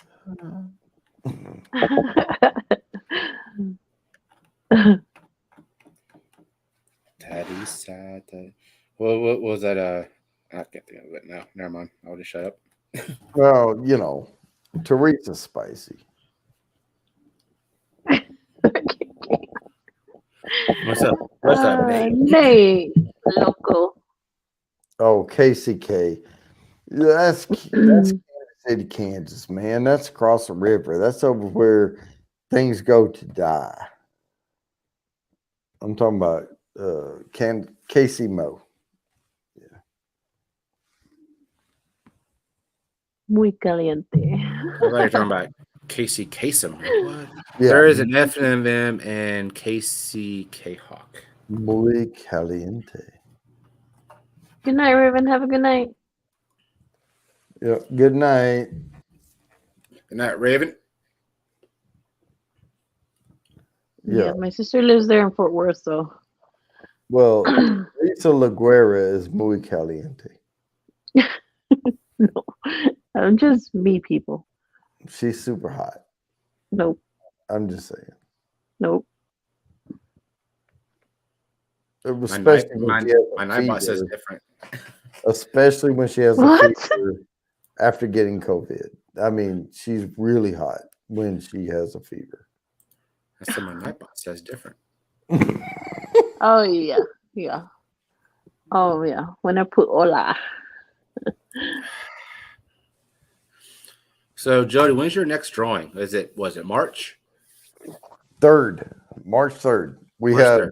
tomorrow and next week, and then it's the drawing. And I can't stress enough that there's no wheel entries on the night of the drawing. I mean, you either get in or you don't. And you're doing your thing tomorrow night, right? Yep, tomorrow night. I'll set it up tomorrow at some point. I'll post it out there. But some people are trying to bring me down. What the fuck? And dude? I will say I'm I also have laughing at RB over here. Put me in. And I will say I have backed off a little bit because I would like for somebody else to win the I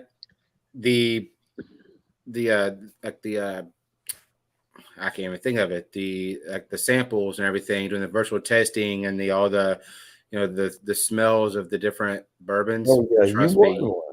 you will not be disappointed.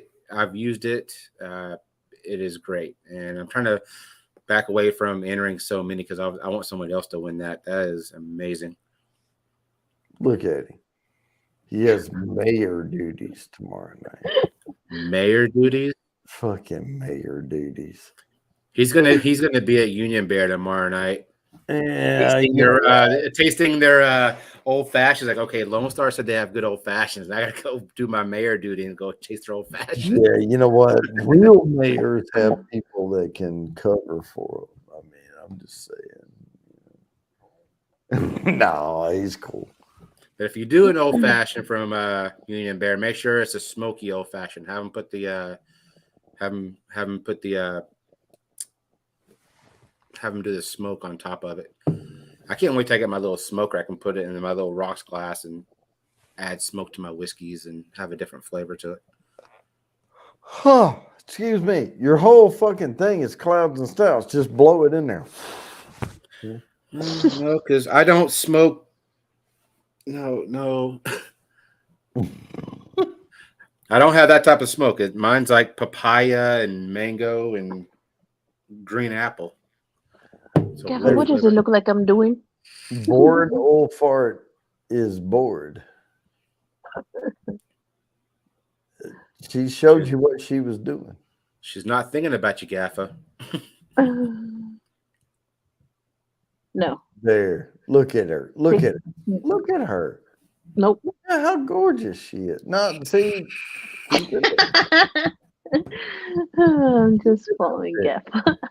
You gotta get Oh, past it. You gotta get past it. You are gorgeous, girl. no, You I are. am me. Me, that's it.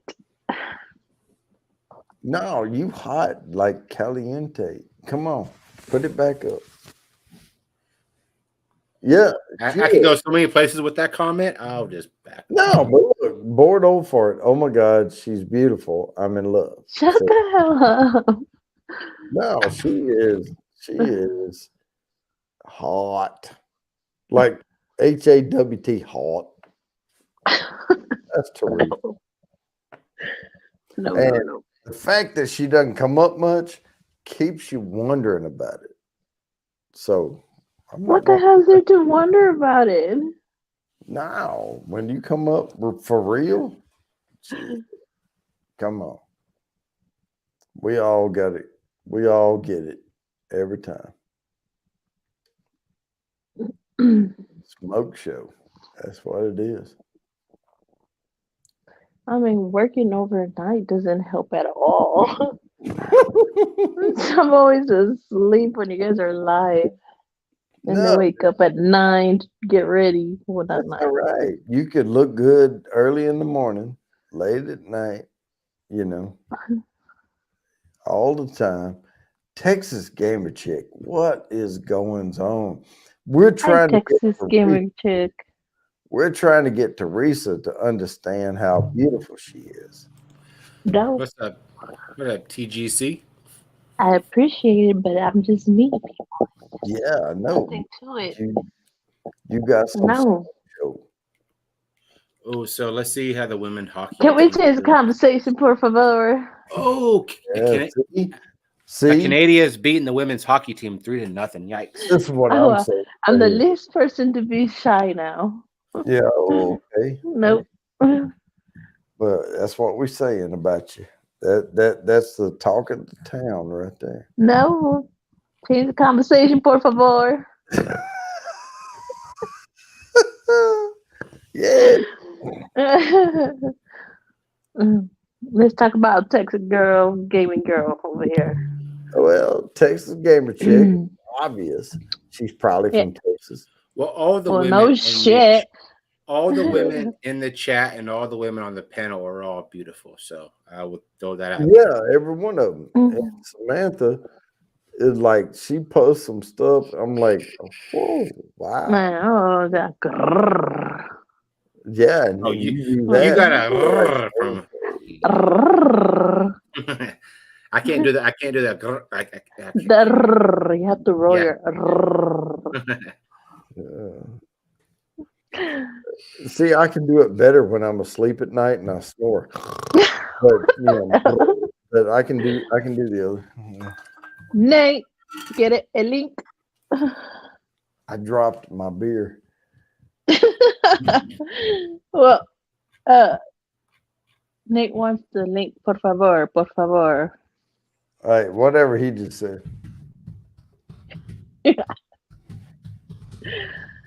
In other words, I don't know. Okay. What? Lo Muchos- siento, you are hermosa, bonita, and other world. I don't know. Yeah. Yeah. So what I was just saying is like smoochy, like whatever. Yeah. Smoochy, what? No. Smoochy boochies. Yeah. Whatever. But what was I gonna say? I don't know. But no, I would give you a big hug and smoochy on you. But not against your will.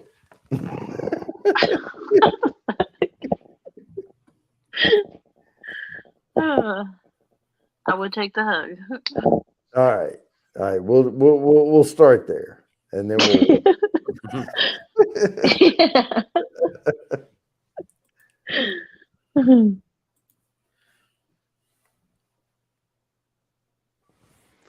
Joey, did you see the private chat? No. Let me check. Okay. Yep. I love you guys. I will see y'all mañana. I'm gonna say hello to another friend real quick before I hit the bed. But Twisted, Darisa, Bourbon Bounty, everybody in the chat, always great to see you. And RB, I definitely want to have a drink with the mayor. Just saying, I would love to have a drink. Buenas noches, Chad. You know, Mucho gracias. everybody wants to have a drink with the mayor. I want to have a drink with the mayor. Love you guys. I'll see y'all mañana on the. What we cooking? I'll see y'all on the Put Me In tomorrow night. Good night, Rhonda. Love you guys.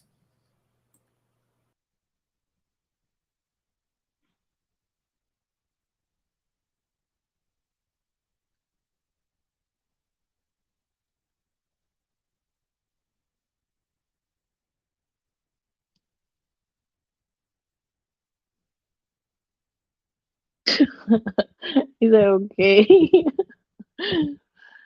Oh, so I guess Sam is so I'm the only one up here. Nate, I'll get him to give you the link after he gets back.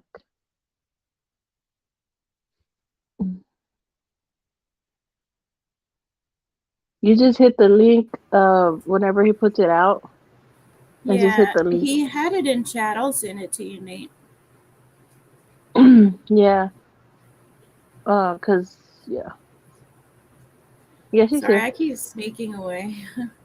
Oh, you're good. I'm You're about to pretty sneak good. away again.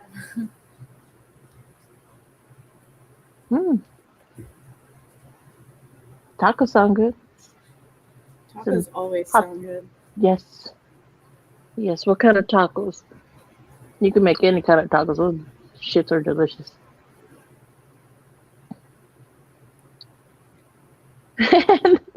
Nate, it's like she went outside and never Hey, I've came been back. coming back a lot. I went back outside a couple of It's times. like, oh, there she is. I'm like this on streams. I just go away. I'll be back. I always come back. Nate, I sent you the link. You should come up here, RB, and hang out with us. Yeah, well, it's because that's what he was asking about the link. So, they'll have to put the link out there so he could click on it. RB was asking about the link. Yeah, well, even Lazy Nate was earlier. Yeah. Of course you would say that, Nate.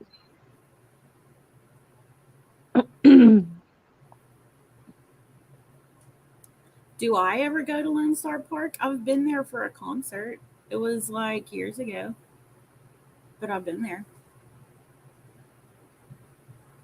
I don't go for NASCAR. Is that what it is? No, you're talking about the horse track. I've been there a few times, actually. That's a lot of fun, but I haven't been there in years. Did you unmute yourself while you're Except still for muted? we do go for 4th of July and stuff sometimes. But we You don't ain't go no to watch the angel. horses. You ain't no angel. You're local. That's what you are. Who, Nate? Yeah, he's saying he's an angel in there. Because he said Hey. pink tacos are the best. Just saying. Hey, I'm just saying, what's that taco place? There's one in Arlington. They have pink tacos. it's some salmon tacos. But that is something on their menu is a pink taco. Oh, he's talking about other pink tacos. Yeah, I know. He's talking about the people tacos.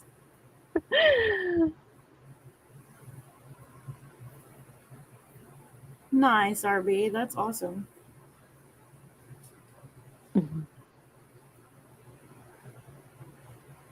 Welcome back, Bourbon Bounty.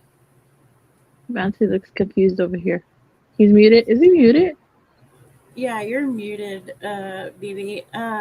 RB was asking for a link, by the way. I didn't know if I should put it in chat or not, so I figured I'd wait for you to do it.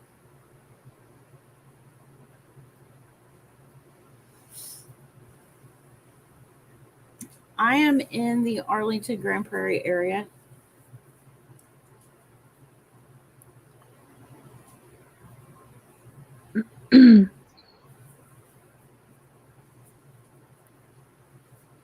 I'm actually near Six Flags.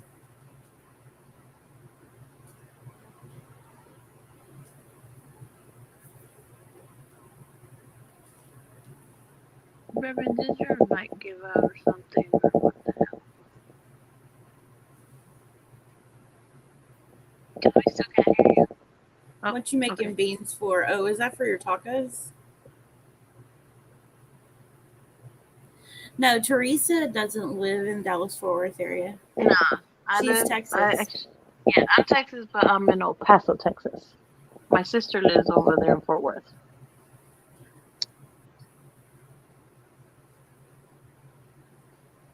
Oh, he needs a new battery, I think.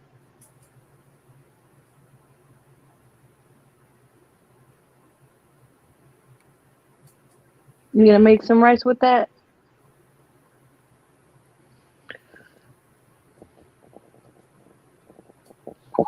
Where's Gamer Chicken?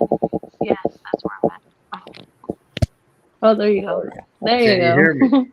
Can you Now hear we can hear you. me? Yay, my battery died. Welcome back. Okay, so what I was saying is, you know where Lone Star Park is. Yeah. I used to go there all the time. I used to go there some with an ex, but that was a long time ago. Now I only go there like for the 4th of July and stuff. I Man. haven't caught a concert there. They have concerts there sometimes. I wish the only thing I wish is my mic would give me a warning before it died. Oh yeah. I Hi, can. Daniel. Nate, hola. Hello. Hey, El Paso, hombre. What's up, Nate and Chattio? Chattio, I've been missing you for like days. I I'm glad know you're it was just hard for me to stream and hop on. I hopped on several streams when I was in Florida, but me streaming Not was mine. impossible. Chattio clicked his Sorry. and he went from sunshine to snowshine. Yep. In a matter of 3.5 hours, yeah, I went from 80 degrees to 26 in like 3.5 hours. Damn it, I should have waited. Yeah, tomorrow's high in Tampa is like 87 degrees. I'm like, fuck, I wish I was there. Oh well. Teresa, thank you for indulging me on today's adventure because I've got like an hour and a half that I've got to cut down to like 20 or 30 minutes possibly. Okay, we should let Nate talk about his day, you guys, because I already know what happened today. Oh, yeah. We should let Nate be happy for a minute Nate. and tell us why he's happy. All right, Yeah. tell us. Go for it, Nate. Hey, if you got a picture, yeah, that too. I can't. I'm on my tablet here, and I got two phones in front of me. So, and only one phone has the pictures. You just have to go to my Instagram, Lazy Nate TV. Oh, now you're making this work. Yeah, I know. I could share the picture you sent me. Oh, there you go. Well, I mean, hey, Twisted, if you really, both you and Teresa have it. So if you're on your PC where you can share that video, and we'll leave it at that one. Hold on. Teresa probably is the one that needs to share it because No, Twisted, well, I only have the picture, but I'm on my phone. I would have to send it to my laptop. And Twisted, let me send you a different one that blacks out a certain thing. You dig? Yeah. Okay. Hold on. Yeah, he doesn't want to show his penis. Look at that homebrew. Hey, look. No, I don't. Oh, wow. So should I share the photo? Yes. No, not yet. Not yet. Okay. Let me make sure this is the edited video. Only 38 seconds, folks. It's no big deal. Okay. Chattio RB wants to know what you're drinking there. It's a homebrew of my winter ale. So this was batch number 3, and you can see the carbonation coming up in it, and it's retaining the head. So I done good on that one. Well, he said, "Stop showing off your nice head." It looks nice. I finally got a haircut. Thanks for asking. Texas Gamer Chick, what city are you in? I know you're around here too. I know all these people in Texas, but Texas is a huge state. You know? Yeah. Yeah, but Yes. It takes me almost half a day to get to Sam and them. Twisted. Yes, that the one I just sent you. If you're going to share one, that will be the one to share. all right, let me go.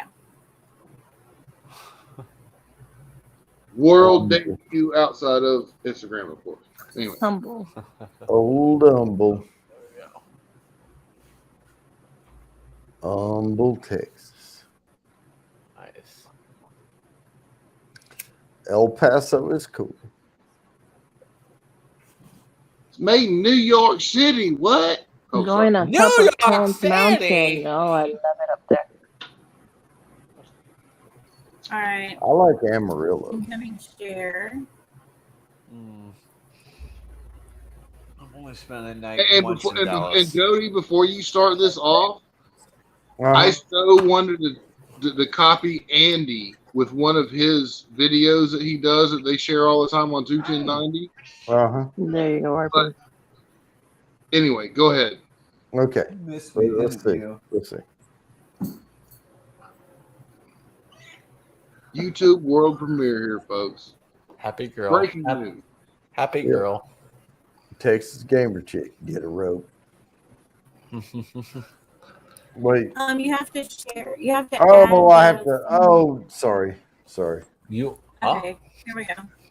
Okay, here we go.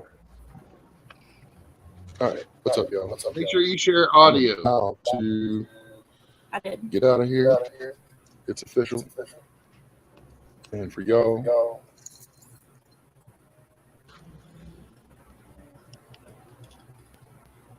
Why is it?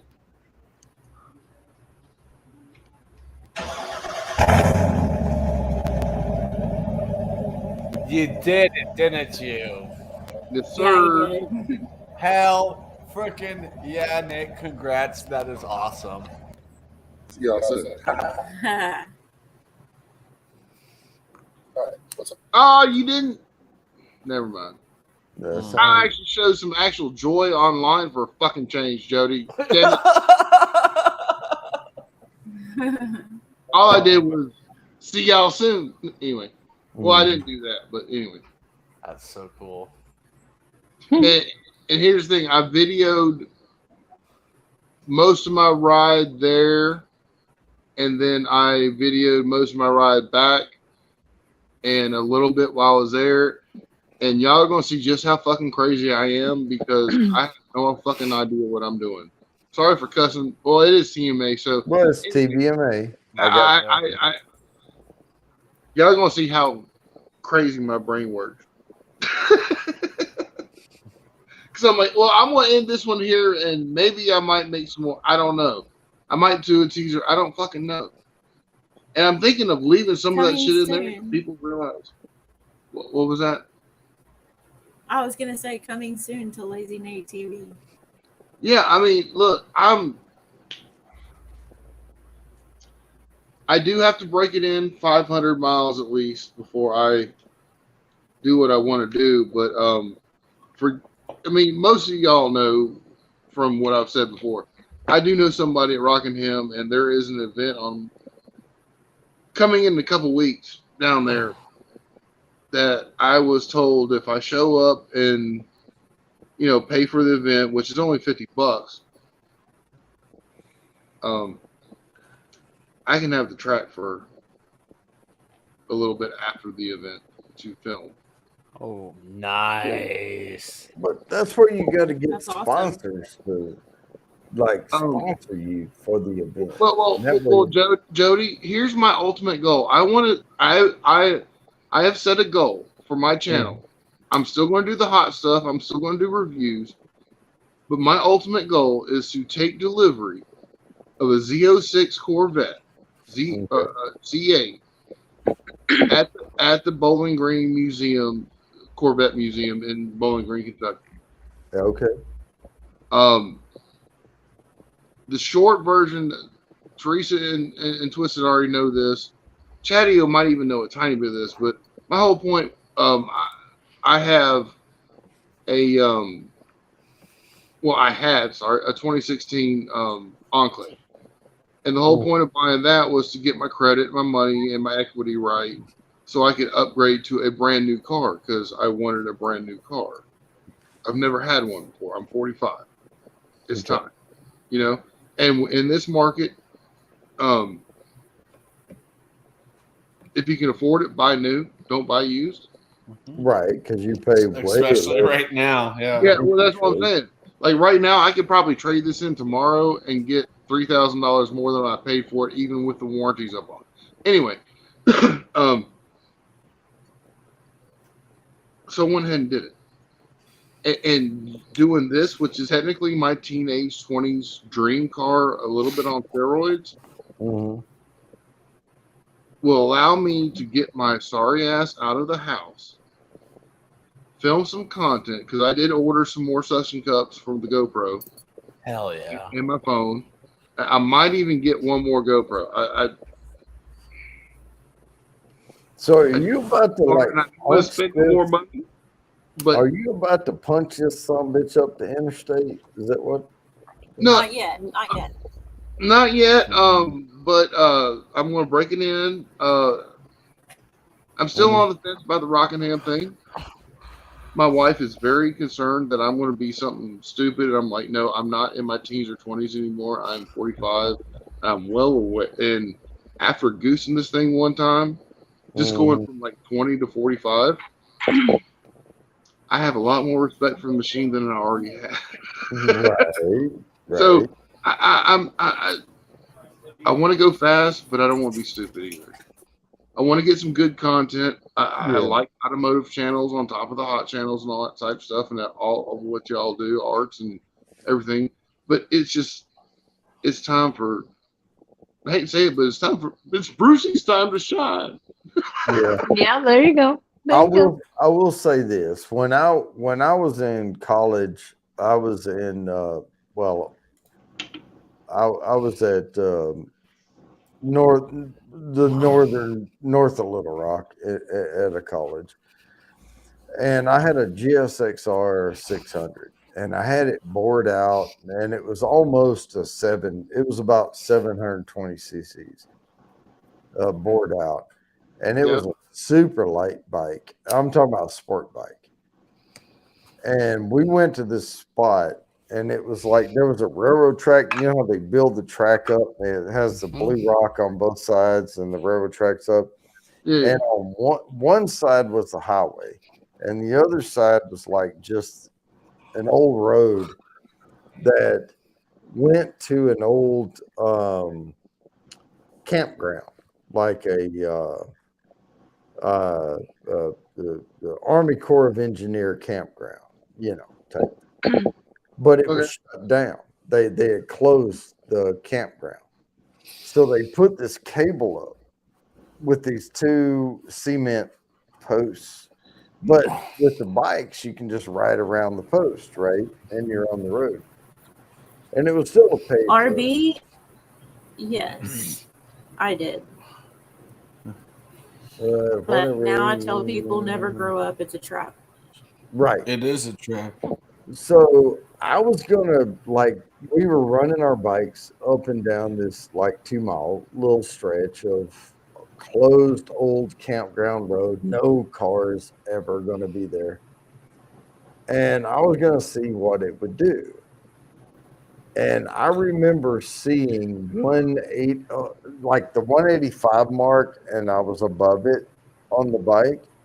And then I saw this black spot fly by me on the road, and I felt the front tire do this. Oh crap.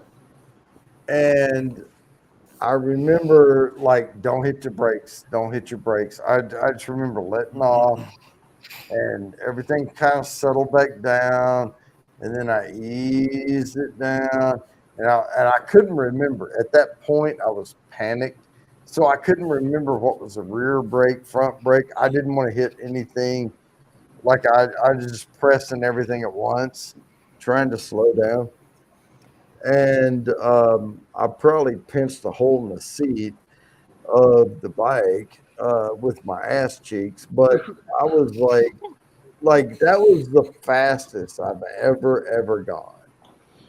And Did you say 185? it was all fun and fucking games until it got to that point. How So, fast did you say you were going, Joe? it was 190.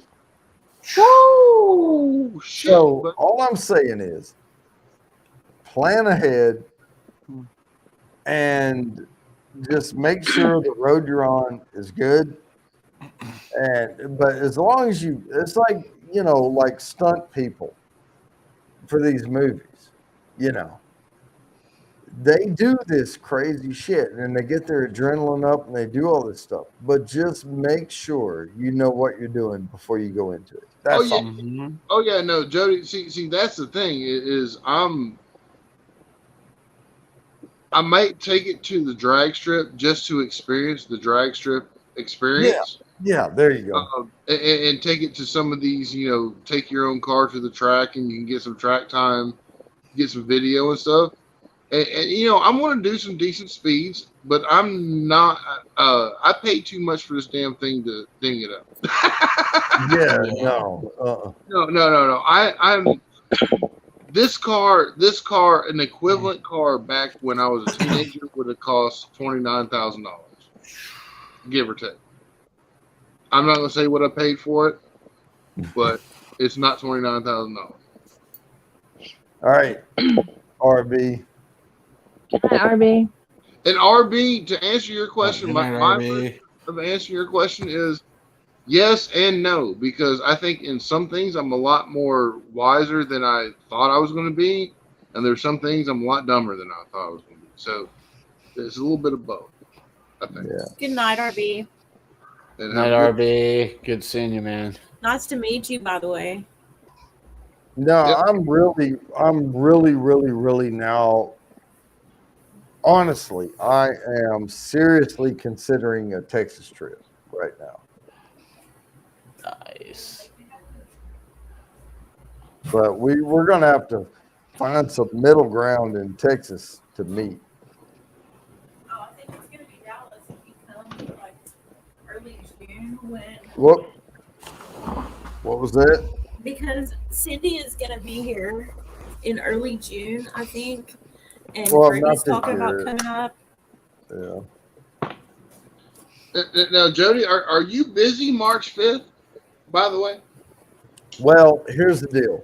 My next excursion is in April. My parents are coming here to visit us, and I'm off that week. Then I'm doing the distillery, the documentary, and I'm taking off in July.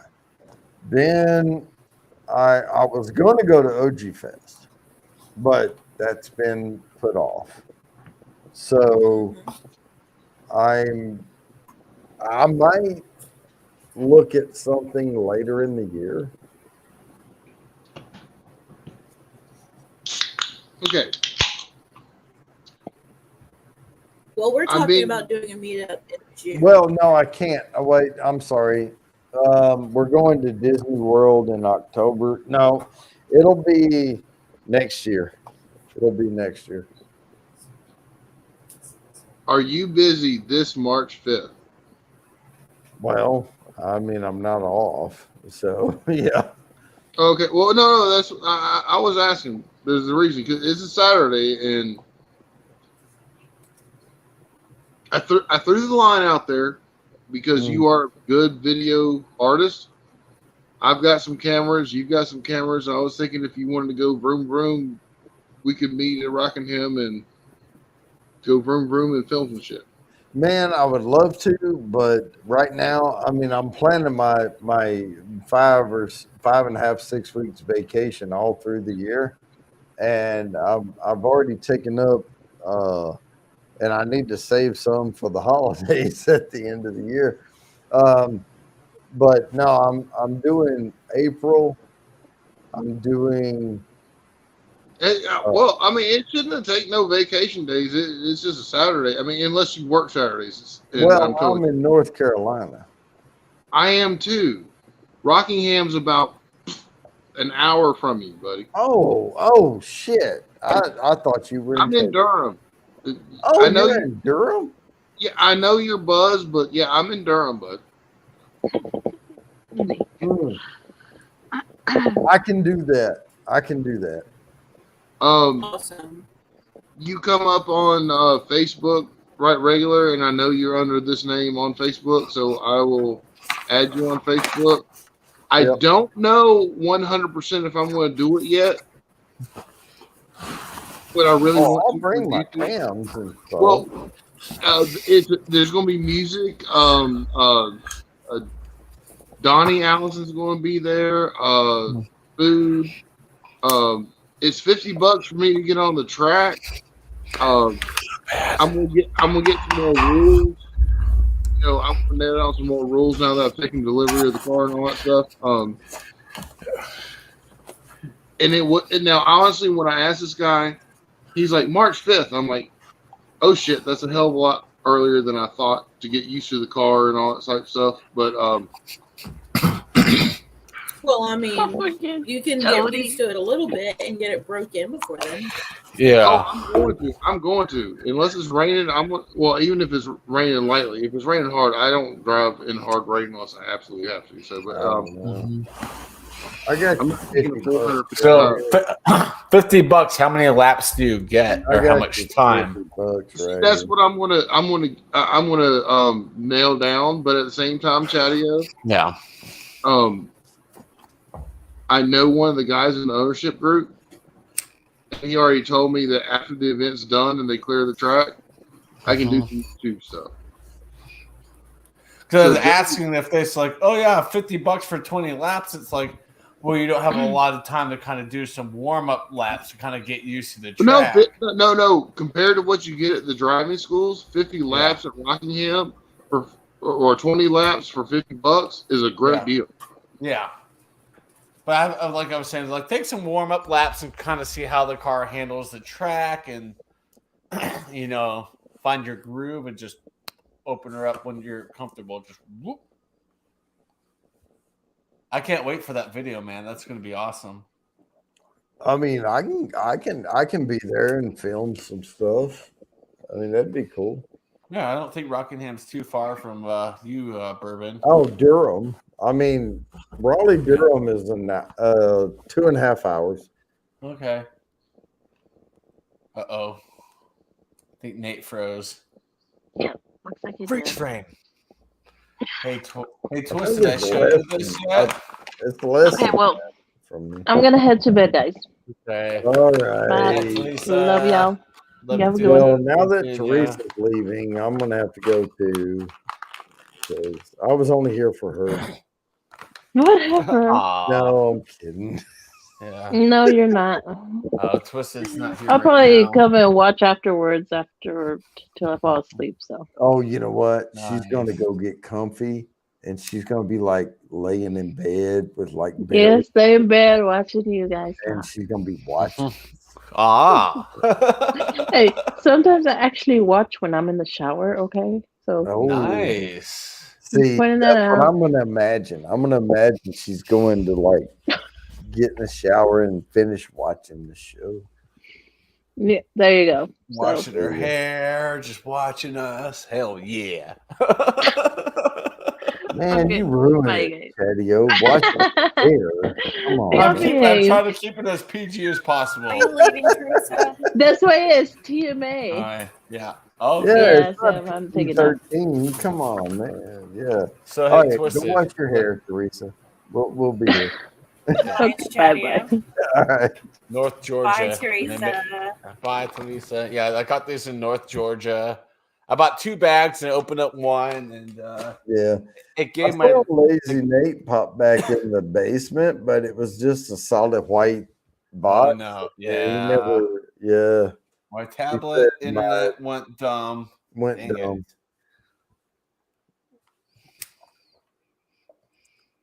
Bucky's. Buc-ee's, yeah. It's based out of Texas, but they have spread out like on the East Coast big time. I think there's like Tennessee locations, there's 2 Georgia locations, 3 Oh my Florida God. locations. So Buc-ee's yeah. is all over the fucking place, man. Dude, it's they're building one in northern Colorado. It's kind of far from me, but they're putting one in Colorado, which is promising to hopefully get one around here. That's awesome, dude. I went in there. I'm like, sweet. Bought a bunch of. I bought the Trailblazing Crunch. I have a little left. All right.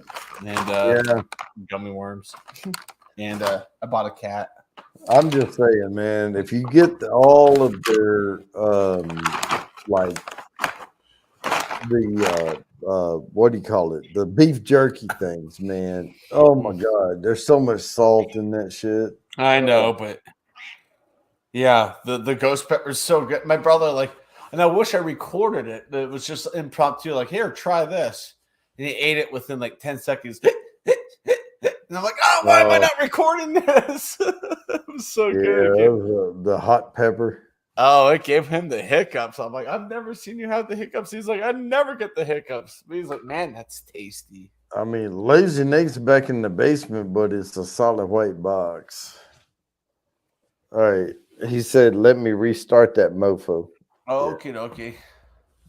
Yeah, we'll wait on you. We'll wait. Yeah. Mm-hmm. So, yeah, if he comes back, man, we'll jump him back up here.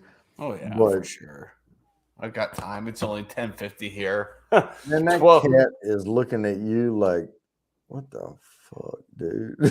The other 2 cats were pissed when I walked in the door, and she was the only one that was happy to see me. Right? Well, she looks real happy right now. That's just her face. She's purring like a motorboat right now, huh?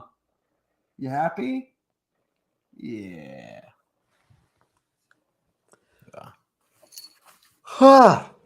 And I feel bad because I was home literally for an hour, then I disappeared and played trivia tonight. We did well, but we screwed up the last question, so 0 points. And throughout the rest of the game, we missed 1 question.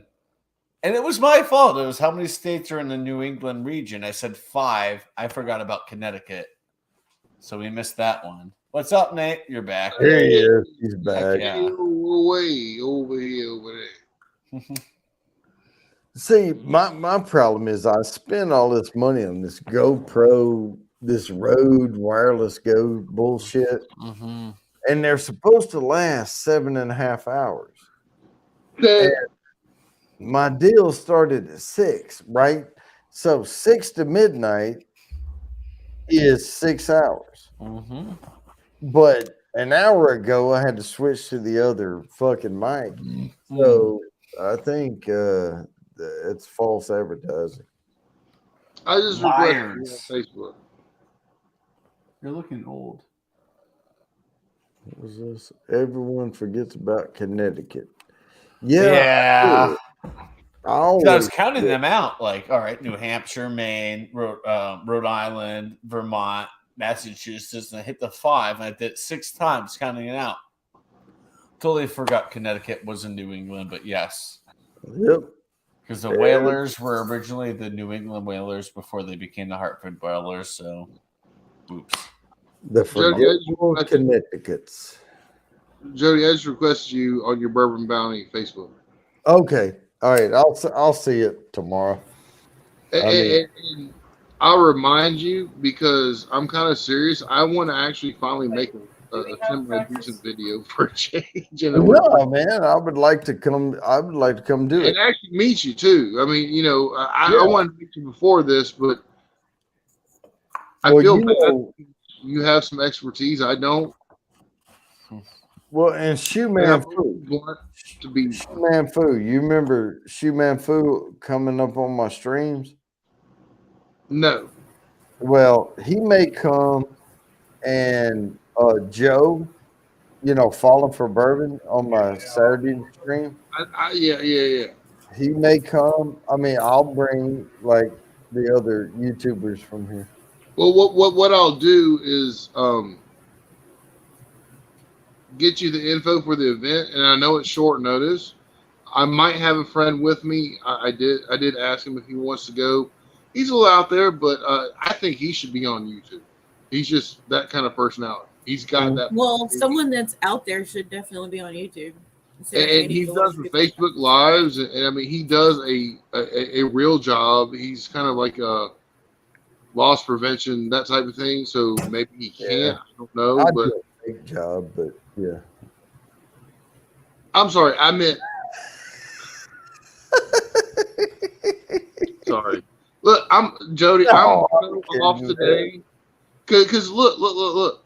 So on New Year's, one of the toilets kind of exploded and leaked down through the ceiling from the second floor. And, we got ServPro out here. We got them to, stop it, fix it, and all that type of shit. It was taking about a month and a half for them to get out here for the repairs, partly because of insurance, partly because whatever. Well, they're not huge repairs. We got the bathroom fixed. And that's fine. And the downstairs is technically fixed. It just needs a little more repainting on the ceiling. And but the thing was, like, they were supposed to do most of that on Monday. And allegedly it was supposed to be not noisy. And allegedly it was supposed to be this. And it was all the above. Monday they came and they patched the hole that they had cut out to make sure that, where the water had gone and all that stuff. But so they patched that, and which had to dry, fair enough, you know what I mean? And then Tuesday they just kind of showed up and they tinted out the downstairs and repainted the ceiling and up, they fixed the bathroom, which, okay, well, there's some places that need to be touched up after the paint dried, not a big deal. And but it was supposed to be like they're supposed to come tomorrow. Well, they showed up about 9 o'clock this morning, and my wife, who works from home for Fiserv, she had to send them away because she's been on calls all day. Then I had some stuff to do. My son had a doctor's appointment this afternoon. That was the whole reason for them showing up tomorrow. They showed up like right when I was supposed to go to do this adventure again. And it's kind of like, no, y'all motherfuckers need to wait till Thursday or tomorrow. No.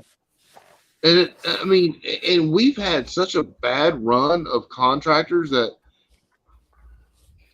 have had a multiple day installation / fix that just decide to show up whenever the hell they want. And with my wife working from home, and she's on calls with like these banks that are these huge banks, and she can't have this shit. You know what I mean?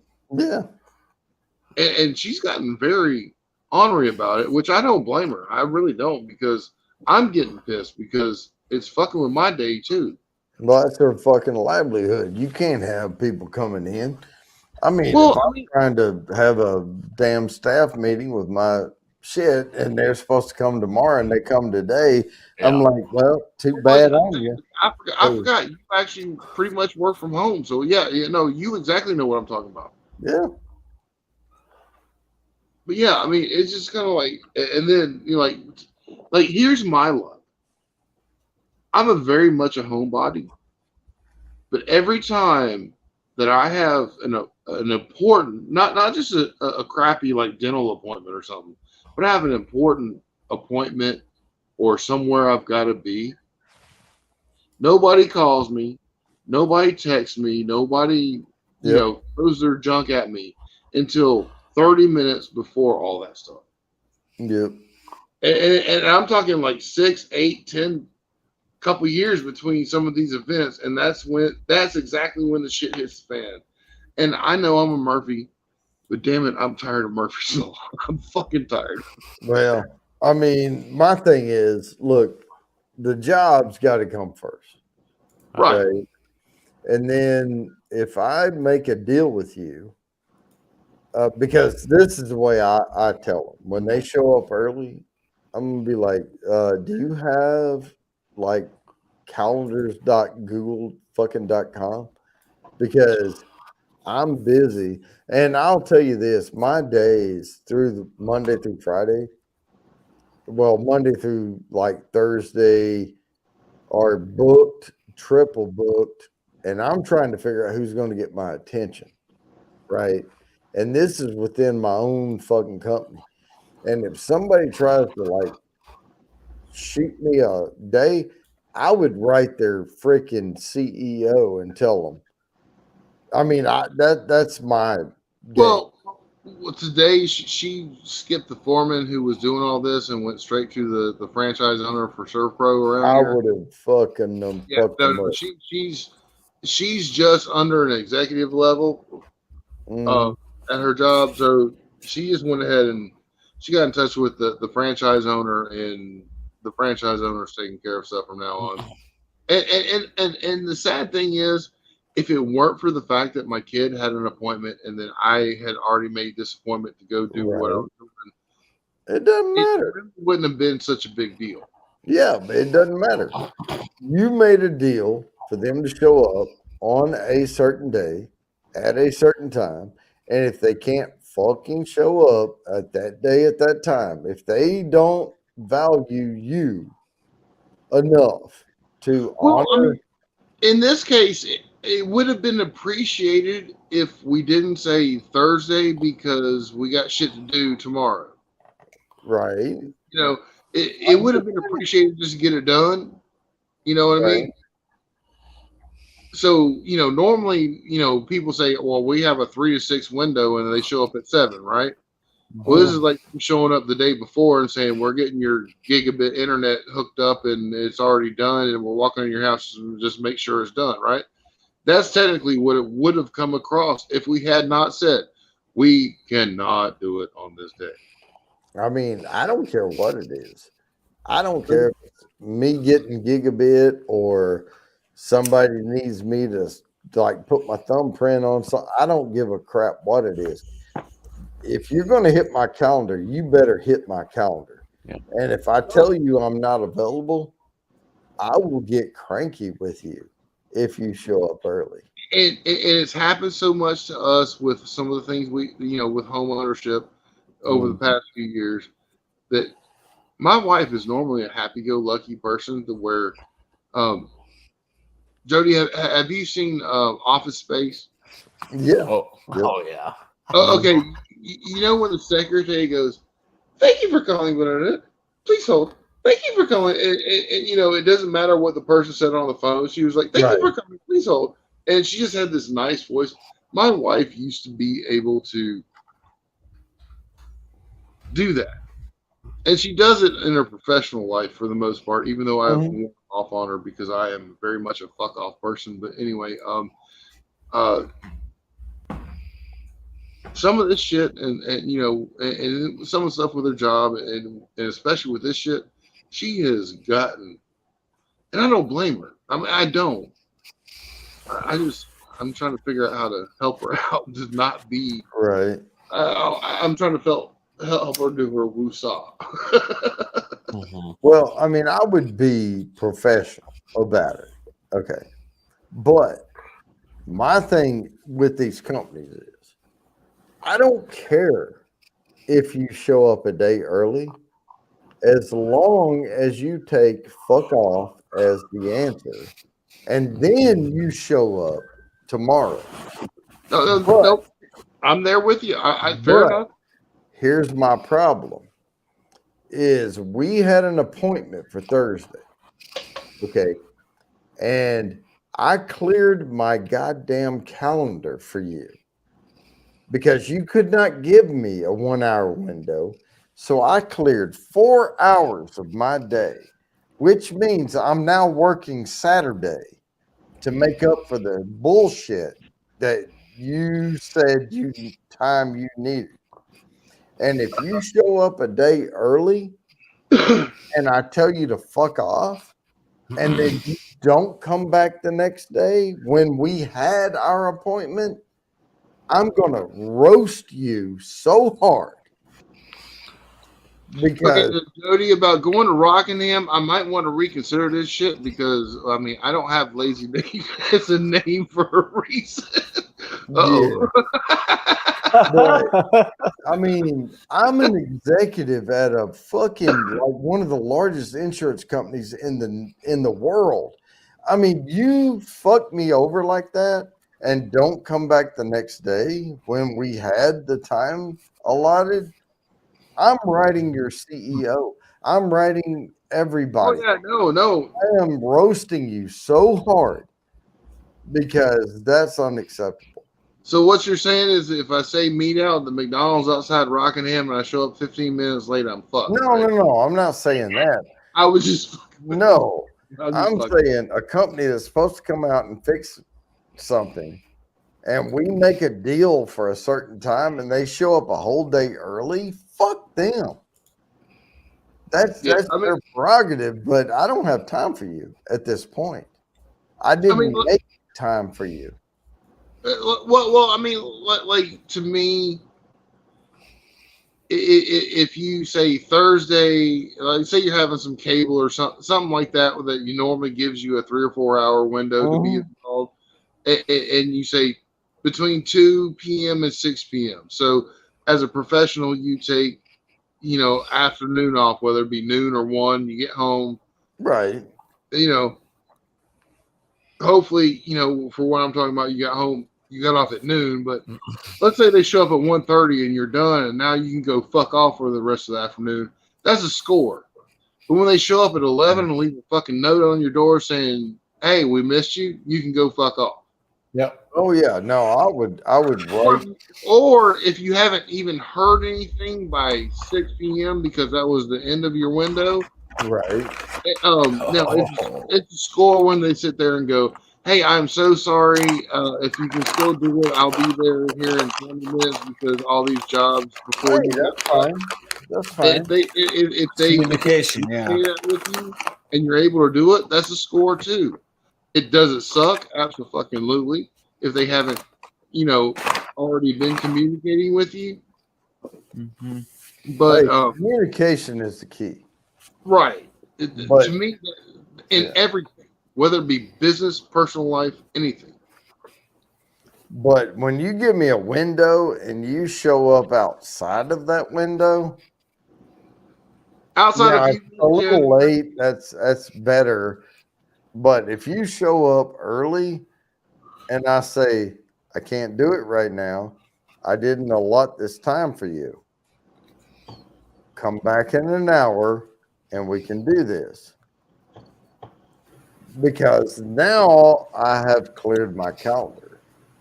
And if they can't accommodate that when their window is 4 hours, fuck them. Fuck them.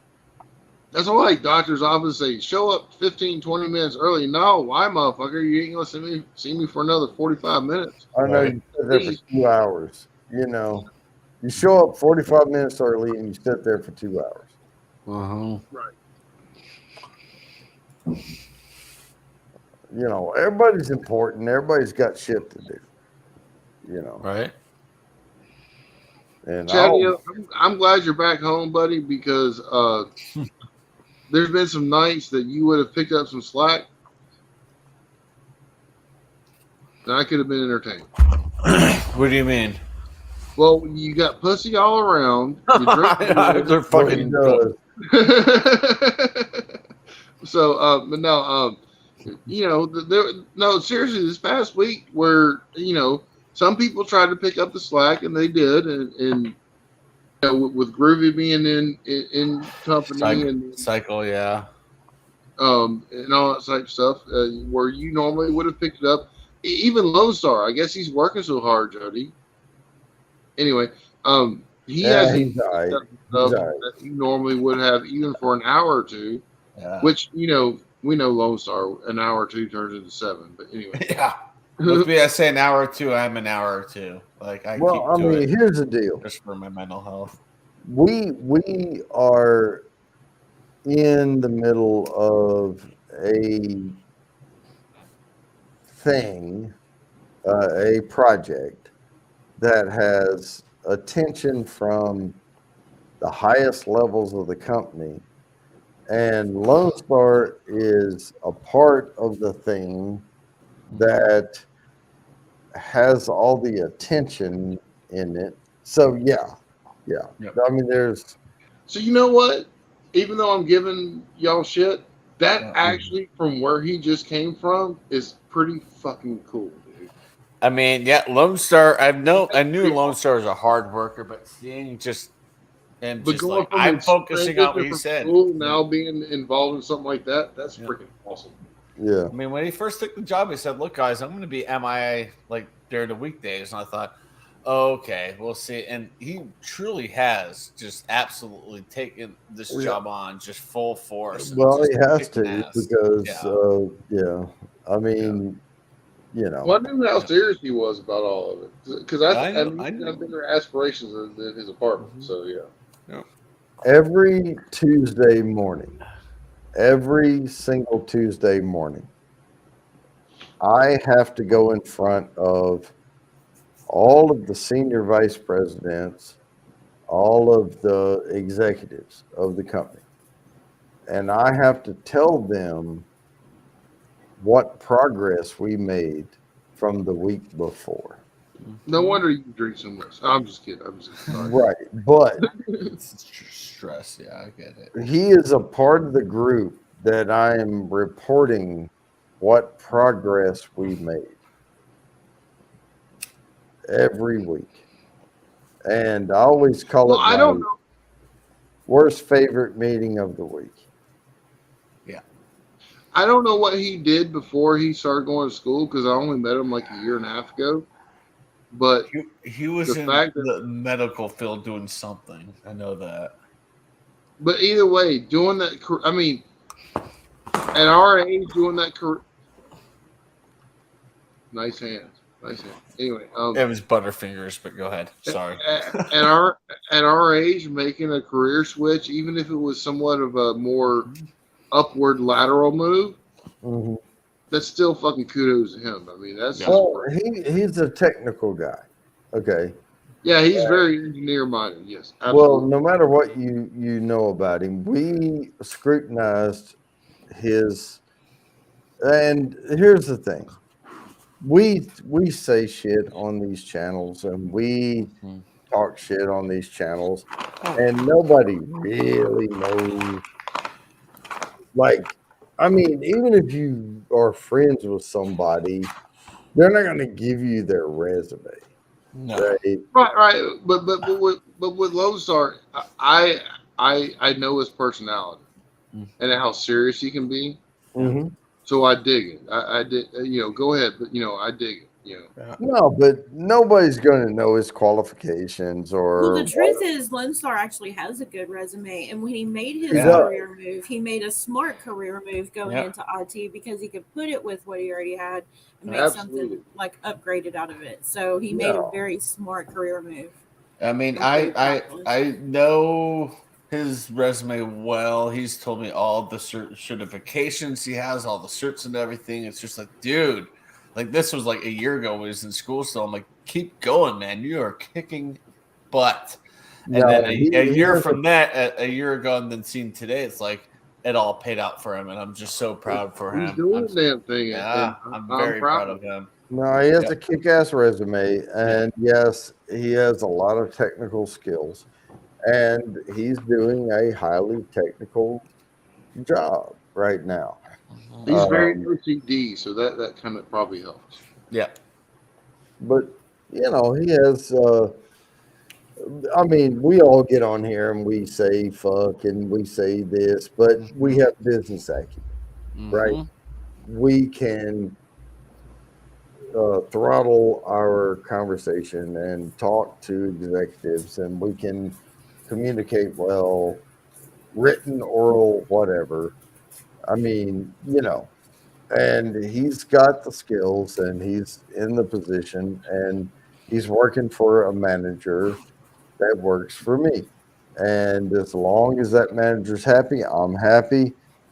So, there we go. No, that's cool. Yeah. I am a little skeptical about the whole YouTube, connection, but at the same time, I really am rooting for it to work out perfectly. They're making it work. Well, here's the deal. Like RB that was on here earlier, he truly is the mayor. And Oh, What- I forgot the name of the town, but yeah, that's insane. Robbinsville. in the Colony. colony. Yeah, that's so cool. I mean, and What he's is- a connection, but if you knew who I was friends with on Facebook, you would probably freak out. Would I? I don't know. I wouldn't. I'd probably just maybe go, not. hell yeah, or heck yeah, man, that's awesome, Who are you friends But- with, Jerry? No, I'm not. It's like Pulitzer Prize winning authors,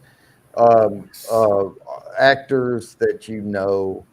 I mean, I'm friends with a lot of people on my other. That's it, buddy. Come on now. Yeah. That's. No, I'm just.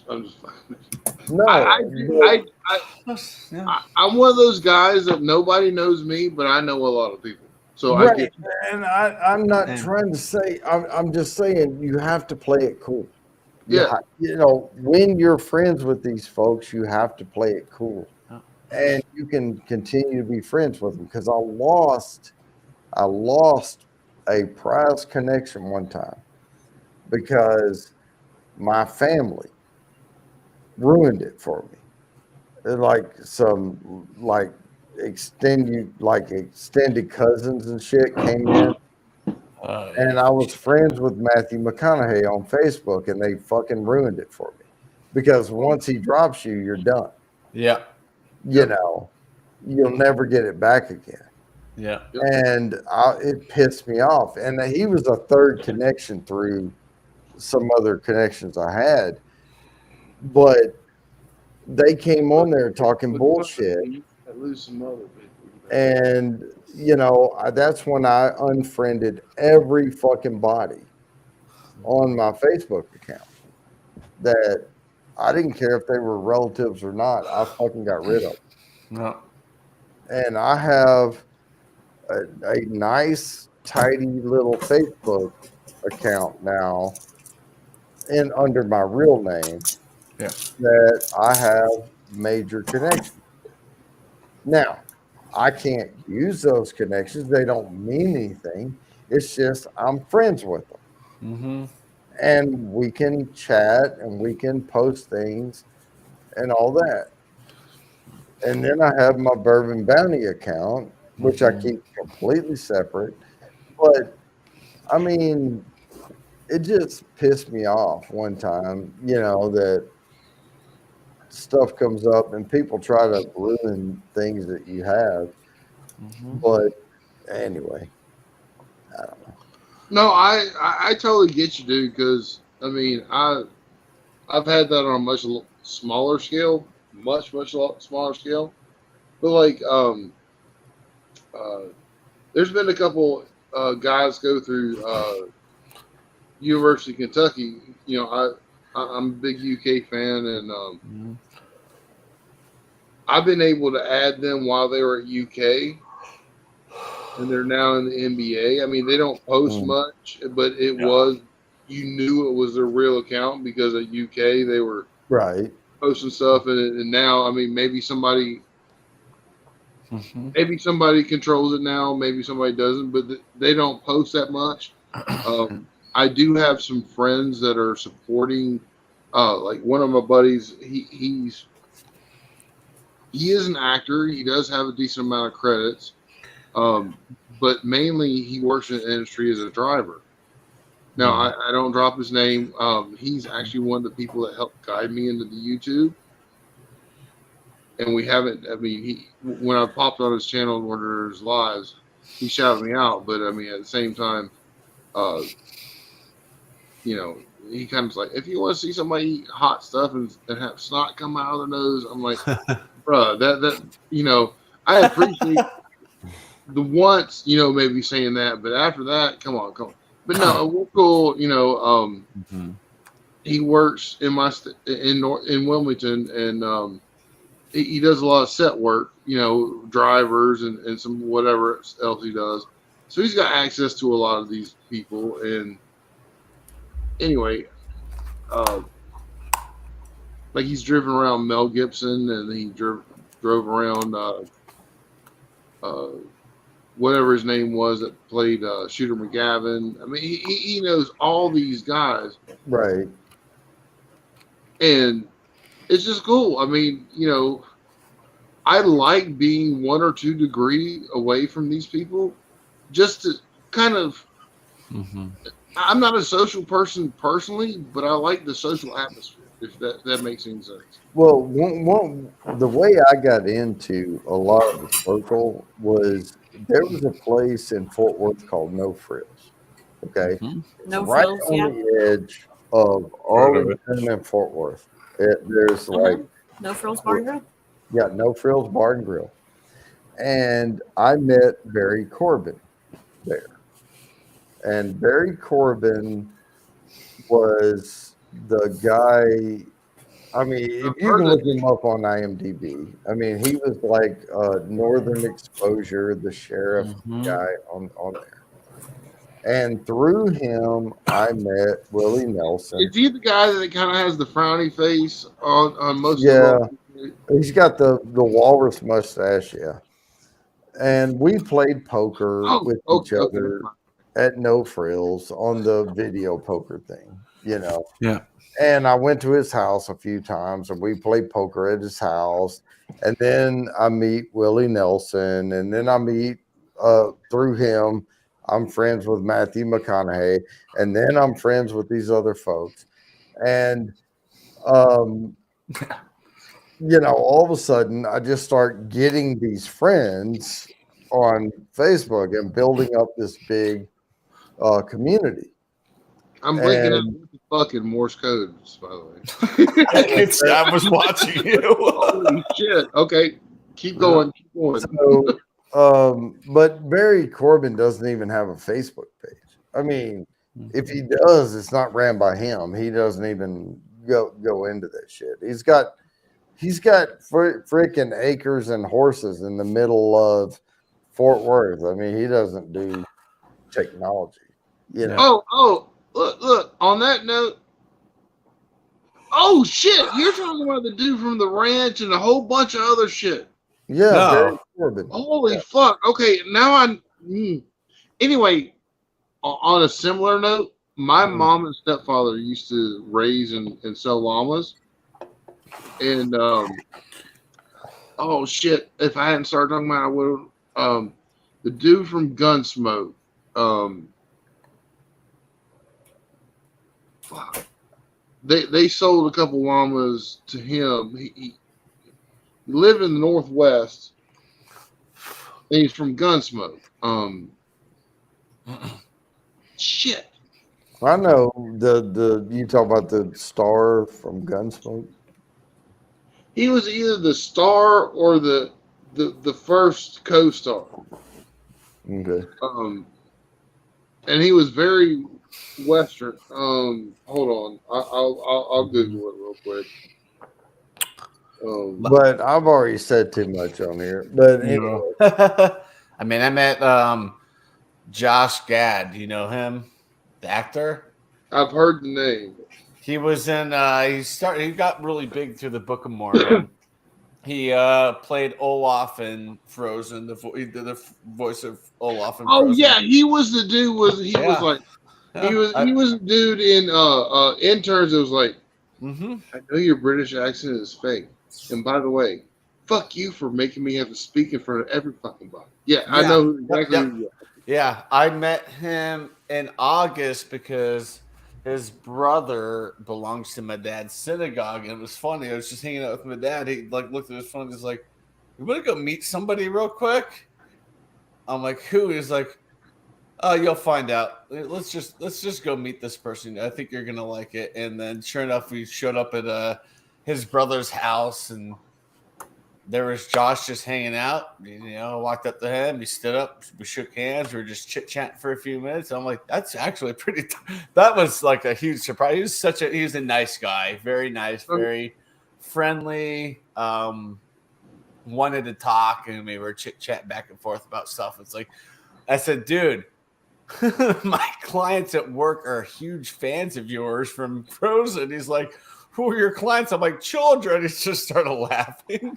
He's like, that's awesome. I'm like, yeah, I work with kids in a library. He's like, that's so cool. I was like, oh, that's awesome, man. It's so cool to meet him, and he's nice. And yeah, I was supposed to see his brother for Super Bowl Sunday at a party, but yeah, his brother didn't show, but that's okay. But it was just cool to meet Josh. It was just random. I'm like, that was like one of the biggest players. That is the biggest player in Hollywood I've ever met. I've met several athletes, and it's just like, just shake their hand, just chit chat with them, and just kind of let them go on with their time. But yeah, Josh was really I've awesome. met a few, but I've never been like Facebook friends with them.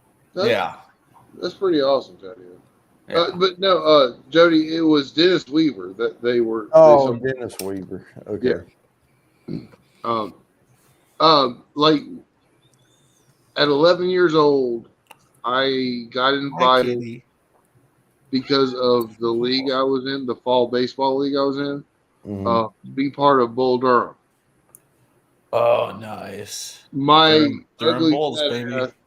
My ugly fat ass is in the little league cash drop scenes, and I think one or two.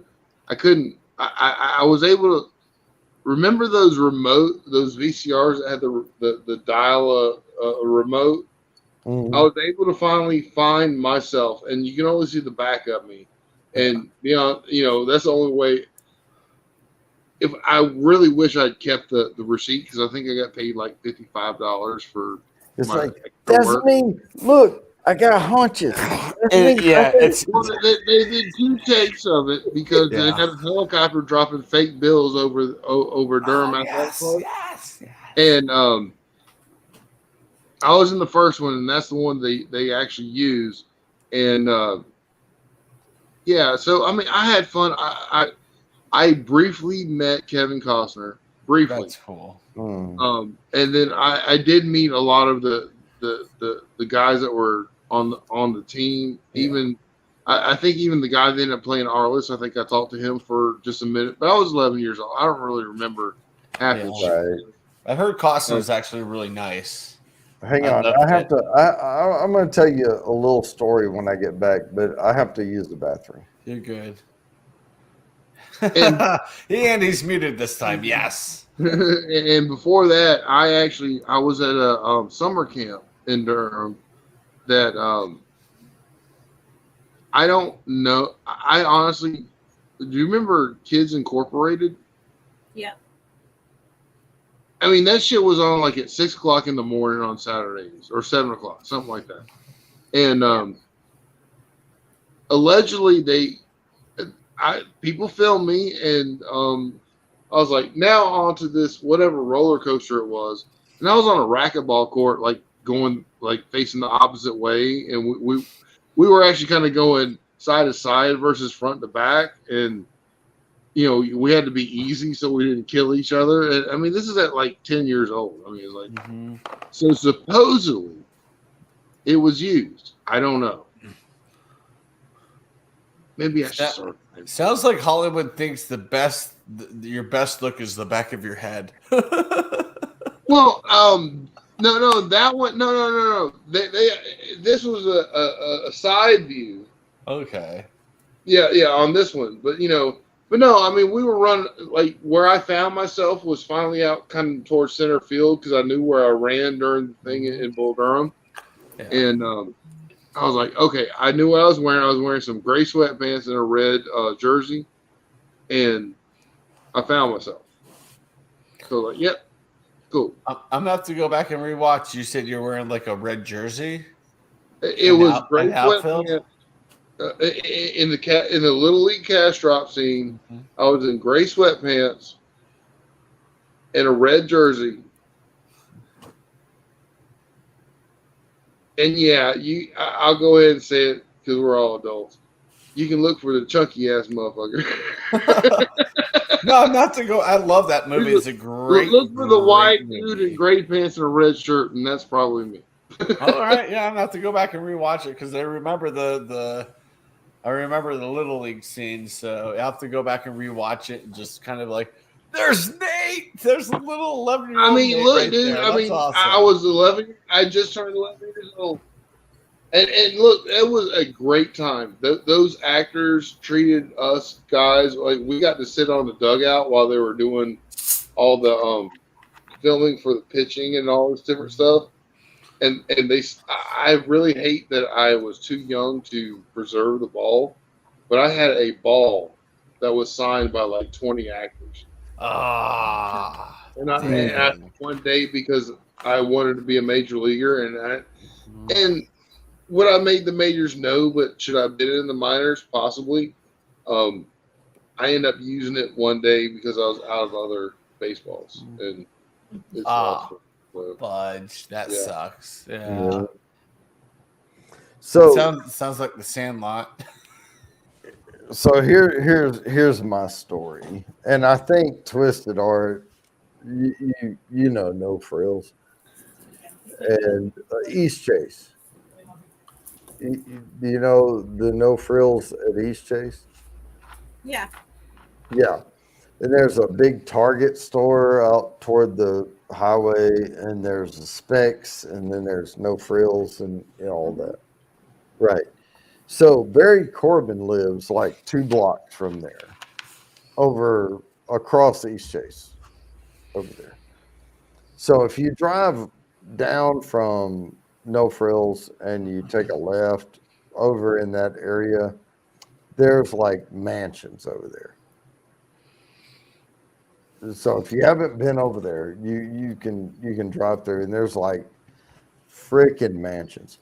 And I lived on the poor class side, the middle poor class, over on the other side. But I was about the same distance away from No Frills. But I would go there after work, and after work I would have a suit on. And when I worked for the hospital, a lot of times we would have we had HEMOC there at the hospital, cancer patients and stuff, and we would have Make-A-Wish, and we would have people like Miley Cyrus come in or whoever and do the thing. And when they would come in, we had to have a suit on, and we were representing the company, and all that. So a lot of times I would have a suit on when I would go into No Frills, and I would go from work, go in there and play video poker for a little bit. Well, Barry never sat on the bar side. Have you been in that No Frills, Samantha? No. Okay. So in the No Frills, if you come in, there's the entry door, and there's like the eating side on the left and the bar side's on the right. And there's a wall that goes right down the middle, and the bar's over here, and people could, well, back then we could smoke in there and all that. Well, Barry sat on the food side, and he would sit. So I just looked on the maps, and that No Frills is 8-minute drive for me. Okay. So Dang. Barry hangs out there all the time, but he never sits on the bar side. He always sits on the food side. And he has a booth, and it's the second, third booth up from the door. And that's where he sits all the time, all the way over on that left wall. And he would never come over to the other side because he doesn't like smoking. So we would sit over there around the bar and play video poker, and he's playing video poker from the other room. And one day I was winning a lot on the video poker, which is nothing. It's just bragging rights. I mean, you're not winning anything. And so I got down to the final table with Barry, and I won. And then we got down to the final table again, and I won. And he gets up because he drinks sweet tea over there. And he has to go piss every once in a while because, he's drinking tea. So he comes up, and there's this opening because when you come out of the food side, there's a hallway and there's bathrooms like men, women, right? but there's an opening to the bar. So he walks up to the opening and he looks in. He puts his hands up on each side of the door and he leans in. He said, "Who is Hawk?" And everybody pointed at me. And I'm sitting there with like a suit, like, you know, I have my suit coat and all that. And he said, "I should have known it was a banker." And then he just walks to the bathroom. And I was no more a banker than anybody else. But that was the first time I met Barry Corbin. And That's then hilarious. after that, we got to kind of know each other, playing the video poker and everything. And he would host poker games at his house. Awesome. And we got invited to play poker at his house. And yeah, we played there several nights here and there, you know, off and on. And I got to, you know him, and I got to know some friends of his. And yeah, that's how that kind of got started. That's But pretty that's my whole story. And I know it's like not a super story, but there it is. That is truth. You know, that's just life.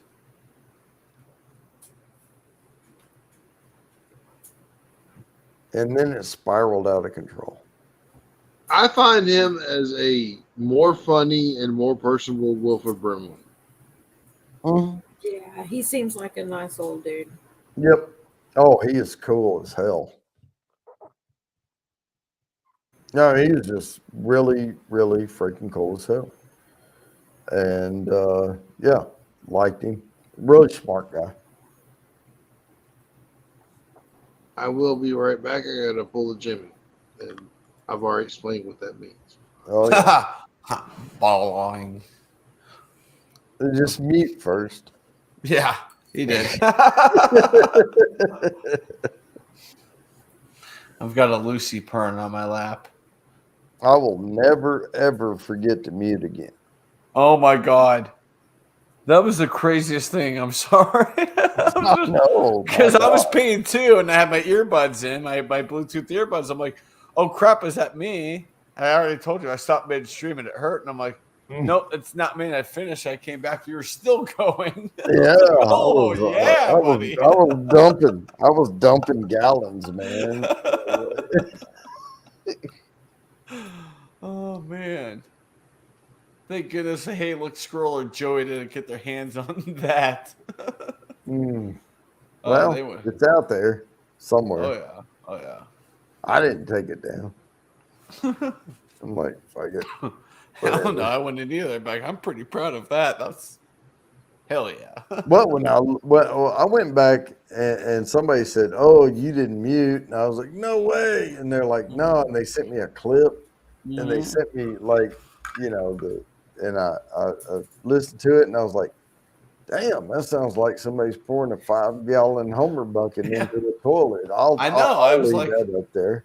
I was listening to it, and then you just walked back in. I'm like, I'm actually pretty impressed. That Yeah, was a powerful piss. Yeah. It was a professional piss right there. Oh my gosh, yeah. Yeah. So I think I don't know if I told you I had 2 interviews this week, one on Monday, one on Tuesday, and I took in what you were saying to me on and off air, and they both went well. Good. So. And we're still waiting for approval on our positions. Like the first job said, and she chuckled. She was like, you know how companies are. They take forever to go through like interviews and stuff. I'm like, sounds like higher education. Sounds like the government. Sounds like corporation. I fully understand. It is a patient process. I can't even get my positions posted right now. And I know what they're doing. I know exactly what they're doing. They're biding their time because every week we wait, every month we wait, it's less from the bottom line of this year. Exactly. And that's Yeah. how they all operate. And I know that's how they all operate. Like, I fully understand that, especially working for my previous employer. Yeah, that's exactly what they would do. I'm like, we need these filled. We're shorthanded and we're struggling. We're hurting. We need these filled. I mean, hell, at the library at one point, running an entire department, there were 3 people: the supervisor, a library assistant, and myself for 2.5 months. We had another library assistant that was on payroll, but she was on maternity leave. And when she finally came back, we're like, thank freaking God you're back. I'm So gonna give yeah. Peter. I'm gonna give Peter about another week or so, and then I'm gonna send him an email expressing my concern. Yep. And I will tell him we're about to start losing the people we have if we can't augment staff with the people we asked for, and then he'll move. He will. Yeah, that's a good way to put it, because it's like we have this many people doing this many people's of work. That's horrible English. I'm sorry, but you know what I mean. Mhm. It's like we have, okay, let's say 6 people doing 10 people. The work that takes usually 10 people, but 6 people are doing it. People are getting burned out, and they're not going to last. And that's Well, just, I mean, it's one of those things where Twisted, I need you to work an extra 2 hours a day.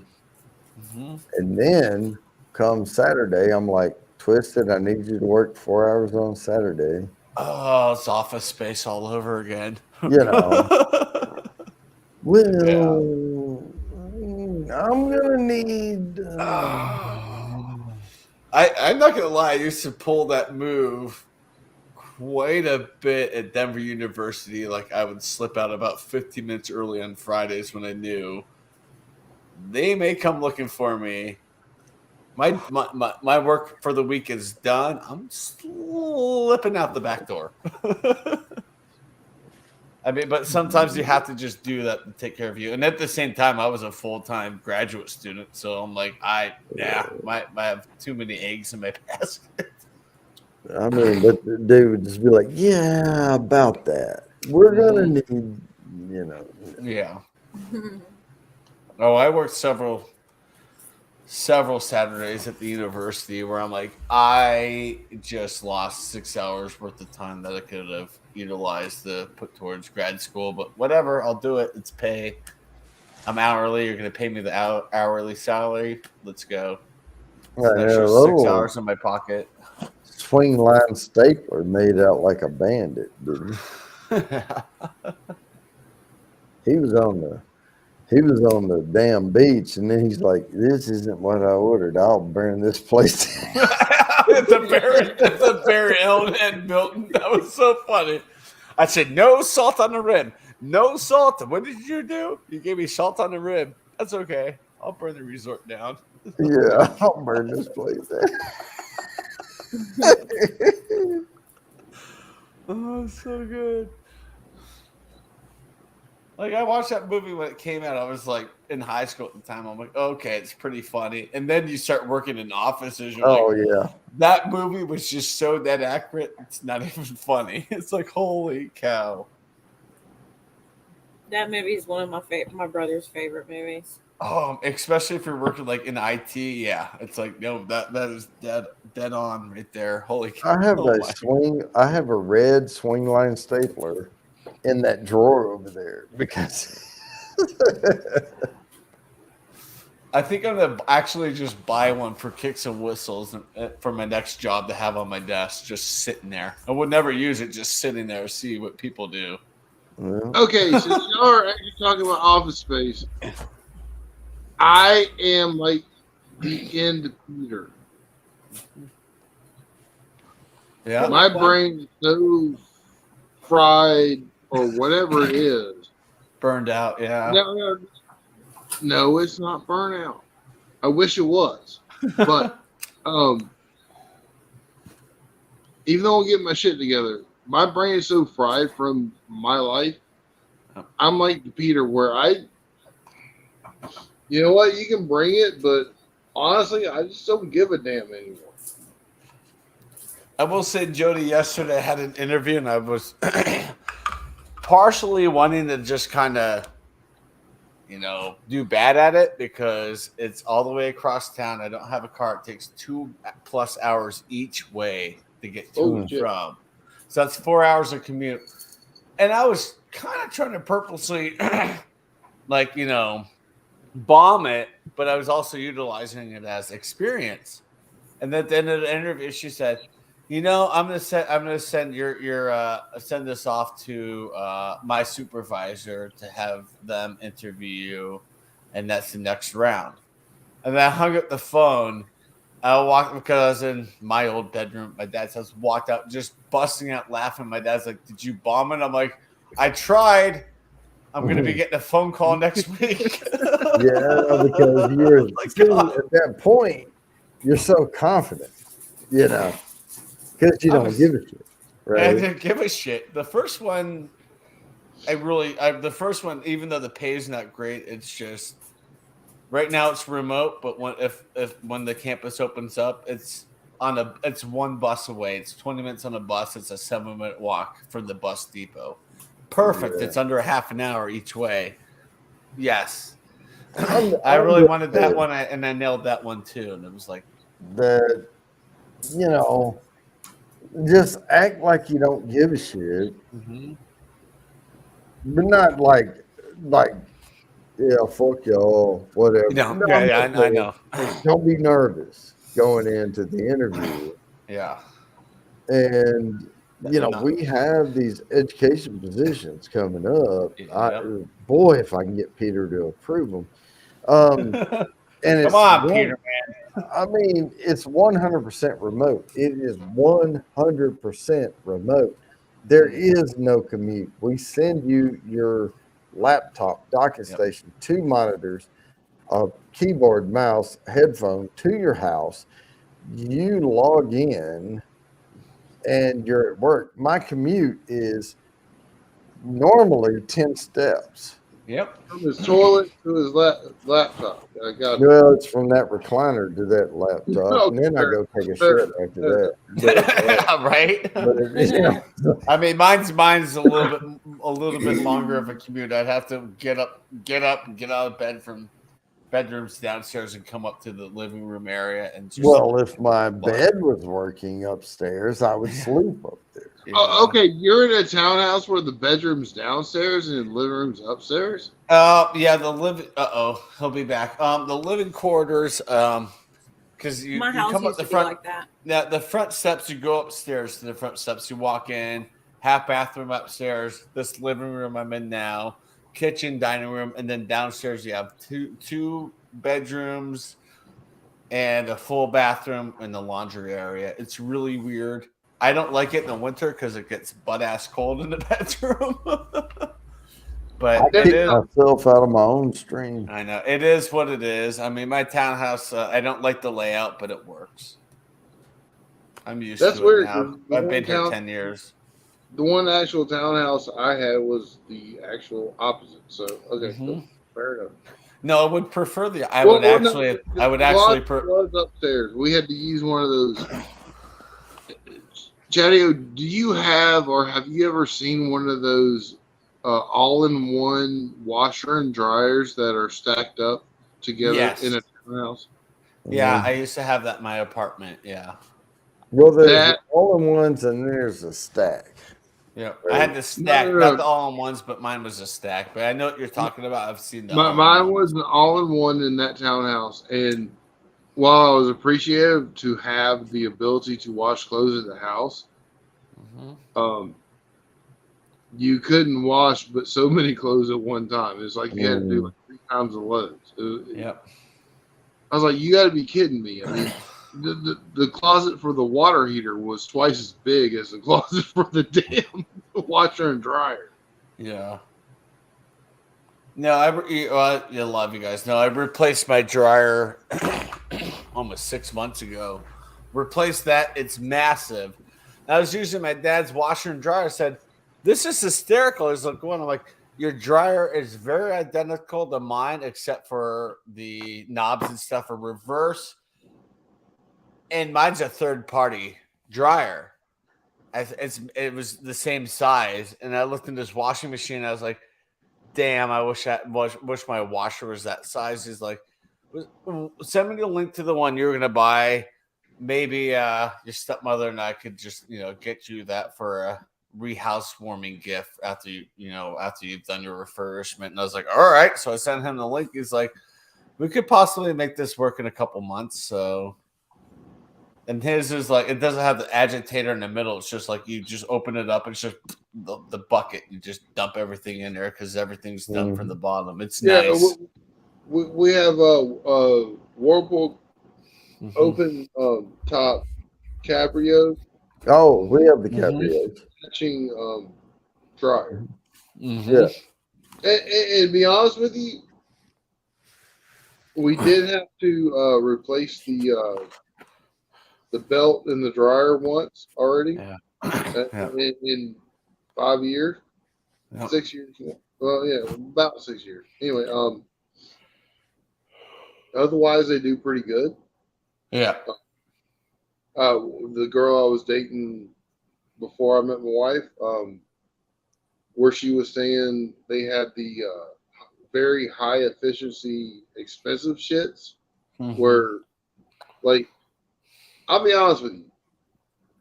Everything I know about cleaning clothes is the best thing to do is soak them sons of bitches in soap and water and make sure everything's damp.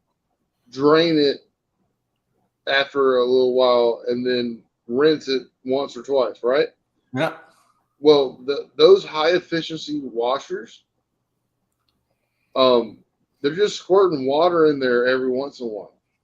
And it's almost like a dryer, but they're squirting water. And I'm like, bruh, I realize this is high efficiency. Yeah. Are my dirty drawers actually getting washed or are they just... I got fart stains in my shit, man. Come on. Right. We're guys.